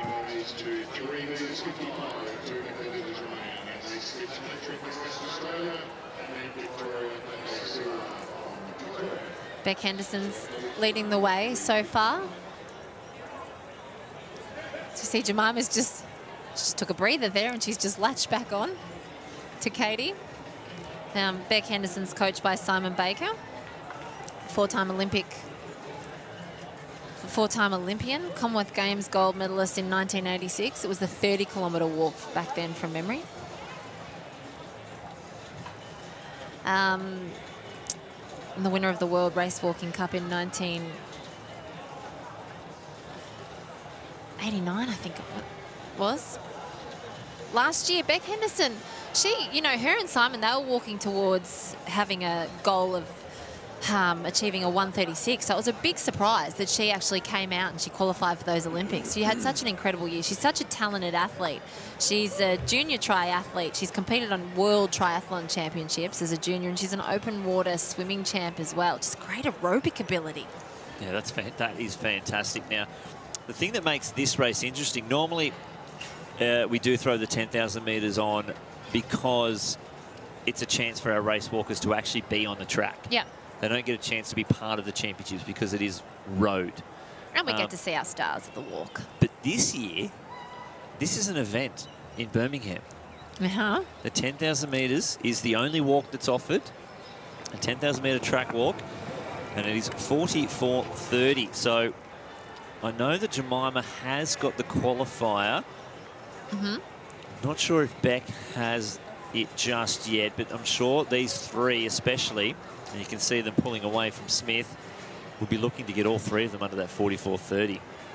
Well, what an incredible trio of walkers we have here. And they're all so different in their skills and their talents and how they've come about being out here. I think that Beck's really pushing this pace. She wants a fast time. She's so brave. She's talented. She's only so young. She's 20 years of age. They're all really young, to be honest. Katie Hayward, 21. Jemima Montag was 6th at those Olympics. Wow, she was incredible last year in Tokyo.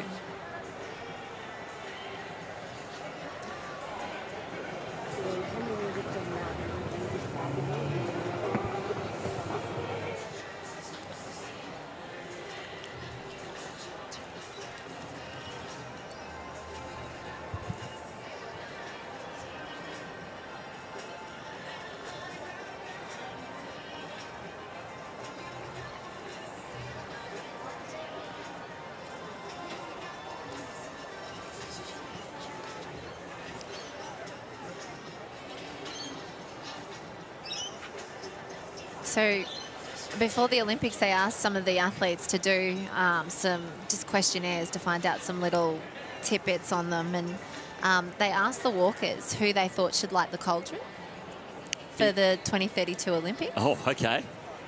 Katie Hayward thinks that Jared Talent should light it. All right. And Jemima Montag was the other one that I read her answers, and she thinks that they should bring Kathy back. Look, deep down, Kathy is a Queenslander. But you would think they're going to pick a Queenslander. Look, to be honest, it could be bloody Wally Lewis. Don't be ridiculous. It'll be a track and field. We're talking about Queensland here. Could be Alfie Langer. Oh, my goodness. Shane Webke could light the cauldron. Oh, my goodness. If it was in Townsville, Jonathan Thurston would light the cauldron. Oh. You know that it's true.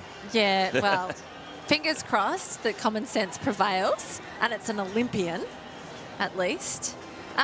So Jemima Montag, she's writing the biography of her grandma, who was a survivor of Auschwitz.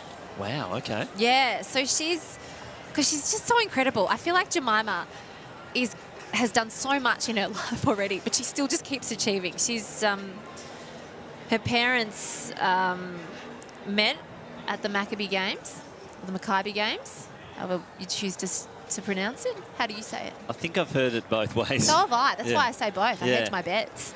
Her mum was a hurdler, Amanda, and her dad, Ray, played cricket. How does she have time to do all this while also being a 20K, 10K walker? I have no idea. Maybe that itself seems time-consuming. Maybe she listens to a lot like, 'cause they can do it differently these days, the way they study. Maybe she listens to things while she's walking. Yeah, it's possible. It's quite possible. Now, she got her hair in braids because I was talking to her before the Olympics, and she usually likes to have her hair in nice braids before she competes. She also has a gold bracelet on her wrist. It's her nana's. It's usually on her left wrist. Oh, I think I can see something there. That she looks to and she thinks of sometimes. She knows how strong her nana was.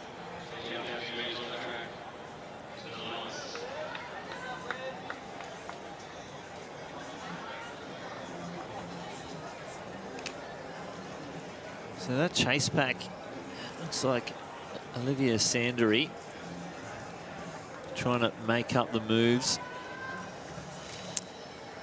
Well, she was just fabulous, wasn't she, in Oman in the race walk, 10 kilometres for the junior category.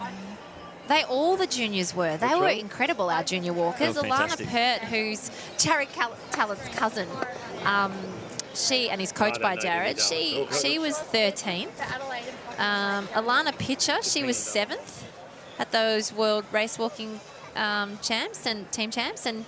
And Olivia, who you were talking about just then, she was 5th. Incredible effort. We've got such talent coming through in the walks. And not only that, the 3 out the front that we're watching now on the screen, they're super young as well. So there's a lot to like in the junior ranks and the youngsters that are coming through. They were silver for the team in Oman. It's great effort. Yeah, it's weird to say that Montag's the old head of this group. Oh, stop it. At 24. Do you know what, though? She's got such a mature head on her shoulders. She's a fabulous person to look up to.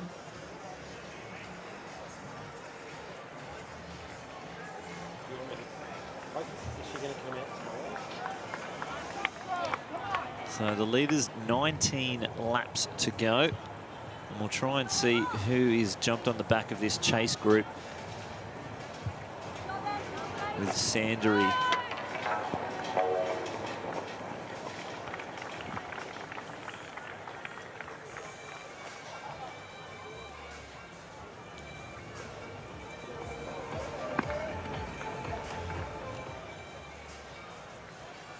So there was one story that because I spoke to Jemima before the Olympics just to get some interesting information out of her, and we spoke about how her grandma, who I'm sure is watching from back home, her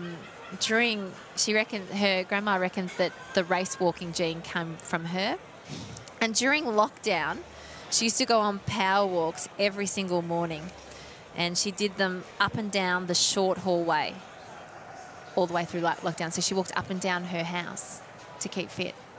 You got to do what you got to do. In her hallway. That's some serious, proper training. That is. I think that's so incredible.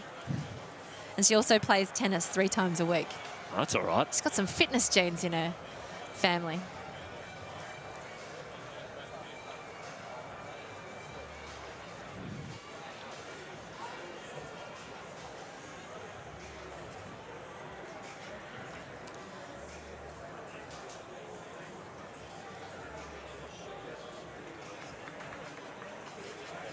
She's got 2 sisters as well who I know will be watching from at home.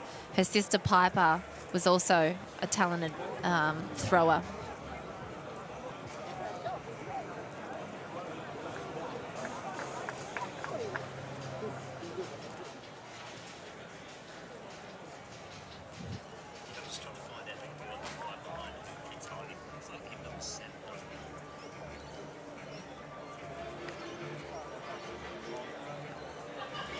So that's Olivia Sanderi and Elizabeth McMillan, who's latched onto the back of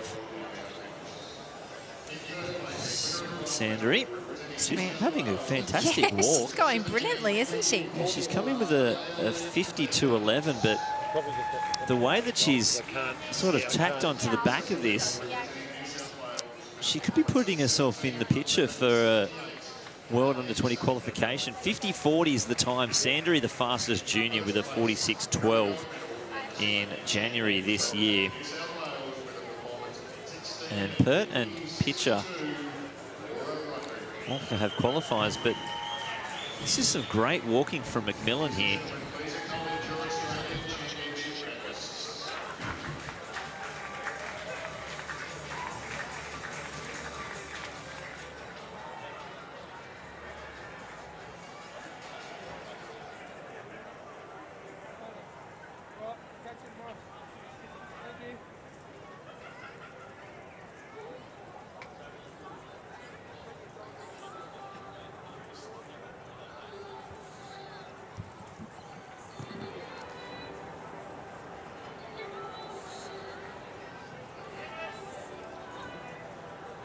Sharp on the runway.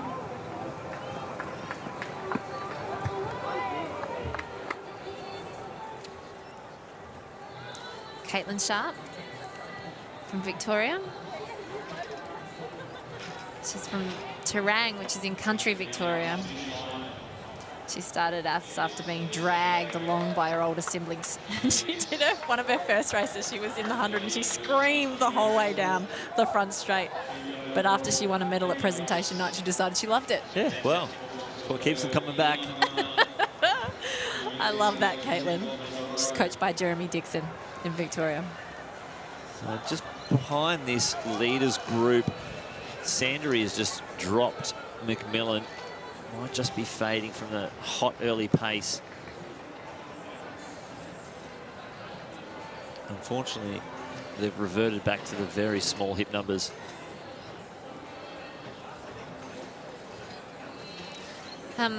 Olivia Sandry, you know, as a junior, you start race walking. It's one of those sports where it's hard to explain to people what you do as your sporting highlight. And she was in an article and she was saying how she believes that race walking is an art. And I quite liked what she was saying. She said it's a sport that demands patience, rhythm, and economy.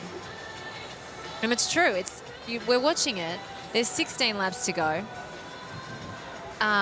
They're out there for an incredibly long time.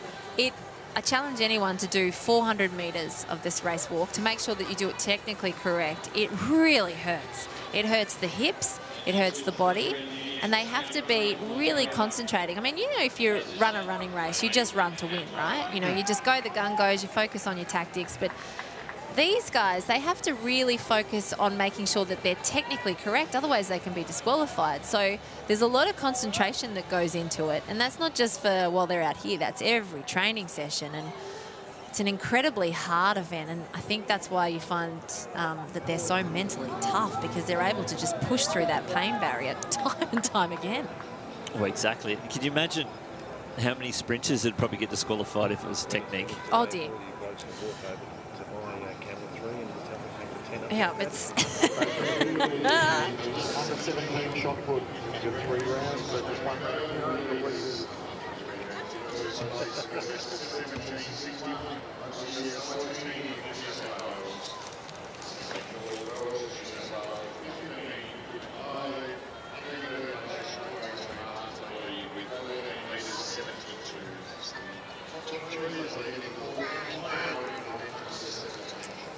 Well, Becca's having a great walk here. She's done all the work.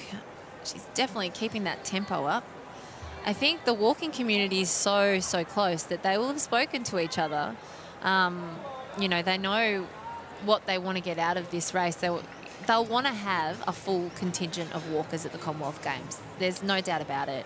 Yeah, they've probably had a chat. How do we get all 3 of us there, and what's the best way for it?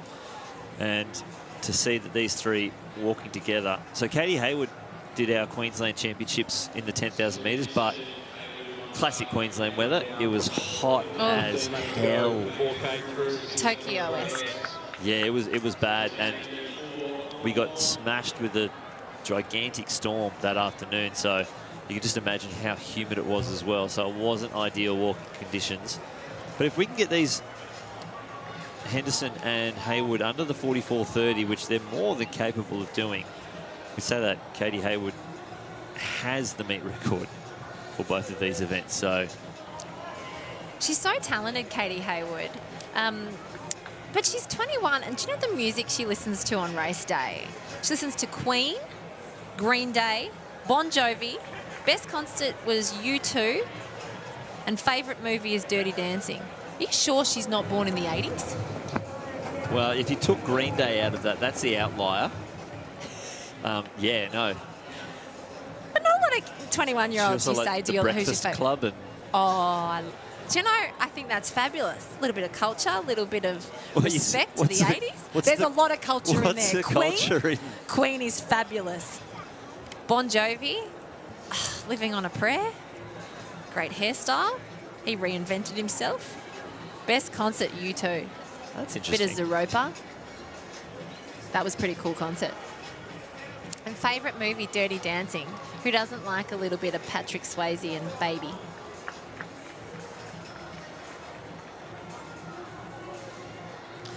She was 37th in Tokyo, Katie Hayward, in those horrific conditions for anything that was distance related. Yeah, in unfortunately, Sapporo. disqualified in Doha. Oh, now that's talking ridiculous conditions. That was pretty tough. We were trying to get from the track to the walk, which was held at about, I think, midnight. Yeah, it And was insane. There was a special bus from the track that was going to the walks. All the media were on it, photographers, everything, and the guy got lost. Oh, the no. bus driver. Oh, no. And no, only maybe one person's phone worked, and we're like, it's like 20 minutes. Why is it taking so long? And the driver, I don't know if he knew ever how to get there. We were on the Corniche. It's like the most famous part of Doha. And until someone at the back just like, mate, we're going the wrong way. And he was just in the zone of just like, oh, no, I've stuffed up. Oh, I'm just going to keep driving. And I reckon it took us 90 minutes to get from... And by the time I got there, Katie Hayward, she got disqualified about 7 kilometres in. Oh, no. We got there halfway through the 20K walk. Oh, and you went to see her. Oh, that's disappointing. It was That's yeah, it was heartbreaking. But then we went back to for the men's 20K walk, and it's kind of where they had the Doha Grand Prix. Yep. So there's this really nice seating area where you can watch the walk. It's a little bit further away from the actual course. And we were like, you know what, I don't want to stand up. Let's just go sit down. Sat down. Oh, sir, would you like a drink? Oh, would you like some canapes? Oh, my God, where have you sat? I don't know, but we stayed there all night. The entire Australia team were just sitting in this... We just sat down and we just got served hors d'oeuvres and some of the finest chocolates and dates. Doha, known for its dates. Love that story. And they were fantastic. And probably one of the best ways to watch a 20K walk. I love it. Beck Henderson's still doing all the work there out in front. They are absolutely ploughing through the field. Aren't they? This is our under 17 shot put competition. It's George Wells. We go through the field. Lee Martin, Amosia Soatini, Tyson Phillips, Angus Clues, Ben Ellis-Williams and Leyland Hempstead. Keep an eye on Amosia Soatini. He has been a revelation in this event. So his coach is David Bruce, who was or is Kolsnikov's coach. Okay, so he's Alexander? getting probably not right now while he's in Harvard. No, but was. So he guided Kolsnikov. So he's a Trinity Grammar School student. I can't hear it at all now. And he's just smashed records as he's gone through. He smashed the under-16 shot put record of Tipai Moaroa, who was a Parramatta Eels player.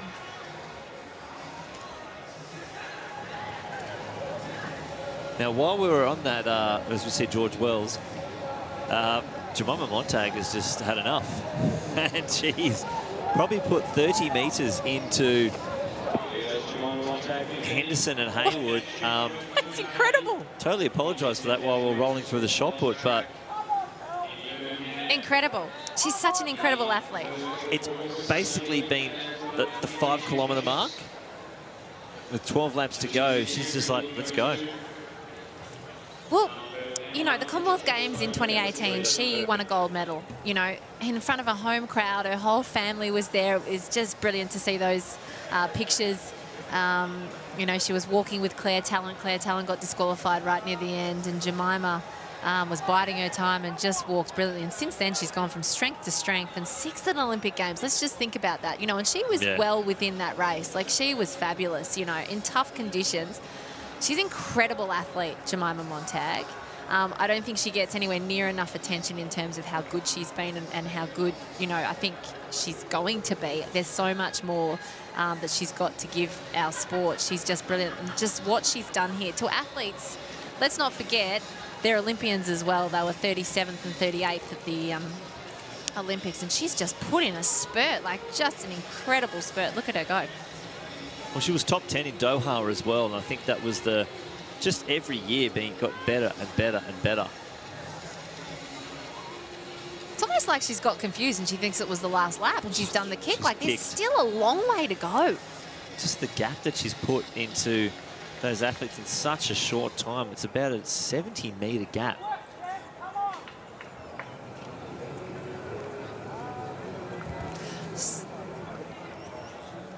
She's got great aerobic ability, doesn't she? She's also got that wonderful compact technique.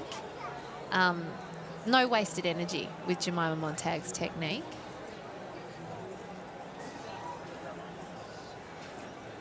And she's going through the field, like, a bit disheartening. She's just flying past, isn't she?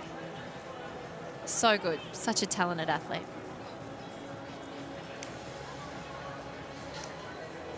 Well, the meet record for the Opens, 43-20-65.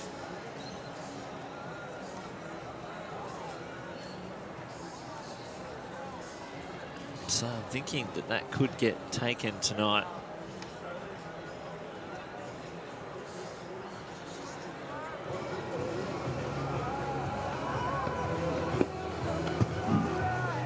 Well, she says that when races get tough, she just thinks about, you know, how grit and perseverance are in her DNA. But she doesn't look like she's doing it tough at all, does she? She just looks like she's just got this incredible ability to change pace. And I'm honestly in shock at the way that she's been able to pick this tempo up and just really gap the field.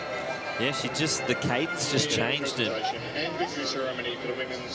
her leg speed right now is the big factor to her putting in such a big gap, and it's about 95 metres. So you see the sisters on the screen warming up for the pole vault. Women's under 18 pole vault. It should be the Rangai sisters. About 20 minutes away from getting underway with 8 athletes in that field.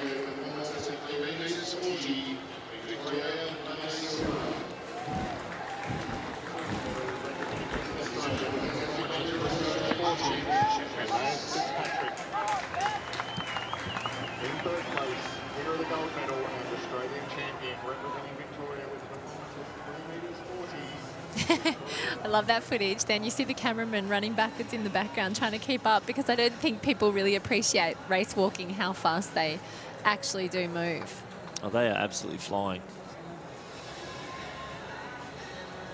Well, Sandry has actually picked up, now sitting 4th overall. She's got past Clara Smith. They have 4 kilometres left to go there.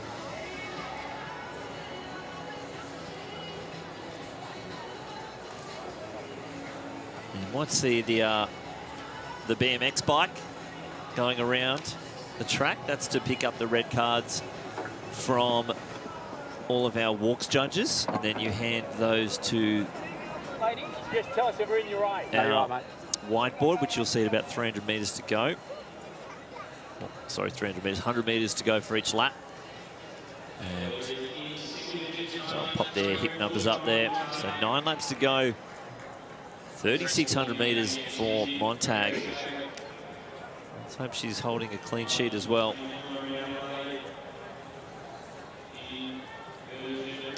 Jemima goes past Alana Pitcher,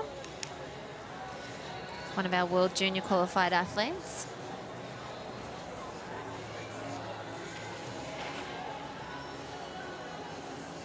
It's one of those, you know, it really is two competitions that we've got to focus on here because, you know, 2 positions for that World Juniors.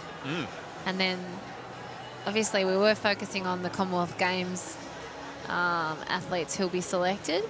But Jemima's just really blown that apart. It looks like she's going to be on the plane to Birmingham with the way that she's walking. It was this time last year where she was doing this event and she actually pulled out. Remember? Yes, yes. And she was just struggling a little bit with a few things. But since that moment, she's just gone from strength to strength. She's really worked out. You know, I know she's got a huge support team around her. She's such a clever athlete that she makes sure she puts the right people in her team around her so that, you know, mentally she's in the right frame of mind before her competition. She's worked hard on her weaknesses, and I think she's reaping the rewards from it. You know, top 8 finish in the Olympics, and look at her go here. But the World Junior Championships are an important stepping stone for these athletes, and so the juniors who've, you know, out here and they're competing alongside their idols are also fighting for those positions to be able to be selected and to be a part of that team later this year. And Olivia Sandry, she's looking brilliant, isn't she? She's another athlete that you watch the race walkers' techniques. Everyone's got very different technique, the way that they go about it. But she's a definite one to watch in the future because she's got a wonderfully relaxed technique, and she's just coming into that top bend. And she's a different build. Yeah. To the 3 open in front of her. A lot taller. Yep.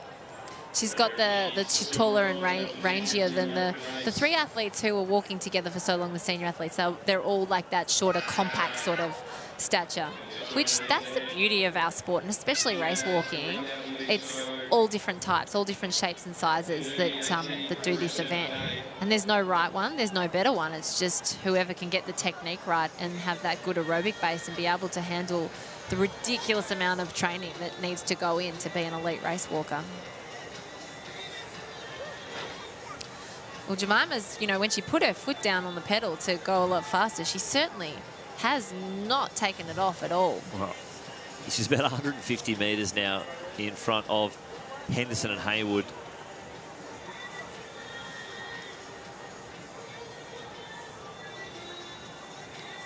And she's probably about to pick up 5th place Clara Smith at the moment. And that's just how quick she's going. Sandry is only 80 metres ahead of her, or 320 metres behind. She'd have to be in excruciating pain by now. Like, the pace that she's going at, there's no way that she wouldn't have lactic just pulsating through her body. But she still looks so relaxed on her face. You can see her glance to the side of the track, looking around a little bit. But there's no tension in her body, and she's certainly not releasing that acceleration, like that pace that she's going at the moment. She's just obviously got a great ability to walk through pain. The foot is to the floor. This is actually, apart from the wind, this is the nicest night that we've had during the 5 days here at the Sydney Olympic Park Is that because you're sitting Athletic next to me? Centre. Oh, well, of course, that's number 1 reason Okay, why. yeah, good. But also, it hasn't rained for a few hours, which is also strange for SOPAC over the last couple of days. It's been intense weather conditions. Felt sorry for some of the junior athletes out there competing in it. It was pretty incredible. So this is the point where it gets quite difficult to try and pick up where all the athletes are. It's so spread out on the track now. Obviously, we know that Jemima's winning. She's just come into the front straight. Olivia Sandry is just coming through now. That's why you've got the lap scorers, because everyone has so... I mean, this would be incredible to keep up with. 25 laps per athlete. It's a lot to write down. Well, and then to keep up with who is on what lap. Whew.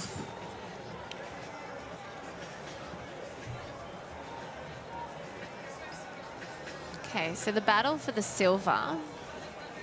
Where are they now? So Jemima's just about to go into the back straight. And they're coming around with about 120 metres to go. Okay, so she's up. She's got 200 metres on them. So Beck Henderson is still in that silver medal position with Katie Hayward just... Those two haven't really changed positions. It Nope. was Montag was tucked in behind them. Yep. And then just went. We talk about the shot put for about 20 seconds. And then it was such a gap that she made in such a short period of time that when you pointed to the walkers, I actually thought, oh, has Jemima pulled out? Because she wasn't in front and she was actually tucked behind the computer screen that I've got here. So I was like, oh my gosh, where's she gone? It is a big monitor. And I'm like, incredible, absolutely incredible.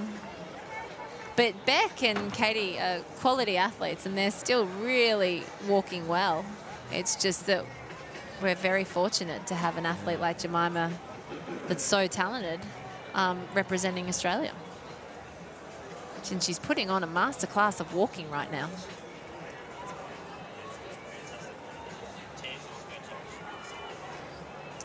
Now we've got Olivia on the screen. And Jemima, you can just see over her shoulder. But Olivia's doing a fabulous job, you know, looking at her watch, making sure that she's focusing on her own times as Jemima does the same thing. Yeah, 5 laps left to go, so 2 kilometres for Jemima Montag, 34:40.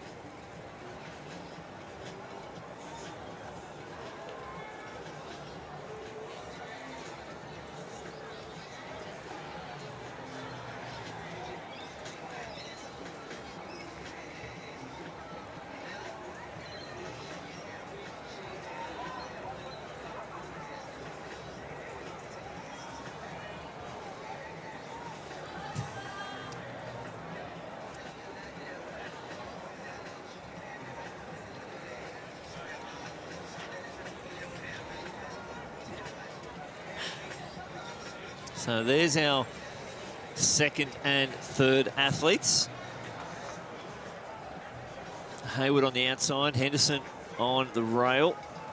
It's probably the first time that Hayward's found herself with a slight advantage. She just looked like she got a little bit of a head, but this is where it gets tricky, where they're both sort of sitting on the inside and outside and of each other, but having to move wide when they pick up another one of our lapped runners or walkers. So a lot of our walkers come into the sport in a unique way because finding the race walk, a lot of them come into Little Laths or they're doing another event or they get injured at running and they still want to keep up their training and still be doing something, and someone will suggest to try the race walk. Beck Henderson was doing Little Laths because her cousins were doing it, and in her mind a good day was not finishing last because she had no speed. And we've talked about how she was a junior triathlete and open water swimmer, so she's got incredible aerobic ability. Then they've put her into the walks and she's just been brilliant because of her aerobic ability, so that's where she found her love of it. I love that. There's actually a chance that, it's probably not a chance that she'd be able to pick her up. They just roll past Summer Millard there.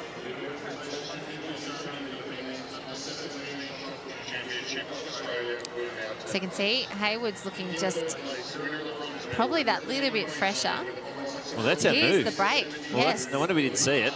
Wow. Literally. Just put the afterburners on. Look at her go. That's incredible. And that is probably that's the halfway mark there. So with 5Ks to go, so 5,050 metres. That was amazing. She just put that on. Amazing. That was a replay, by the way, guys. It wasn't. No, we wanted to see it, so we were lucky. We looked back, and that was incredible to watch again. If anyone remembers Peyton Craig's kick in the under 20 1,500 metres at about the same spot, that wasn't even gradual. Yeah, Peyton Craig's impressive junior. That was a fantastic move. Well, is he a triathlete as well? Yes, he does do a bit of triathlons. Yeah.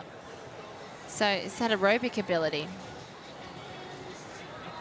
So here's the battle, but for the medalists for that open women's 10,000 metre race, you've got the clear leader in Jemima Montag in the small box on the right-hand bottom right-hand corner. But you can see Katie Hayward's really trying to put that spurt in to try and drop Beck Henderson so that she can put herself into the silver medal position. But Beck, isn't she? The tenacity that she shows, she's not letting her go. She's hanging in there. You know, we're getting down to the nitty-gritty, the business end of the race, and this is where this medal is going to be decided. And Katie's really tried to make that move to break Beck, but hasn't been able to do it as yet.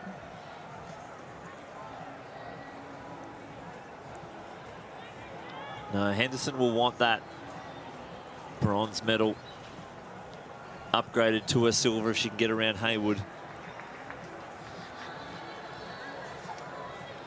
There might even be a possibility that Montag's about 300 metres now in front of these athletes.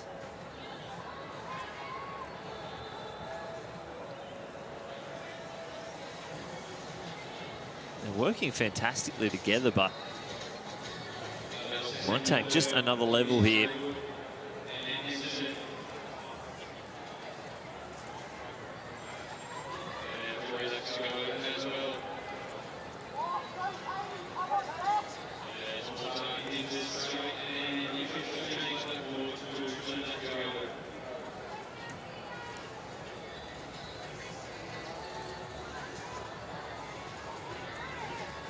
So it'll be 800 metres left to go for Montag. If you look at, so 800 metres, the national record for this by Kerry Saxby Jr., 41:57.22, which is just so unbelievable. Jemima would have to do a 2:10 800 metres to even get close to that. That just shows how fast Saxby Jr. was. She was a star of the sport, wasn't she? She was like the pioneer for the women. Like, she was fabulous to watch. Did some great things. Kerry Saxby Jr. And she was such a character on teams. I remember as a kid, as a 15-year-old, being on a Commonwealth Games team with her. She was my roommate, would you believe, in 1994. And I was so young and I was so nervous about being around the seniors, and it was hard to break into the cliques. She was just brilliant. She played snap with me, so she brought it down to my 15, 16-year-old level, and just big fan of Kerry's. Lovely person.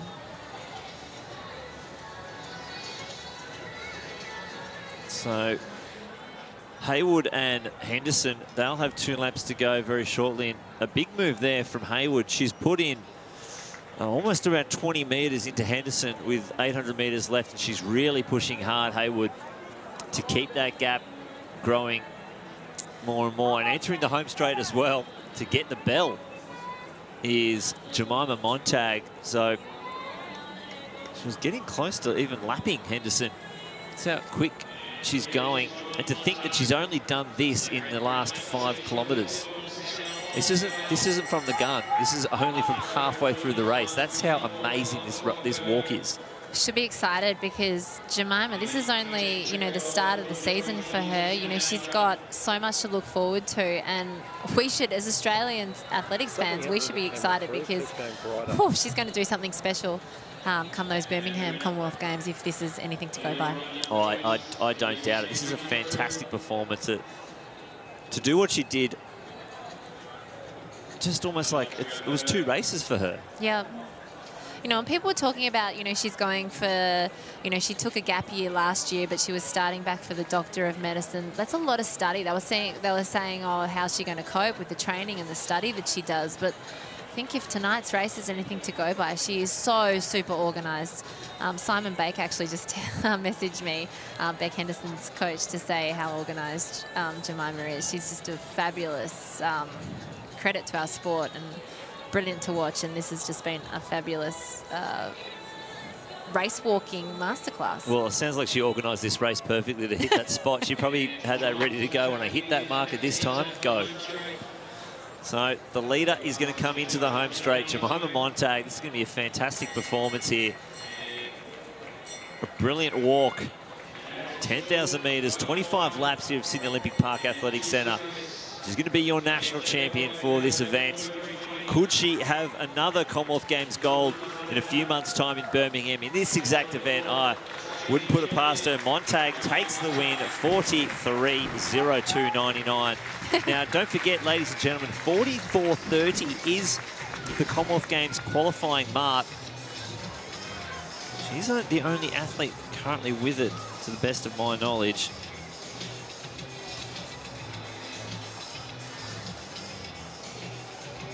We'll see if we can get Hayward. So Montag, the only athlete with that mark. Can we get the other two athletes under that 44.30? Sandary, she'll come around to get the bell there.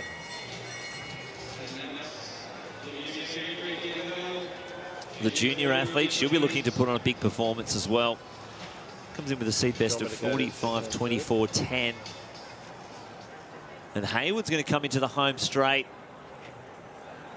And I think we might have Hayward and Henderson with 100 metres left to go and 40 seconds to do it. Well, 30 seconds to do it, actually. It could be close. Henderson really needs to throw down the afterburners on this one if she can get there. But I think Hayward's going to have clear Commonwealth Games qualifier for her.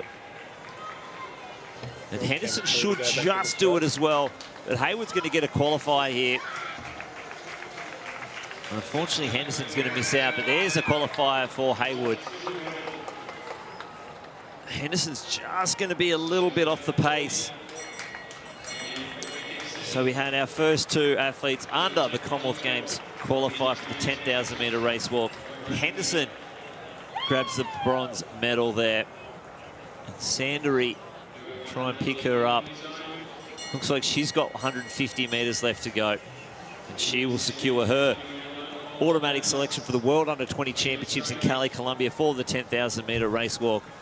The youngster from South Australia, fresh off the World Race Walking Cup in Muscat, Oman. Much cooler conditions here than it was in Muscat. Sandary will take the Under-20 gold and Under-20 title back to South Australia. 45.28 for her. So some fabulous walking from the young athlete. Well, Beck Henderson, I hope she's still proud of that effort because, you know, medalist at the National Championship, but she really did a lot of that work this evening. You know, early, first 5,000 metres, she led it. You can see her, all the girls there. Like honestly, the community in the walks is just, it's so tight. You know, around the states, they have race walking Facebook pages, and they all keep in contact, and they all cheer for each other, and they all put each other on the pedestals, and it's such an uplifting community. And you can see them all making sure that they're all okay, congratulating each other. And so they should. There was some fabulous performances this evening, and all the athletes, all the women that are still out there on this course are just pushing their bodies to the extreme, and it's just an impressive thing to witness. That was Clara Smith, fifth athlete to cross the line.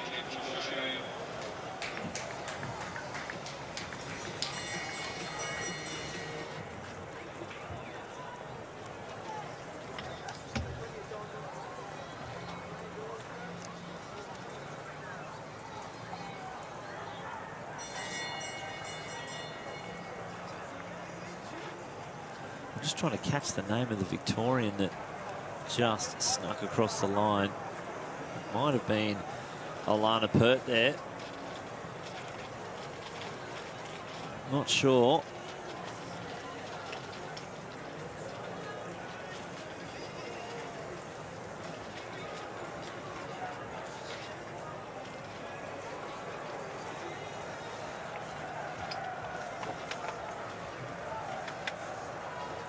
Down the back straight, we do have our Para men's long jump competition soon to get underway.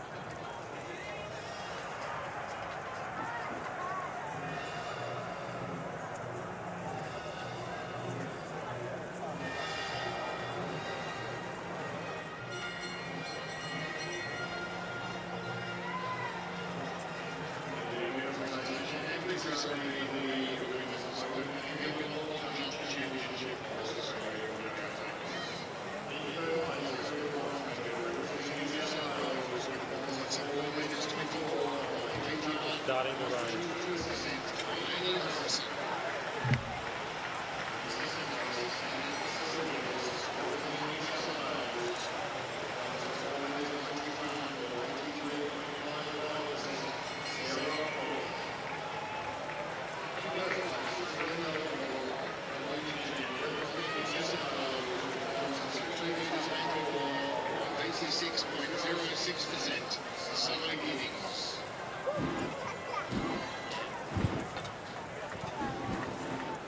Well, the skies have just opened up.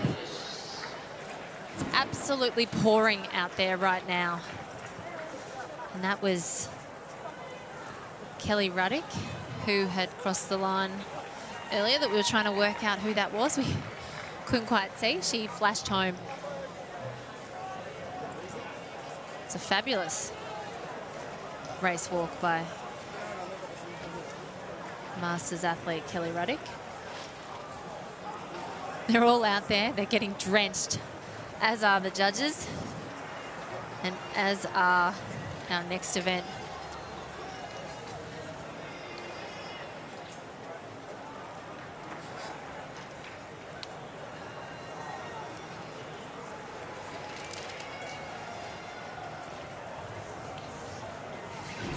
Men's long jumpers.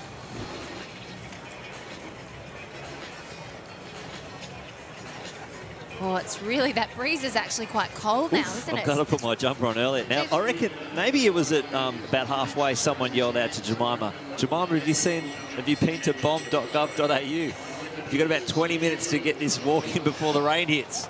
Maybe that's And she's like, it. "I've got to get a wriggle on. Marge, the rains are here." And she just threw it down. Oh my goodness, this is incredible. I didn't even notice it was here. I was trying to print out some start sheets. Wow, we've got some 100-metre finals that are about to start as well. And what about those poor athletes on the back straight for that men's long jump? Oh, it's Ambulant final. This is, Oh, this is incredible. It's absolutely dumping. And I did say before, it's been a while since we had any rain here. I think I've put the jinx on it. Oh, it's your fault. Look, I'll take it. That's fair. I tell you, we'd love to get Jemima up here because that was an incredible walk.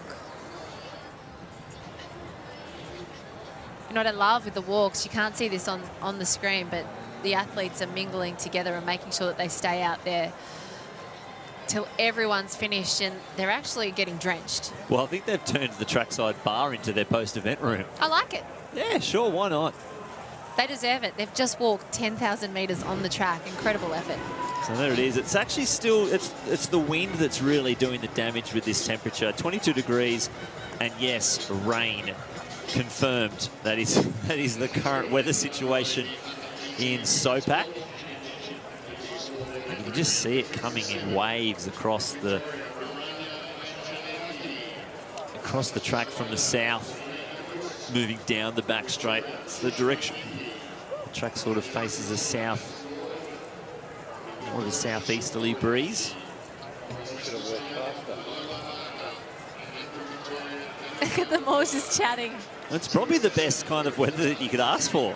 Social occasion now. Yeah. Done your hard yards, now you just get the social occasion catch up. I love it.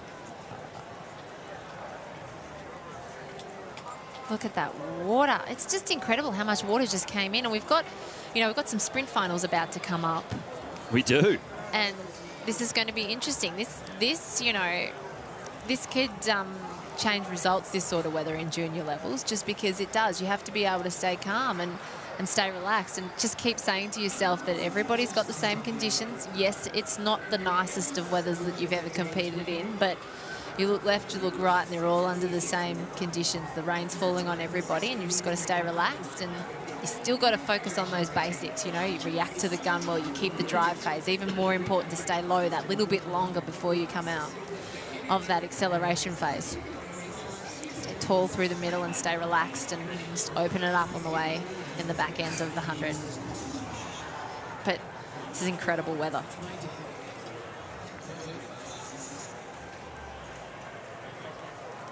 So I think they'll have to hold those long jumpers for a little bit and hope that it's going to pass a little bit, because it's probably just at that point where it's just a little bit dangerous out there. But as I say that, it looks like they're on the runway. Yeah, and our first 100-metre finals making its way around the back straight as well to get marshalled into this 100 metres. Hopefully that the sun during the day has kept enough warmth in the track that, look, there might still be something there. The top's obviously going to be pretty cold. You see the bell get rung for a few more of our athletes. But we'll go through the start list on that long jump down the back straight. We've got Joshua Lush from New Zealand, Nicholas Hum, the bronze medalist from Tokyo Paralympics, Lindsay Hendy of Queensland, Blake Carr of New South Wales, Jack Netting of South Australia, Blake McGuinness of Queensland, Braden Davidson of South Australia, Leighton Lloyd of New South Wales, and the fan favourite for me, Ramon Lewin from the Northern Territory. There are 2 athletes here from the Northern Territory.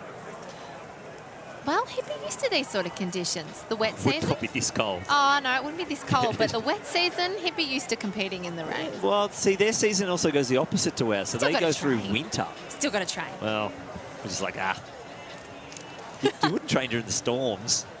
Oh, this would be come 5 on. times worse, and it would last for half as long. And then be like, all right, let's go back outside. Nicholas Hum, he went to those Paralympics. He was 5th in Rio and then went to Tokyo. And his daughter, Holly, was born 2 days after he arrived in Tokyo. Oh, he came back with a bronze medal. What a present. How good's that? And then he's got to make sure he answers correctly. What was your highlight of 2021? My bronze, my child. I mean, sorry. My Brea baby.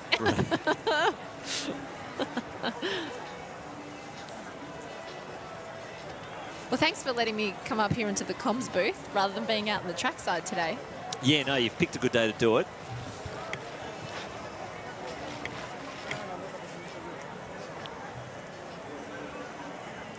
It's incredible.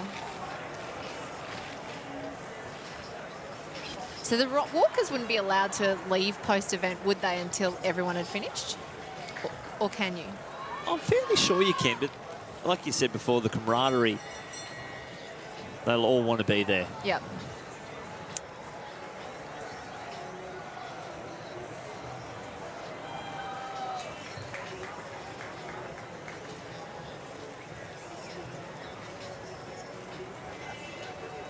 So we're going to go to a quick ad break. We'll be back with plenty more action here at the Sydney Olympic Park Athletics Centre.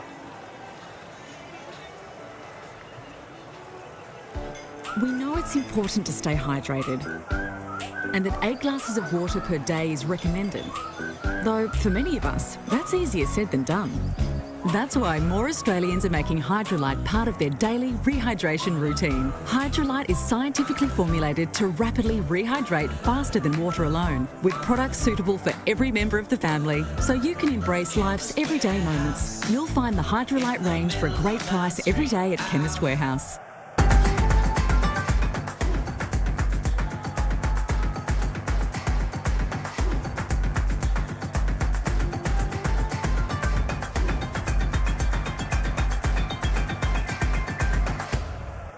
Play for Oz. The next world champ. Dunk like a beast. Hope you paid your Wheat Bix. New Honey and Golden Oats Wheat Bix.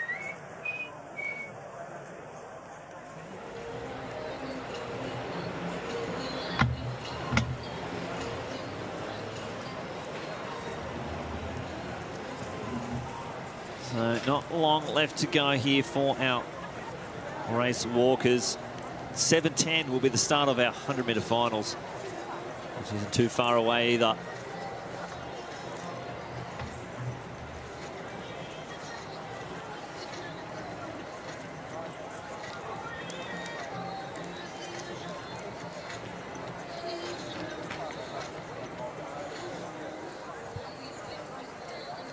So they're bringing the sprinters out onto the track, but they're then taking them off the track so that they get some cover down there at the 100-metre start. It's definitely unique conditions. Yeah, they're making their way into the tech shed. Just down near the 100-metre, the tunnel near the 100-metre start area. And the athletes have been in there, not the sprinters anyway, they're not checking in implements. No. So It'll be their first time under there. It's actually a bit of space underneath the grandstand. And there's about our last few walkers, so I have been told that they can't leave the finish line area because the chief walks judge does need to come in and collect the cards and any of the disqualifications, so they do need to stick around in the area. Okay, so they do have to stay. I like it. I have my sources. No, I love that you found that out for me. Thanks. You're like a sitting encyclopedia book. Okay, so 1 lap to go in this race walk. Just in absolute awe that these athletes have been out there walking in every condition that you can experience.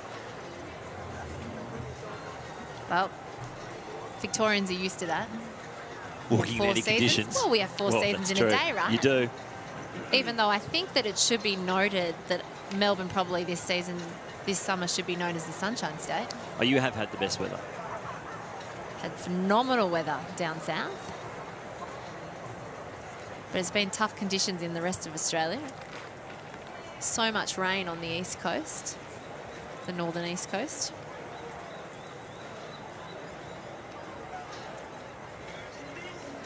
That last downpour of rain got incredibly dark, didn't it? So quickly. Well, yeah, it got so dark so quick that the lights just hadn't had time to warm up. So we kind of were stuck in a little bit of a very dim setting. Nope. I'm trying to see what's going on still. I think the women's pole vaulters are still out there, which is, we were talking about the senior athletes who've at least had some chance to get used to different conditions, but this is incredibly tough for those women under 18 pole vaulters.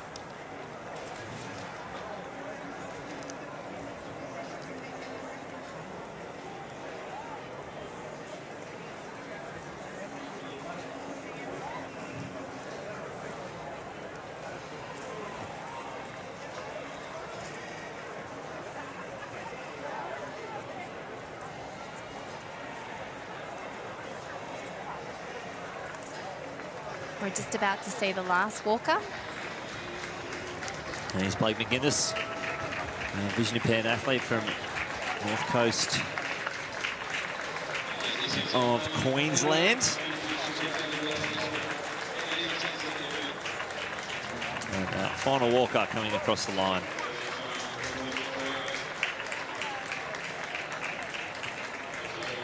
That's Claire Samana. Great effort.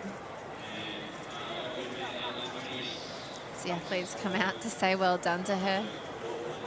She's gives them a smiles. It's almost like telling your competitors, I survived. Yep, we did this together. We made it. After 4 100-metre races. And there's Braden Davidson in the long jump. It'll be Leighton Lloyd and our Northern Territory athlete, Ramon Lewin, next to go. But here comes our girls' 100-metre final for under-17s. The first of our 100-metre finals here. 4 to go, under-17 and under-18, women and men. And then the cherry on top of what is day 5, the men's under-20 open 10,000-metre race walk to finish off the day. Well, I'm looking forward to seeing how Olivia Dodds goes in this one. We can see her in the black uniform. 3 from that left, setting her blocks up. And she's had a fabulous season this season, coached by Lynn Foreman there in WA. She's got 11.78 personal best. There she is on the screen. Her mum, Lenice, was a hurdler and sprinter. She's following in her footsteps. She says the 200 is her favourite event. Judging by the way she won that heat and how she came out then, she is in ripper shape for this 100 metres.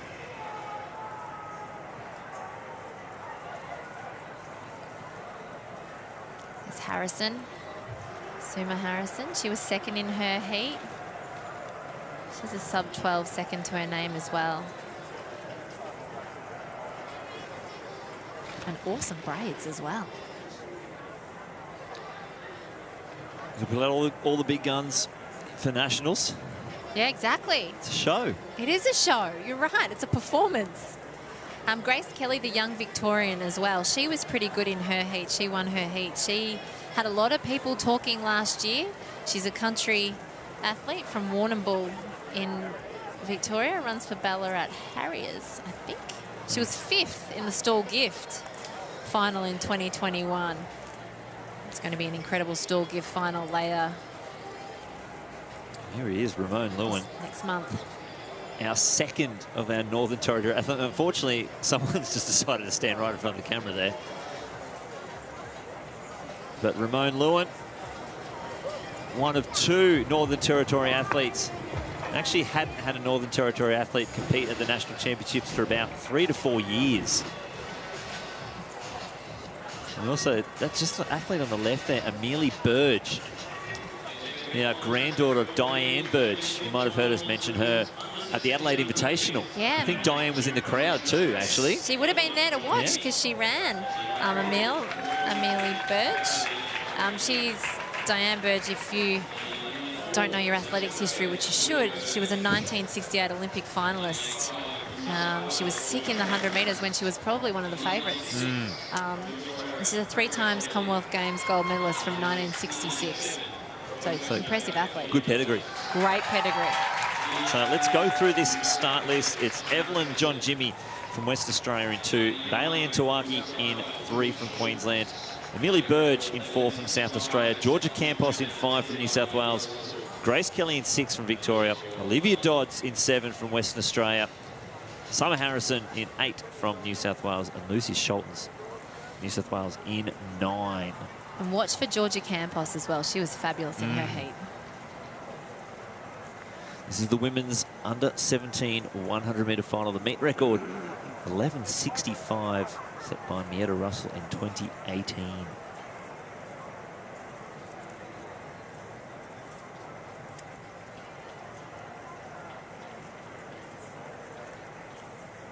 Oh. They've been stood up. A bit of nerves. It kind of looked like... The situation might be there. A couple coming up and down into set. Yeah. Talking about famous parents in athletics, Mietta Russell, who holds that meet record, her mum was Sharon Stewart. Oof. Super fast 800, 400 metre runner back in her day.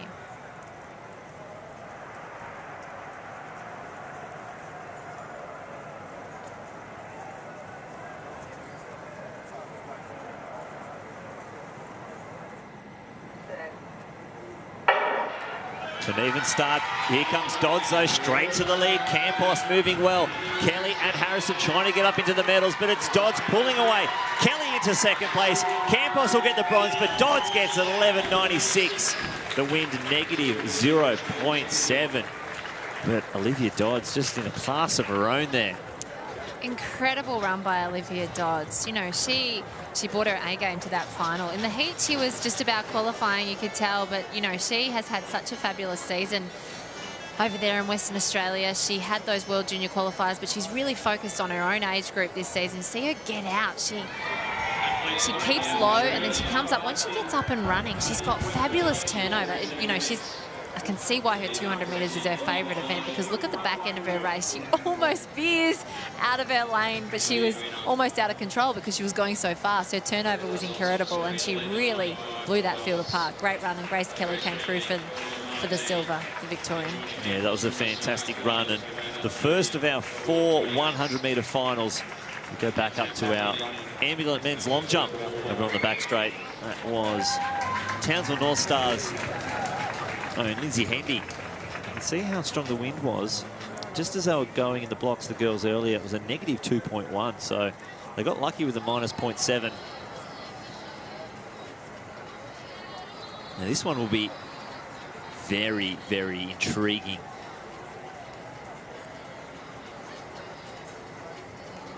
You're looking forward to this one, aren't you? Yeah, there's 5 New South Wales athletes in the middle of the field.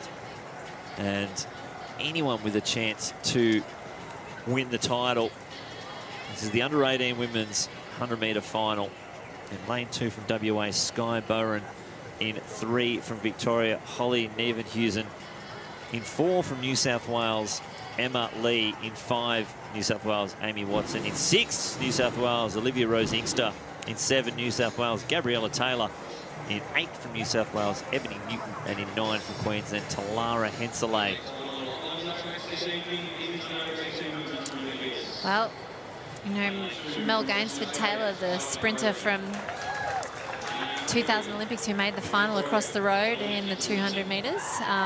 She'll be watching this race with great interest. She coaches a couple of them, and one of them is her daughter there in lane 7, was a fabulous junior athlete. She's still a junior, but a couple of years out of the sport with a ACL from playing netball, and she's back, which is great to see, but it's going to be hard to go past Olivia Rose Inkster, isn't it? Well, she has already tested herself against the under-20s this week. She's actually the Open champion for New South Wales as well at 17. Yep. Where she dead heated, I think, with Monique Quirk at the New South Wales champs. To the 1,000th, couldn't be split.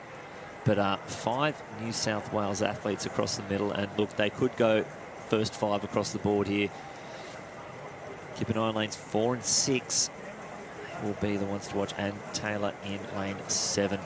The women's under 18 100-metre final.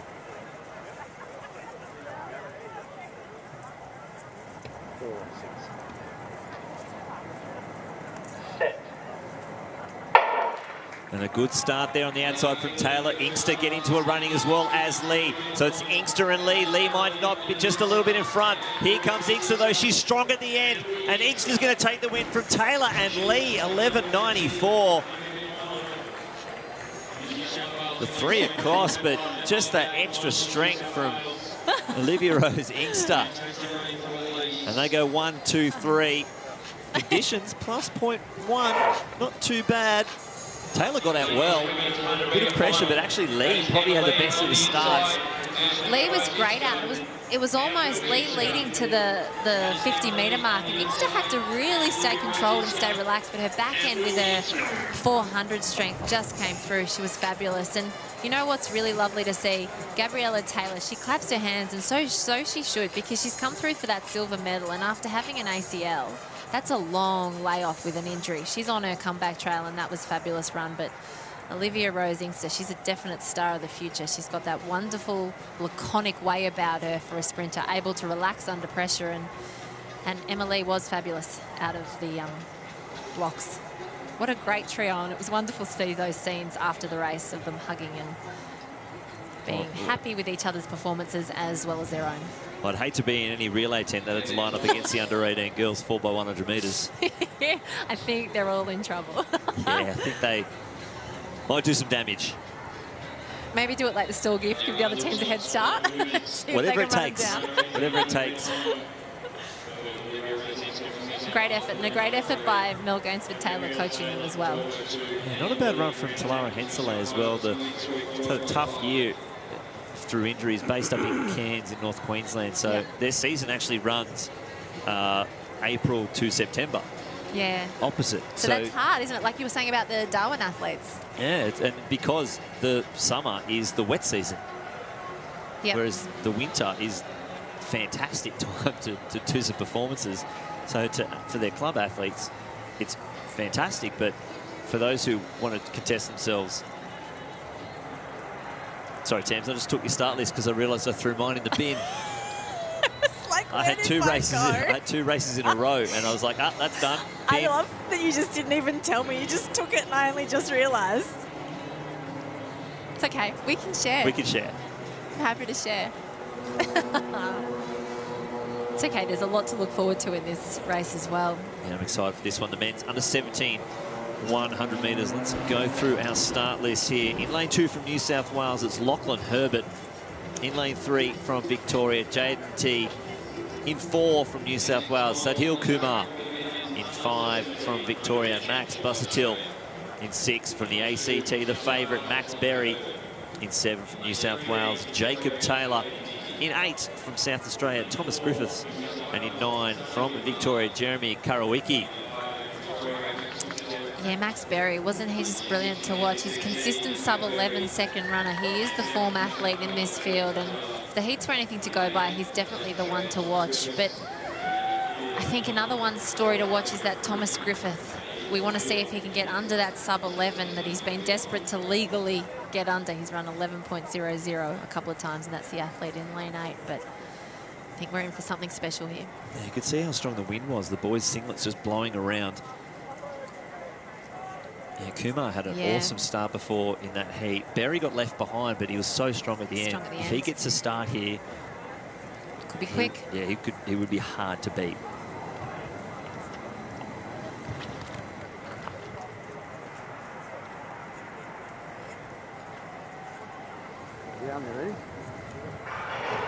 Well, he definitely got a fly, but on his outside, Taylor did as well.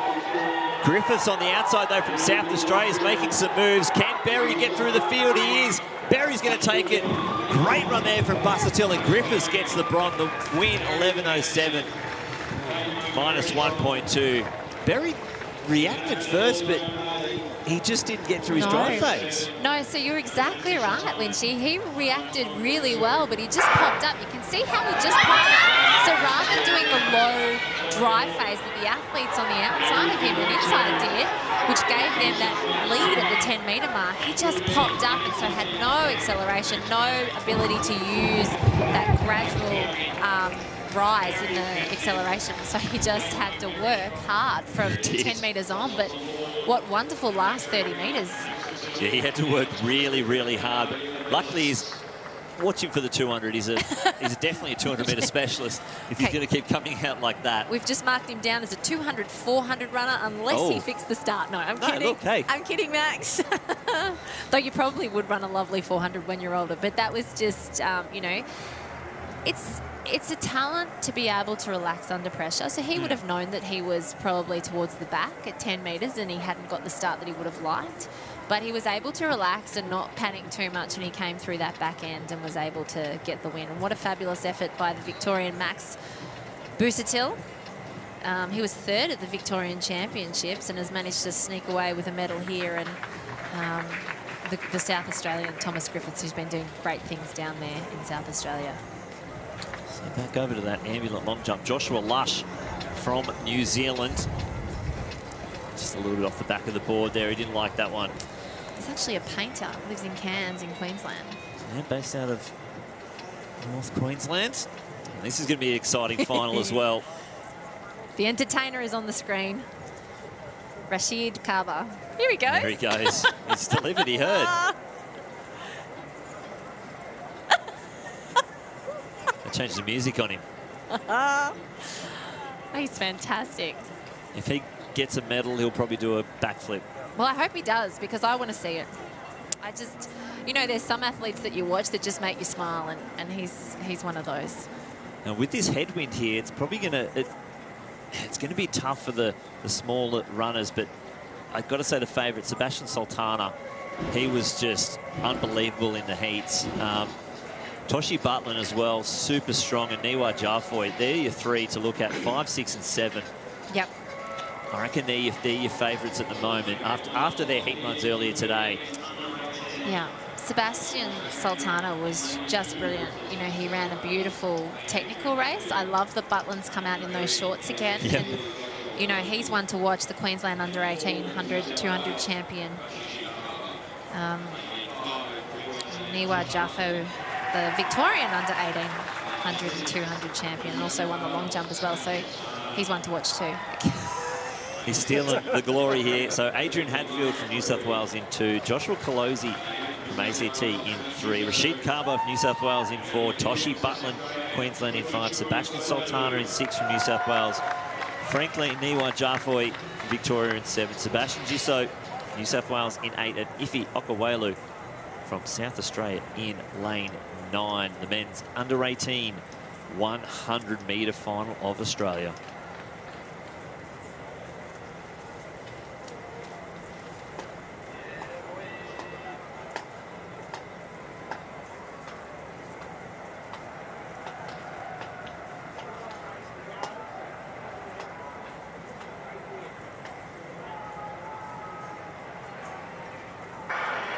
Away here, Toshi Butlin getting a good start, as well as Kaba for what? For Sultana to get into his running. It's Sultana in front. Kaba's in front though. Kaba's going to take the win if he can hold on. Sultana gets it on the line. Carver, and then Butland, the win 2.9. Rashid Carver put them under pressure. He did. Like, it was an interesting race to watch because Sebastian Sultana actually reacted and did a pretty good drive phase. It was just that Rashid Carver, with his relaxed way to come into the race, you can see he actually didn't get out as well as Sultana. Sultana reacted and was brilliant out of the blocks. He was fantastic. Then he had to work hard because Carver's middle phase of the race was just sensational. And he did enough, Sultana, to relax through that back end and take that win. But I think that the three lads who crossed that line in the medal position should be very happy. And we can see that Rashid Carver is very happy with his silver medal. Oh, there we go. Hey! Knew it was coming. No more. Brilliant effort. What a race there. Sultana doing enough. You can just say just how much the conditions have changed. Sultana ran 10.61 at the start of the week. Yeah. And then he's just barely dipped under the 11-second barrier there. But it's a championship. It's just about, you know, taking the win and getting that medal and to compete under all those different conditions. You can see the changes, how much they affect that time. That's why you focus on the medals. Oh, that's a nice hug. Nice to see the women and the men celebrating after the race. Gabby saying, they get their moment.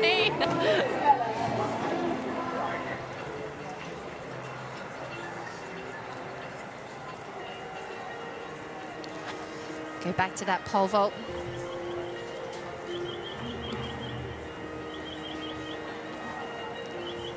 WA athlete Layla Barker.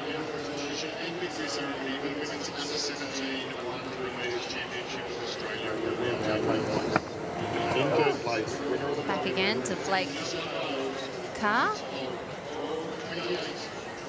And that ambulant long jump. Winner of the silver medal, representing Victoria with performance of 12.19, Grace Kelly. Third place, winner of the gold medal, and Australian champion, representing Western Australia with a performance of 11.95, Olivia Dodge. Jack Netting from South Australia now taking his attempt.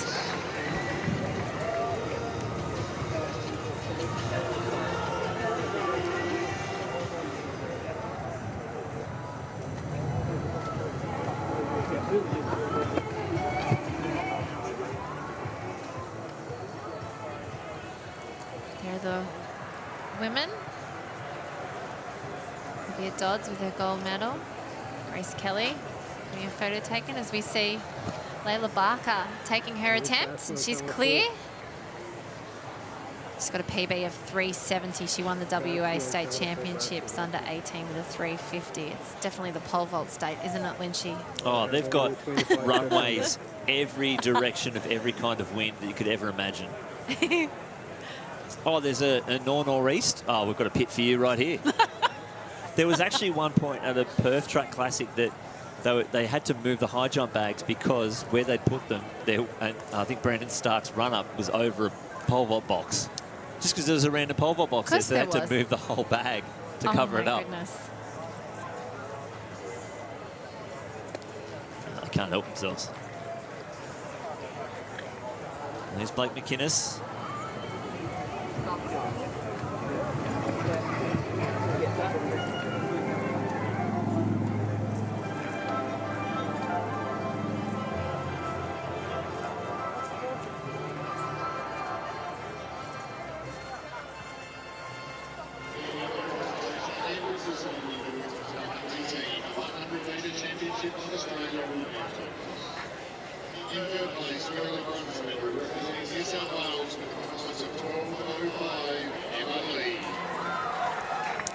See these, they're quick with the turnaround of the medals, presenting themselves the medals.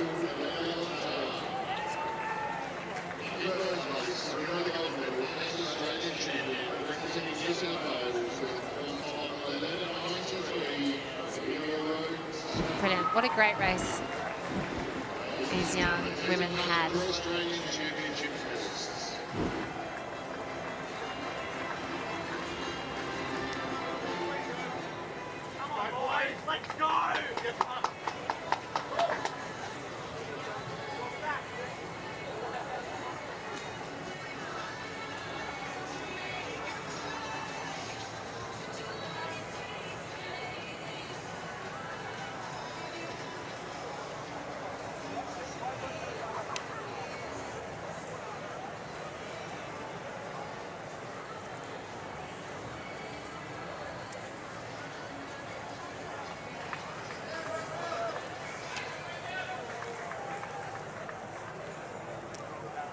of the sisters.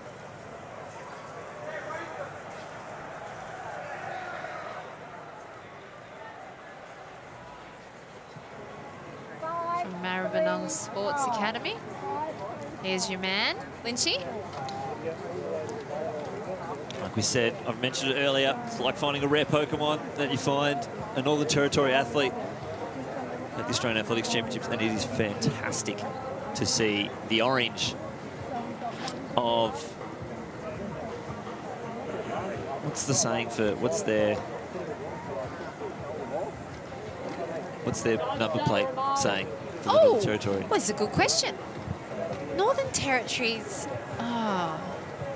See, they changed them quite a lot, because surely it has to be the Outback, something about the Outback. The Outback State?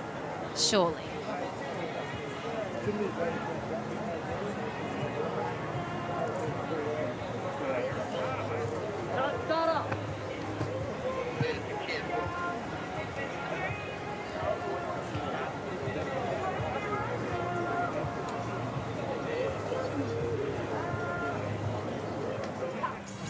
I reckon it says Outback Australia.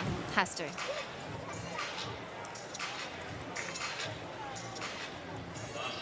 Well, here we go for the last event for today's program.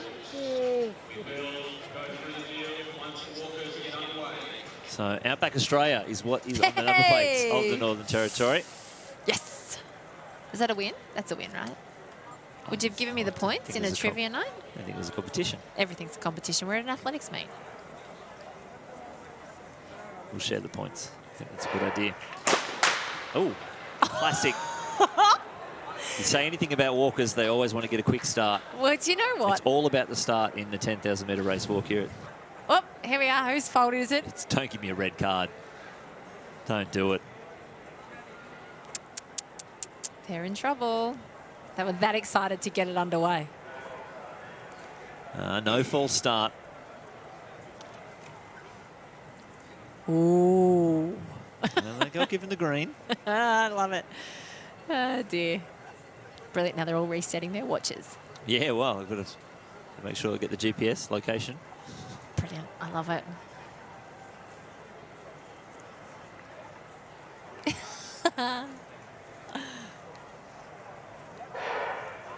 There we go. So let's go through the start list. It is our combined under-20 and opens event. In the under-20s, it is Raven Pider in 2 from New South Wales. In 1. In 2 from New South Wales, Riley Watman. In 3 from Victoria, Fraser Saunder. And our open athletes in 4, Jack McGinniskin of New South Wales. Ridian Cowley of Victoria in 5. In 6, Tim Fraser from the ACT. In 7, Matthew Brenegis from South Australia. In 8 from Western Australia, Benjamin Reid. 9 from New South Wales, Dylan Richardson. In 10 from Victoria, Kyle Swan. In 11 from New Zealand, Quinton Rue. In 12 from New South Wales, Tyler Jones. 13 from Victoria, Will Thompson. 14 from New South Wales, Carl Gibbons. In 15 from South Australia, Tristan Camilleri. And in 16 from the ACT, Mitchell Baker. It's getting a bit dark back here in the booth. I've resorted to my phone light to read my notes. Tamsin can't see her notes. Hey, I'm getting older. Like, I'm trying my hardest. So Declan Tingay is not walking in this competition, so he's the one that's missing out. He had a fabulous Olympics, the West Australian, and he was brilliant in Oman as well, where he finished 10th. Incredible talent coming through, Declan. So fingers crossed we see him out walking for us again soon. But Kyle Swan, Olympian, is in this race.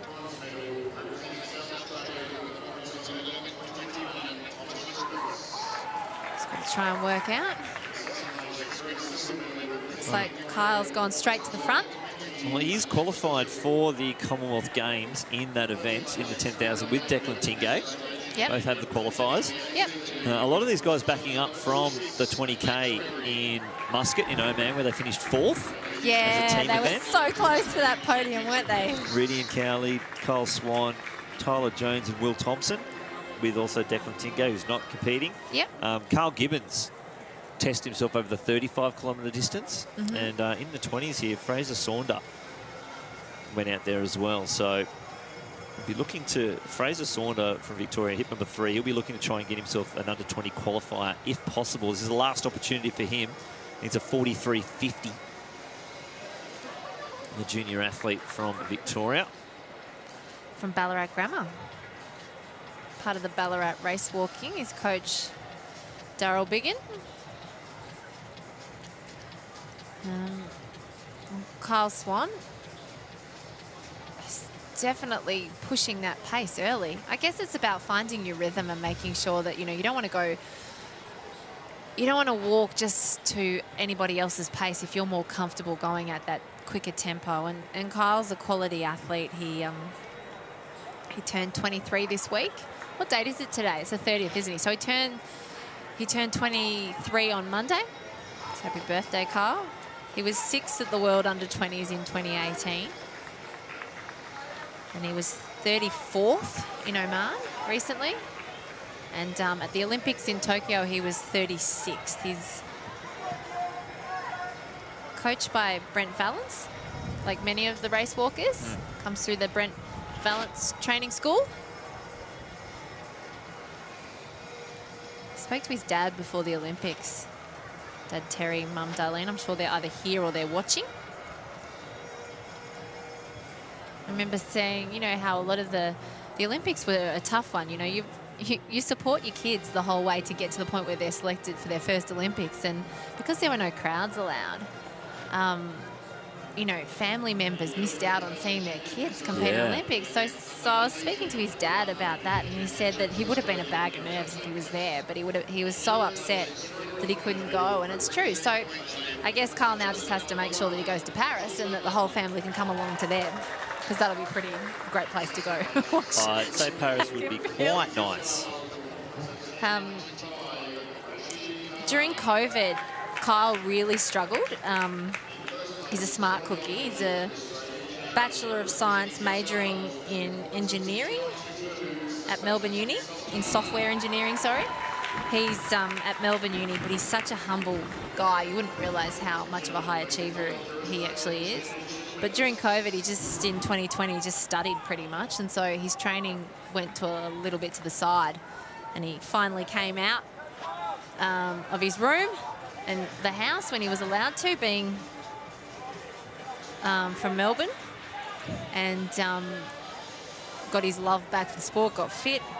And it was almost a shock that he made those Olympic teams, like, because it was, you know, it was pretty hard training through COVID as a Victorian athlete. Don't doubt it. You know, there was a stage there where you could only go 5K. You couldn't go outside a 5K radius. And so that makes it pretty tough if you're a distance athlete. What I like about Kyle and his race walking is he has a plan and he always sticks to it.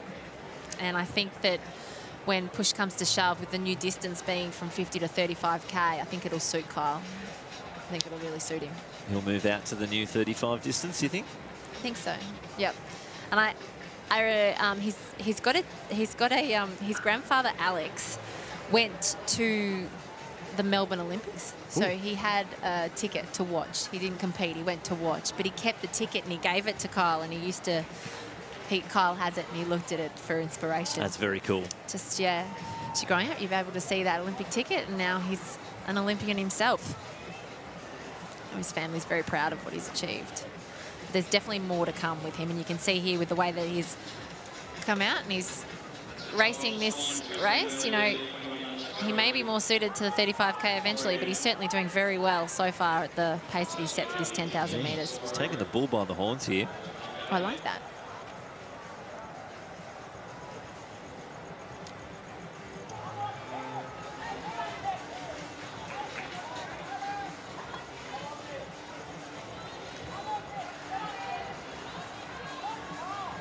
Should we request the bigger hip numbers? Oh, mate, they are impossible, aren't they? We're doing our best. Seriously. And it's so dark. So tiny. I've literally got the phone light on to try and see everything. Oh, I can definitely pick up. It's Quinton Roux, the New Zealander, sitting in 3rd place. Well, and he's a quality athlete. Well, yes. He was 18th over in Oman in the 20K and 16th in Tokyo in the 50K. Yep, and In Rio, he was 12th in that 50K. He was disqualified in the 20. And in the Gold Coast Commonwealth Games, he was 5th. He's 37 years of age. He's a physio, 3 times Olympian, coached by Brent. Yeah, and I thought that was Will Thompson just in front of him. It was definitely not Rydian Cowley. No, it's not Rydian. No. So Quentin Rowe was a runner until he had an Achilles injury in 2007. And he missed running, so he took up race walking in 2009. He thinks that the race walking is one of those competitions where you can see who wants it the most. Like, I love it. It's such a hard sport to do that it's pretty much about you just got to get that hard training in. Well, There's no other way around do an it. event like the 50K, the longest event on offer, or that was on offer. Yep. It's unbelievable that the hard yakka that you have to go through, and some of the conditions that they get put through in a 50K. You're out there for over 3 hours. Unbelievable what they go through. So he said that the 50-kilometre walk is the competition to see who works the hardest. I like it. Yeah, and that's pretty true, isn't it? Yeah, 'Cause yeah. It's one of those things where, why do you choose to do a 50 kilometres? Well, actually, if you look at it a different way, if you're one of those people who just happy to work so hard to achieve your goal, well, that's your person. It's almost, why do you only choose to do the 20? Oof. He was doing both. Soft. Yeah. 70K's worth of walking. I love it. And still out there, you know, when you see someone who's still competing in the sport, that's been at the highest of highs within the sport, you know, we just mentioned 3 times Olympian, he's 37 years of age and he's still competing on a global stage. You know he loves it. Oh, yeah, 100%. And with these endurance athletes, you tend to be able to keep going. And obviously, the impact of on his Achilles hasn't been a problem. No, it's interesting. A few athletes have taken it up through injuries from running. The rain has just kicked back in again. Not as heavy as before, but it's probably windier than it was before. It's going straight into their faces as they come down the home straight. I feel like it did us a favour and stopped for the 100 sprints, and it's just giving them just that little bit of coolness while they're walking. Apart from the wind, The wind's a killer. maybe perfect walking weather. It's cool. But, yeah, no, this wind it's blowing straight down the back straight. I'm telling you, it's getting them ready for Birmingham. Yeah, it's a good call. It's a very good call. Yeah. Yep. It's just the season of you got to prepare for what's up ahead. So, you know, last year it was the heat of battle, and for these guys, you know, Doha was just incredible. Well, it's likely to be hot in the middle of Eugene as well. Yep. Knowing the summer that they had last time, it was horrendous how hot the conditions were there.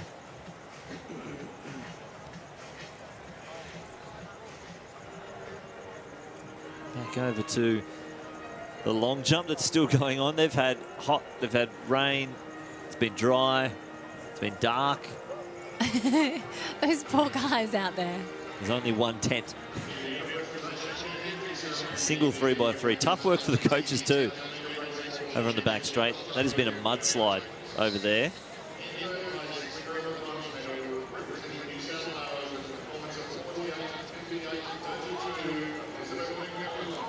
Carl Swan's going to have to do most of this race on his own if he's going to keep up this tempo. And so Rue's now gone around Thompson to sit in second place outright. They might be just working together to get through this 10,000 metres.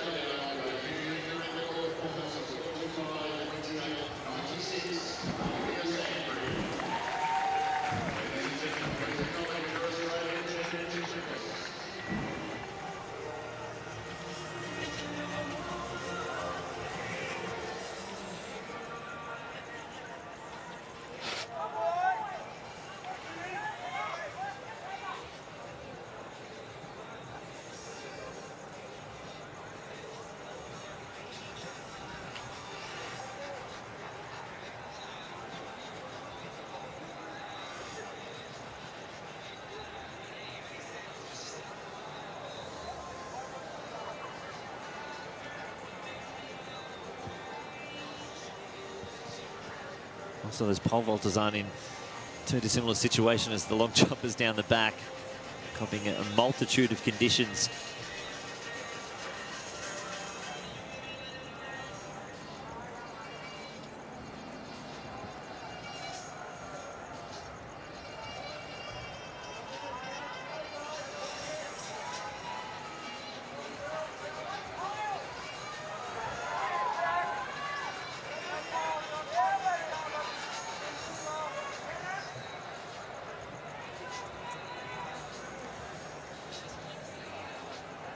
So that chase pack led by Tim Fraser, sitting 4th overall, third Australian though from the ACT. He's got a big train of athletes behind him. Now that's Carl Gibbons in the glasses. You can see Tyler Jones just at the back of that as well. Looking at this, I don't think Riddian Cowley has gotten out there. No, I can't see him, which is such a shame, but it is pretty short a distance, you know. He focused on that 50 kilometres in Tokyo where he was just brilliant. I mean, you talk about the conditions being tough. They were super tough for that 50 kilometres, and he was 8th and walked incredibly. He was certainly heroic with how he went about his competition over there in Tokyo. What about leading into Tokyo?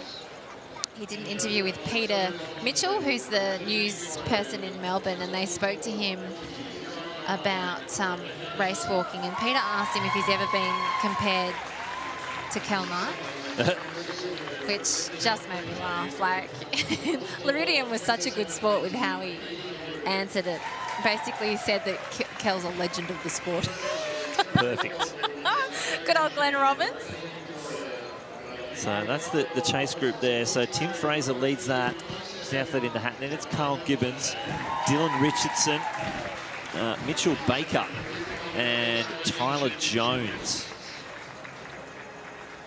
He's just falling off your screen there. So there's Tyler Jones at the back. Yep. And there's the girls getting their medals. Jemima Montag, Katie Hayward, and Rebecca Henderson.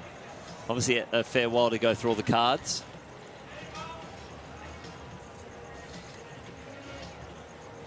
It's just such a super impressive display of walking by Jemima. I'm so glad we got to see a replay of that kick. Yeah. It was next level. It was epic. It was fabulous. She's in shape. She's, you know, you could be excused after having such a fabulous Olympics to take your foot off the pedal a little bit, but she has just stepped it up again. Looks like we might have lost one of our athletes, a South Australian. Looks like it might be Matthew Berniges or Tristan Cavalier. I'm just trying to see the number on his chest. Yeah, he looks to be struggling just a little bit, doesn't he? I think it's... Is it Matthew? Yeah, it's definitely Matthew Berniges. Unfortunately, we have lost him, the South Australian, from the race there.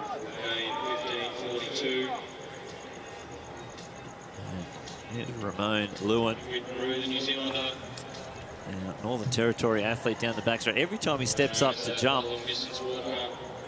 a man in the raincoat is right in the way. Plenty of screen time.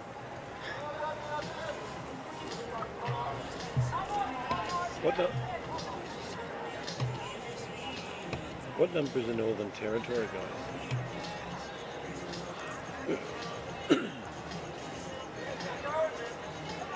Ramon Lewin in this ambulant long jump competition.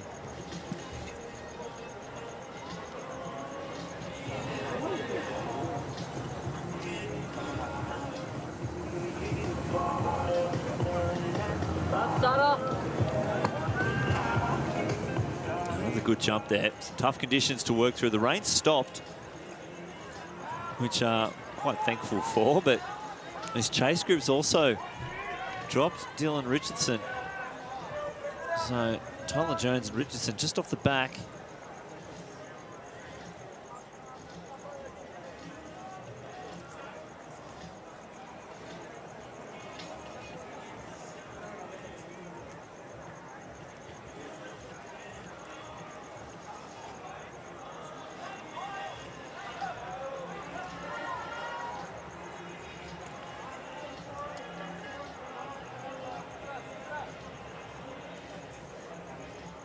So Kyle Swan is just really grinding through this race. Quinton Roux has made the move and he's left Will Thompson behind. And we expect Roux, who's so good over the 20 and 50 to kilometre distance, not to be so quick out of the blocks, but he would have to walk something pretty spectacular to get himself a New Zealand Commonwealth Games qualifier. I know they're quite difficult with such a small team on offer. For example, Zoe Hobbs, the 100-metre runner, ran 11:15, which is exactly the World Championships qualifier. And they're the hardest qualifiers that have been around probably, well, since the Olympics have been around. These qualifiers are the hardest. She got it exactly on it. Yep. But she only got a Commonwealth Games B qualifier. Oh my goodness, ridiculous. So they're quite hard. It's just, I wonder if they fought for more spots, quota spots. Because I know Australia did. The problem is it gets harder because so you don't send many teams. So the next time you don't get as many quota spots, then you don't send them. So then you get less, and you're just in this backward step of losing spots. It's not good. How are you supposed to inspire the next generation when the incredible athletic feats of somebody like Zoe Hobbs, who's breaking national records, isn't getting rewarded? I mean, she already had the disappointment from last year with Tokyo. There was athletes on that New Zealand team that could have been picked and just weren't. Like, it's, I don't like, I don't like that. I think that if an athlete's good enough to be picked, they should be picked, because what else do you have to offer a lot of these track and field athletes other than the chance to represent their country, because they're the best in the country and they earn their spot. Good tissue. I do enjoy watching these sisters compete in the pole vault.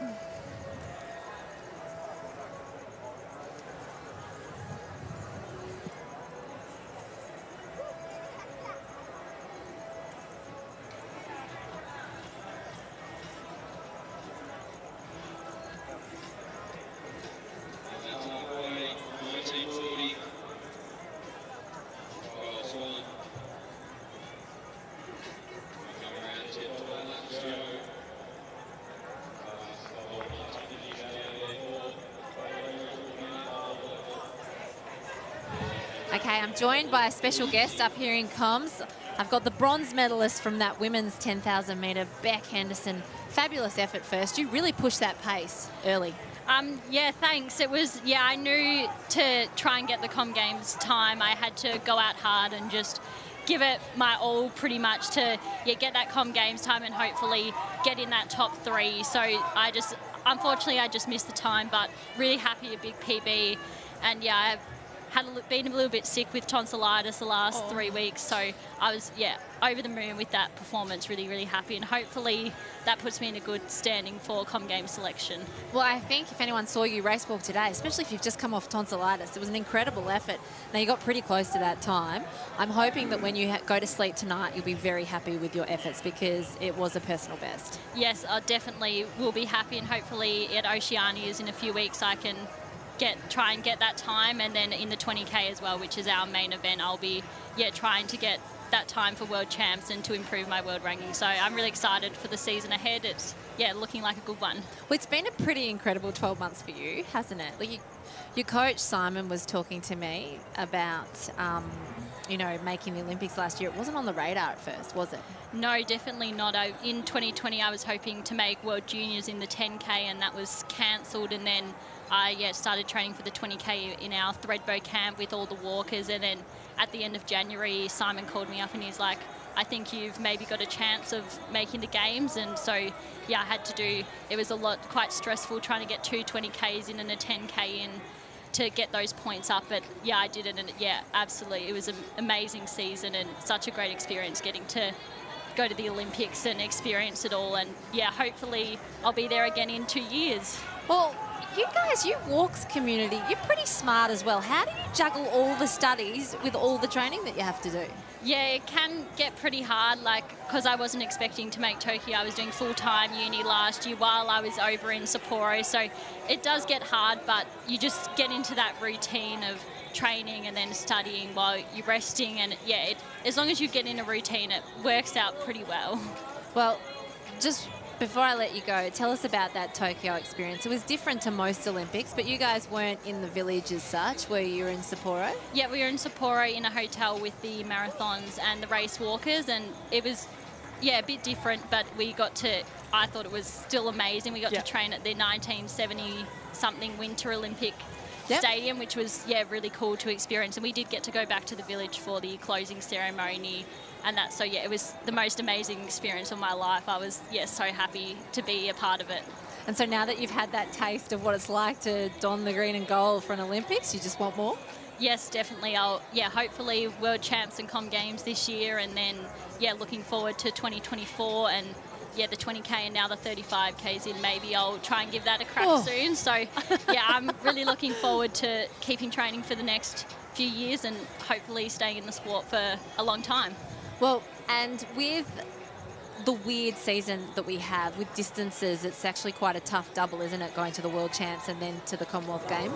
Yeah, I think with the 20K we have exactly 3 weeks between, so that is plenty of time. Obviously with the travel that will be a bit hard, and haven't been able to travel that much for races as I'm still quite young, but I think 3 weeks should be plenty of time between the 20 and the 10 to go over. So yeah, I'm really looking forward to it and getting some more experience for the future.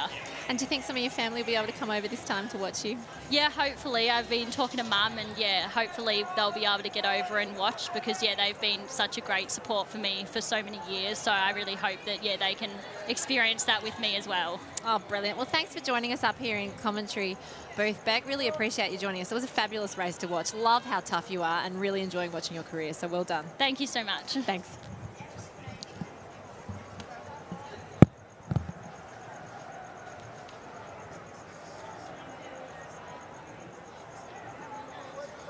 Now, we've also got our silver medalist from that race. We couldn't get Jemima because Jemima's had to go back and catch her flight home. But Katie Hayward, that was a fabulous effort. Thank you. How have you pulled up? Yeah, I pulled up really good. Just, yeah, no niggles, no nothing. So, yeah, feeling really happy. Got under the Com Games qual just under 3 seconds. So, yeah, I haven't had a big start to the year this year. Just been at home training, be a bit more quiet than usually. Yep. So it's good to come out and do a Com Games qual, first big race back. So yeah, I'm just really, really happy with that. Well, a few seasons ago, you just burst onto the scene seemingly. You know, you had an incredible season and then COVID kind of hit and it would have been really tough. How did you navigate the COVID times? I think me personally, I probably struggled a little bit first of all. I guess, you know, it was meant to be Olympic year that year. So having that not taken away from us, but not having it that year, I think as a young girl, I think I struggled with, I guess, potentially having to wait a whole another year, but also the unknown of if it will happen or not. Yep. So, but yeah, I think, you know, at the end of the day, I still made it to the Olympics. So I'm just proud of myself to get to the start line and be able to compete against such massive names that, yeah, it was an incredible experience. I watched your race very carefully. I thought you were incredible. I thought it was a fabulous effort. Now, the conditions were very different to what you can experience this evening. Those conditions in Sapporo, were they pretty tough out there? Were they as tough as they looked on the screens for us? Oh, definitely. I remember on the bus to the start line, I actually looked up at this clock. I probably shouldn't have done it. It said 36 degrees and 70% humidity. I'm like, why did I want to look at that? And as soon as I got off the bus, you could just, feel it. So the warm-up wasn't as big because you'd just be sweating and just be so hot. So I had a little warm-up, but yeah, it was definitely what you could see from TV. Yep. It's definitely how I was feeling. It looks super tough. Now, Lindsay and I have just watched you guys out there walking. We're watching Kyle. Kyle's going pretty well out here tonight, isn't he? Yeah, Kyle's just been smashing it. I'm just so proud of Kyle. You know, every race that he's been doing, he's just been killing it. And even likewise Declan and just all the boys, really. They've all just been, I know, smashing it this year. I've been, messaging them and just saying, like, wow, you guys are just going amazing. It's just been so inspiring to watch. And, and just doing it so humbling as well. It's amazing. Yeah. Well, you guys are such a close community, aren't you? Like, it's almost like you get walker's envy looking from the outside in, because even after the race, there's just this real camaraderie amongst all of you. Is that because it's so incredibly tough that you just respect each other? What do you think that is? I think it's that, and I think it was just it's a smaller group, so you know everyone knows each other, and I think we all have such like a humble personality, and you know walking is not the most glamorous sport in Australia, as we all know. So I think we do it because we genuinely just love it, and we genuinely just want to do our best, and we're not doing it for the glory. Obviously, we're doing it for ourselves and seeing how fast and how quick we can do it. And I think just seeing everyone else, you know, cross the line, being happy with their results and can just celebrate that, I think it just brings so much unity, and just I think it just brings out the best in everyone. And yeah, I think, you know, for sport, I think it's just such a beautiful thing. Yeah. Can I say that Lindsay and I have sat here and we've watched you compete in Tokyo. To me, the race walk seems like one of the hardest events. So you may not feel it, but you have a lot of respect from fellow athletes, because we just sit there and go, how do you do that? When you hit the pain barrier out there and you just keep pushing through it, mentally, how do you do that? Yeah, that is true. I guess not to like put down running, because I have so much respect for everyone that runs. Don't put us down. It's fine. No, not at all. What they do is incredible. But I think, you know, just talking to my dad at home, you know, for us, if you get fatigued, you got to keep that technique going. Where running, like, you can let your technique kind of go, because you're not going to get pinned or red carded or anything. So I think between that and running, I think that's what makes walking such a mentally tough sport as well. Because if you let your technique go, that's the difference between you crossing the line or getting disqualified. Yeah, and we talked about that. The concentration that you guys have to have the whole way through. You can't switch off. Like in a marathon, you try and relax, you can switch off for like a bit, you know, not that I've ever run a marathon, but I could imagine like you can switch off for that little bit, but you can't do that in race walking. It's just on. Yeah. Maybe that's why you guys are all so intelligent. I always say that I'm probably like one of the not the most intelligent ones compared to the other ones. See, like everyone's studying like medicine or like being a lawyer or something. I'm just like, oh my gosh, who are you guys? But yeah, no, I think yeah, like you just said there, like I think everyone's just maybe we'll just do it in our own little place and just we're quiet achievers. Now you're the athlete though with the cool music taste. Is it true, like Queen, Green Day, U2 concert, favorite concert? Yeah, I love it. How much I love that. I'm an old soul. I take after my mum. My mum and I, every time we're in the car together, we put on like the loudest volume and just jam out to all the old songs. I just love them. It just put me in a good mood and just make me happy. Well, during the Olympics when we were calling your race, Dave Colbert and I, when we were reading out we loved it. Absolutely loved it. We felt like, hang on a sec, you're in the wrong era. You were born in the wrong era. No, that's what I said. I should be in the era of Bon Jovi. Yes. He was a good looker back in his day. He still is now. I thought so too. And then when he reinvented himself, because the early days living on a prayer, and then he came out and he reinvented himself. And the long hair. Yes. Yeah, that gets to me all the time. I love it. I love it. Oh, Katie, brilliant. So goals for this year, are you going to aim for that World Champs and then Commonwealth Games? That was the plan, but I think for me, I just want to do Com Games. I think I'm just so inspired by Ash Barty this year, how she just says, I want to do it my way. And I think that's what I want to do. I want to do it my way. And, you know, we've got World Champs next year. And I think for me, my biggest fire in myself is Commonwealth Games this year. It comes every 4 years where, like I said, World Champs next year. So if I want to do the absolute best and do my best for Australia on the day and give it my all, I just want to, focus for Com Games. But there are a few races in the lead up where I want to get the Oceanas and Mackay and go away with some walkers to Spain late May, early June for a good 20k race. So other races on the cards, but just Com Games will be my main priority this year.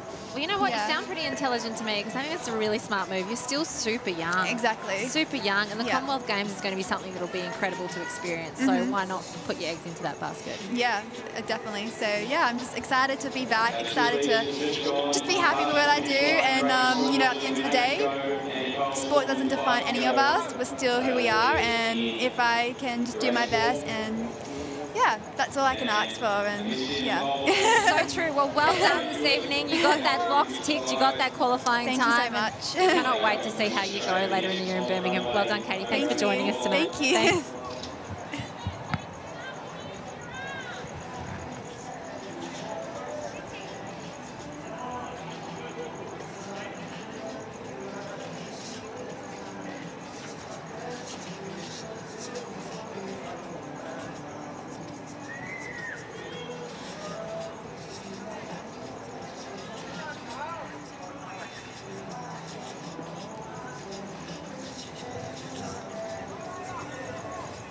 Barker on the runway for the pole vault. Western Australian, Layla.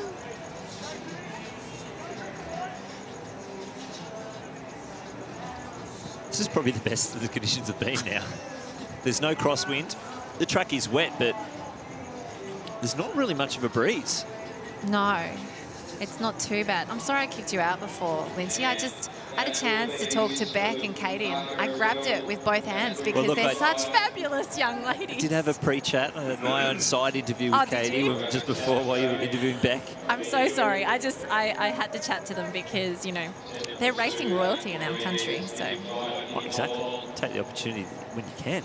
But we certainly had one eye on this walk, and it hasn't changed too much. Kyle's just putting on a show out there. He's been absolutely brilliant from the gun, and he's only got 4 laps to go, and certainly showing us that he is in shape. It's been a clinical performance from Swan. So he's got the second fastest qualifying. He's 39.22 from Canberra earlier this year on the 22nd of January. This is Trofina Hewitt on the runway in this pole vault competition. It's down to 18 women's pole vault.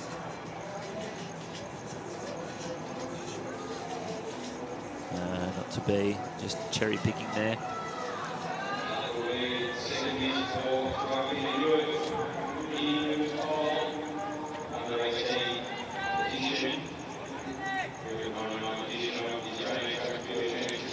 Got to be incredibly tough though. With that drizzle coming down, their hands would be so slippery on that pole. Oh, I thought you were talking about the walkers then. I was like, why does the drizzle matter about their hands? They're walking. Okay, no, I get Well, you never know. You never know. Some walkers might have this thing where they like to keep their hands dry. Like, what's it? Just wet hands when I'm walking. Like, I find it okay. Really bothers me. Carl's having to go around the walkers. Yes, yes. Just having, looks like Quinton Roux actually, I want to see him just come in the frame there. It was actually in the penalty box. So that's why we couldn't see him earlier. You know, the nerve-wracking thing for an athlete, especially when you are 37, is when you stop a race and you're in that zone, you don't want to actually stop because you could start to cramp, and so you have to keep moving around to try and make sure that those muscles, and you could see him come out there, it kind of looked like he was a little bit sore getting going. You can see him here, kind of looks a little bit crampy, but you know, it's a tough one with the walkers because they're so mentally strong, they're never going to stop, are they? Like, it's got to be something really, really bad to get them off the track. No, it doesn't look like he's very comfortable at the moment there. No, he looks really sore, and, you know, it's probably one of those things where... And he's pulling off to the side just a little bit. Well, he might need... I mean, it's still been quite... It hasn't been freezing cold today, but he definitely looks like he's cramping. Hopefully he's okay. He's got Kyle right behind him, so he's probably just moving out to the side a little bit to let Kyle through if he can. Unfortunately, a red flag there for Trofina Hewitt.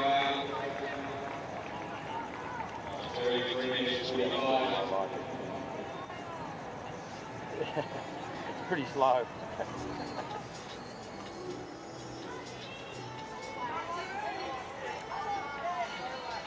So there'll be 2 laps to go for Kyle Swan. His best time this year, 39.22. The meet record, 38.30.61 from Dane Bird-Smith. The national record, 38.20.90 by Dave Smith, Dane's dad.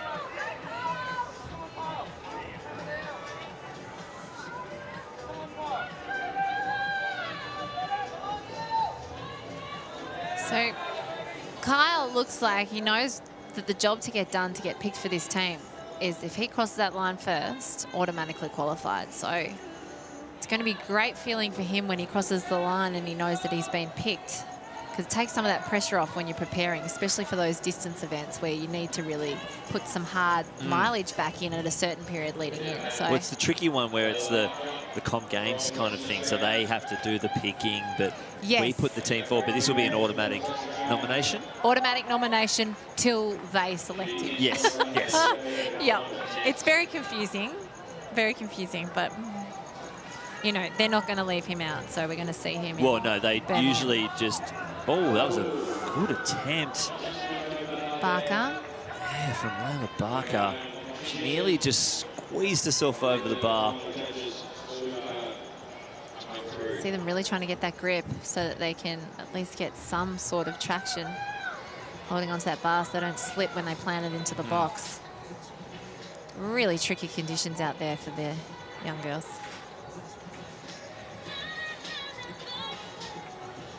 That looks like the end of competition in that pole vault. This will be the welcome sound of the bell for Kyle Swan.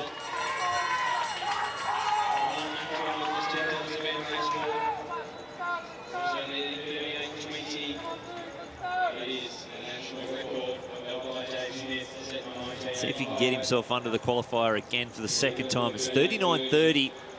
Gives him 60 seconds or so to get around.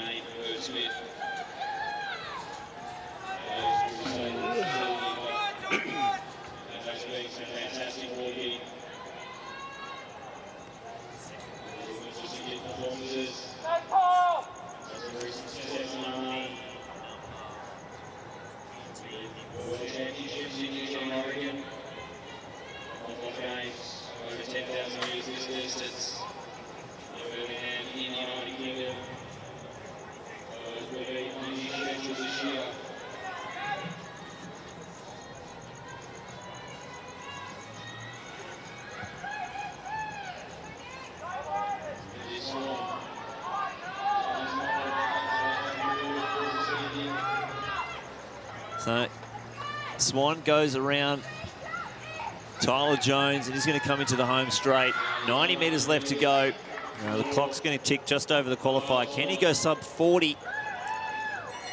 Pace is slow, just a touch, but understandably he'll be crowned the Australian 10,000 metre race walk champion for 2022. He's already got a qualifier for the Commonwealth Games.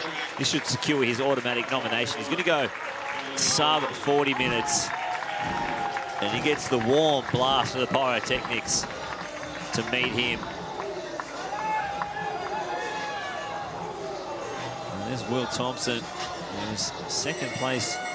There's Rue just gets the bell as well. But being in the penalty box, I'm not sure if he would have still been in there. He did have a handy lead over Thompson, but we'll keep an eye on it. As the rain came down, you can see the sunglasses on Will's head have lifted because, you know, it's tough to see with all the droplets over the eyes. It'd be impossible, wouldn't it? Yeah. Will was one of our walkers over at the Muscat World Race Walking Cup. He's going to go close to his seed best. Came with a 41 flat. He's not going to go too far away from that. He comes into the home straight. And he is doing the traditional move out to lane 3 to finish the race. Oh, hang on. So here's our silver medalist. And he will take silver as long as they have a clean sheet. There's Will Thompson. So Victoria go 1-2.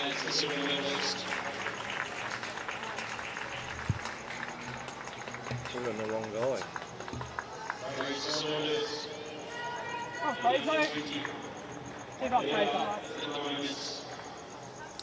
And here comes our third place finisher, Rue, who, as Tyler Jones gets the belt, Rue gets himself to the line. He's so tough. He is so tough, Quentin. What a fabulous effort. Survived the penalty box. You can hear them chatting, unlucky. Yeah. But incredible effort. Still. This looks like Dylan Richardson. He'll get a belt. Just waiting to see who the third Australian is. Well, Carl Gibbons was up there. Where'd you go? So I think it's Carl Gibbons.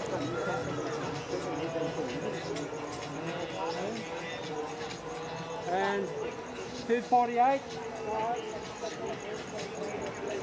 So Gibbons here will be the third Australian. They not too far off his best either. It's a fabulous walk by Gibbons.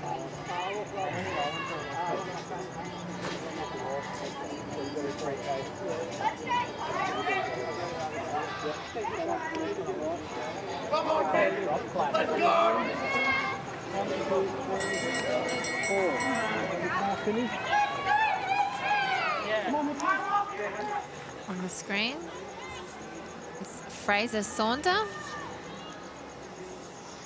And behind him is Tyler Jones, just coming to the finish. Tyler's crossed. And there's Saunder, our leader in that event, with 2 to go. And here comes Tim Fraser across the line. The ACT. And Dylan Richardson behind him.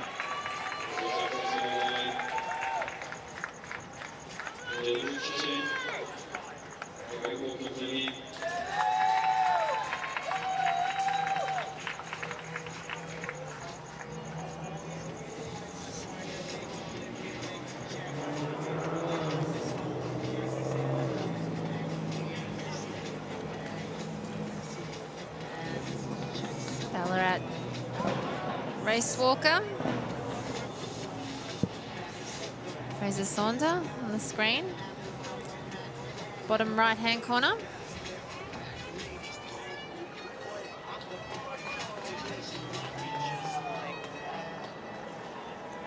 Got some great distance trails in Ballarat. Many of our great distance runners have done a lot of laps of Lake Wendouree. They're training for marathons and 10,000 metres, so I'm sure Fraser Saunder has gone around those courses many a time.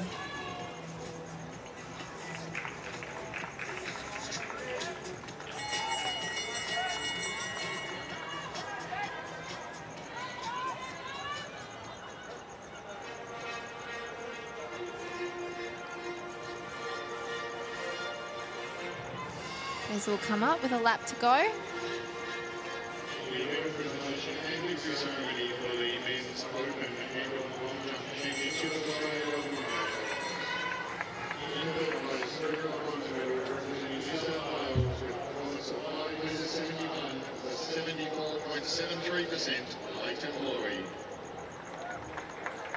In second place, winner of the silver medal, representing South Australia with a performance of 464 with 76.56%, Jack Netting.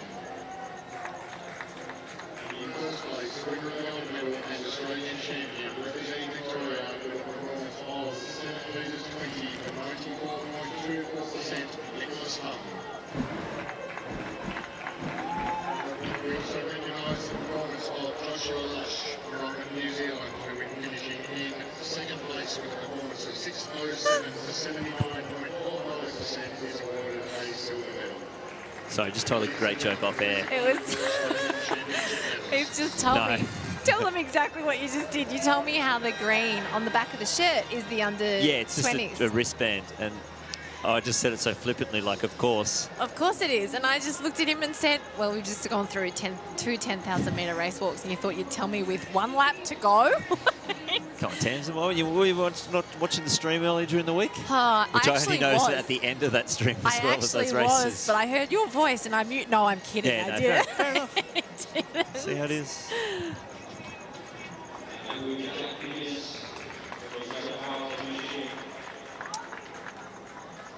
So Jack Guinnesskin crossing, and here's Fraser. So, Fraser Saunder, the Victorian, he won't get under that qualifier for the World Under-20 Champs, but he will take the title for 2022 Australian Athletics Championships. Tough going, completely different conditions that they had over in Muscat in Oman. Tell the boys have worked pretty hard out there tonight. Awesome effort. I love how the seniors are supporting the juniors as well. Fabulous to see. So there it is, day 5 of the Australian Athletics Championships. Brought to you by Chemist Warehouse. Tamsin, it's day 1 for you. So you're on fresh legs. I am. It's been fantastic. It's been tough going for a lot of the athletes, but it's still been a great day, and great to see the Opens back in action. And there's a lot more to come tomorrow, so make sure you come back and join us for day 6 of the Chemist Warehouse Australian Track and Field Championships.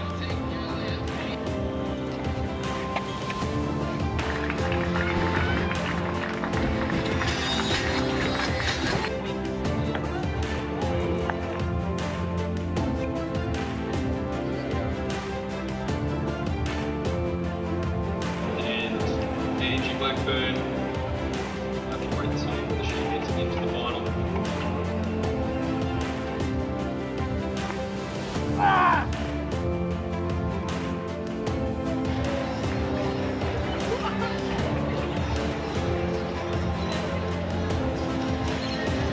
And an Australian champion,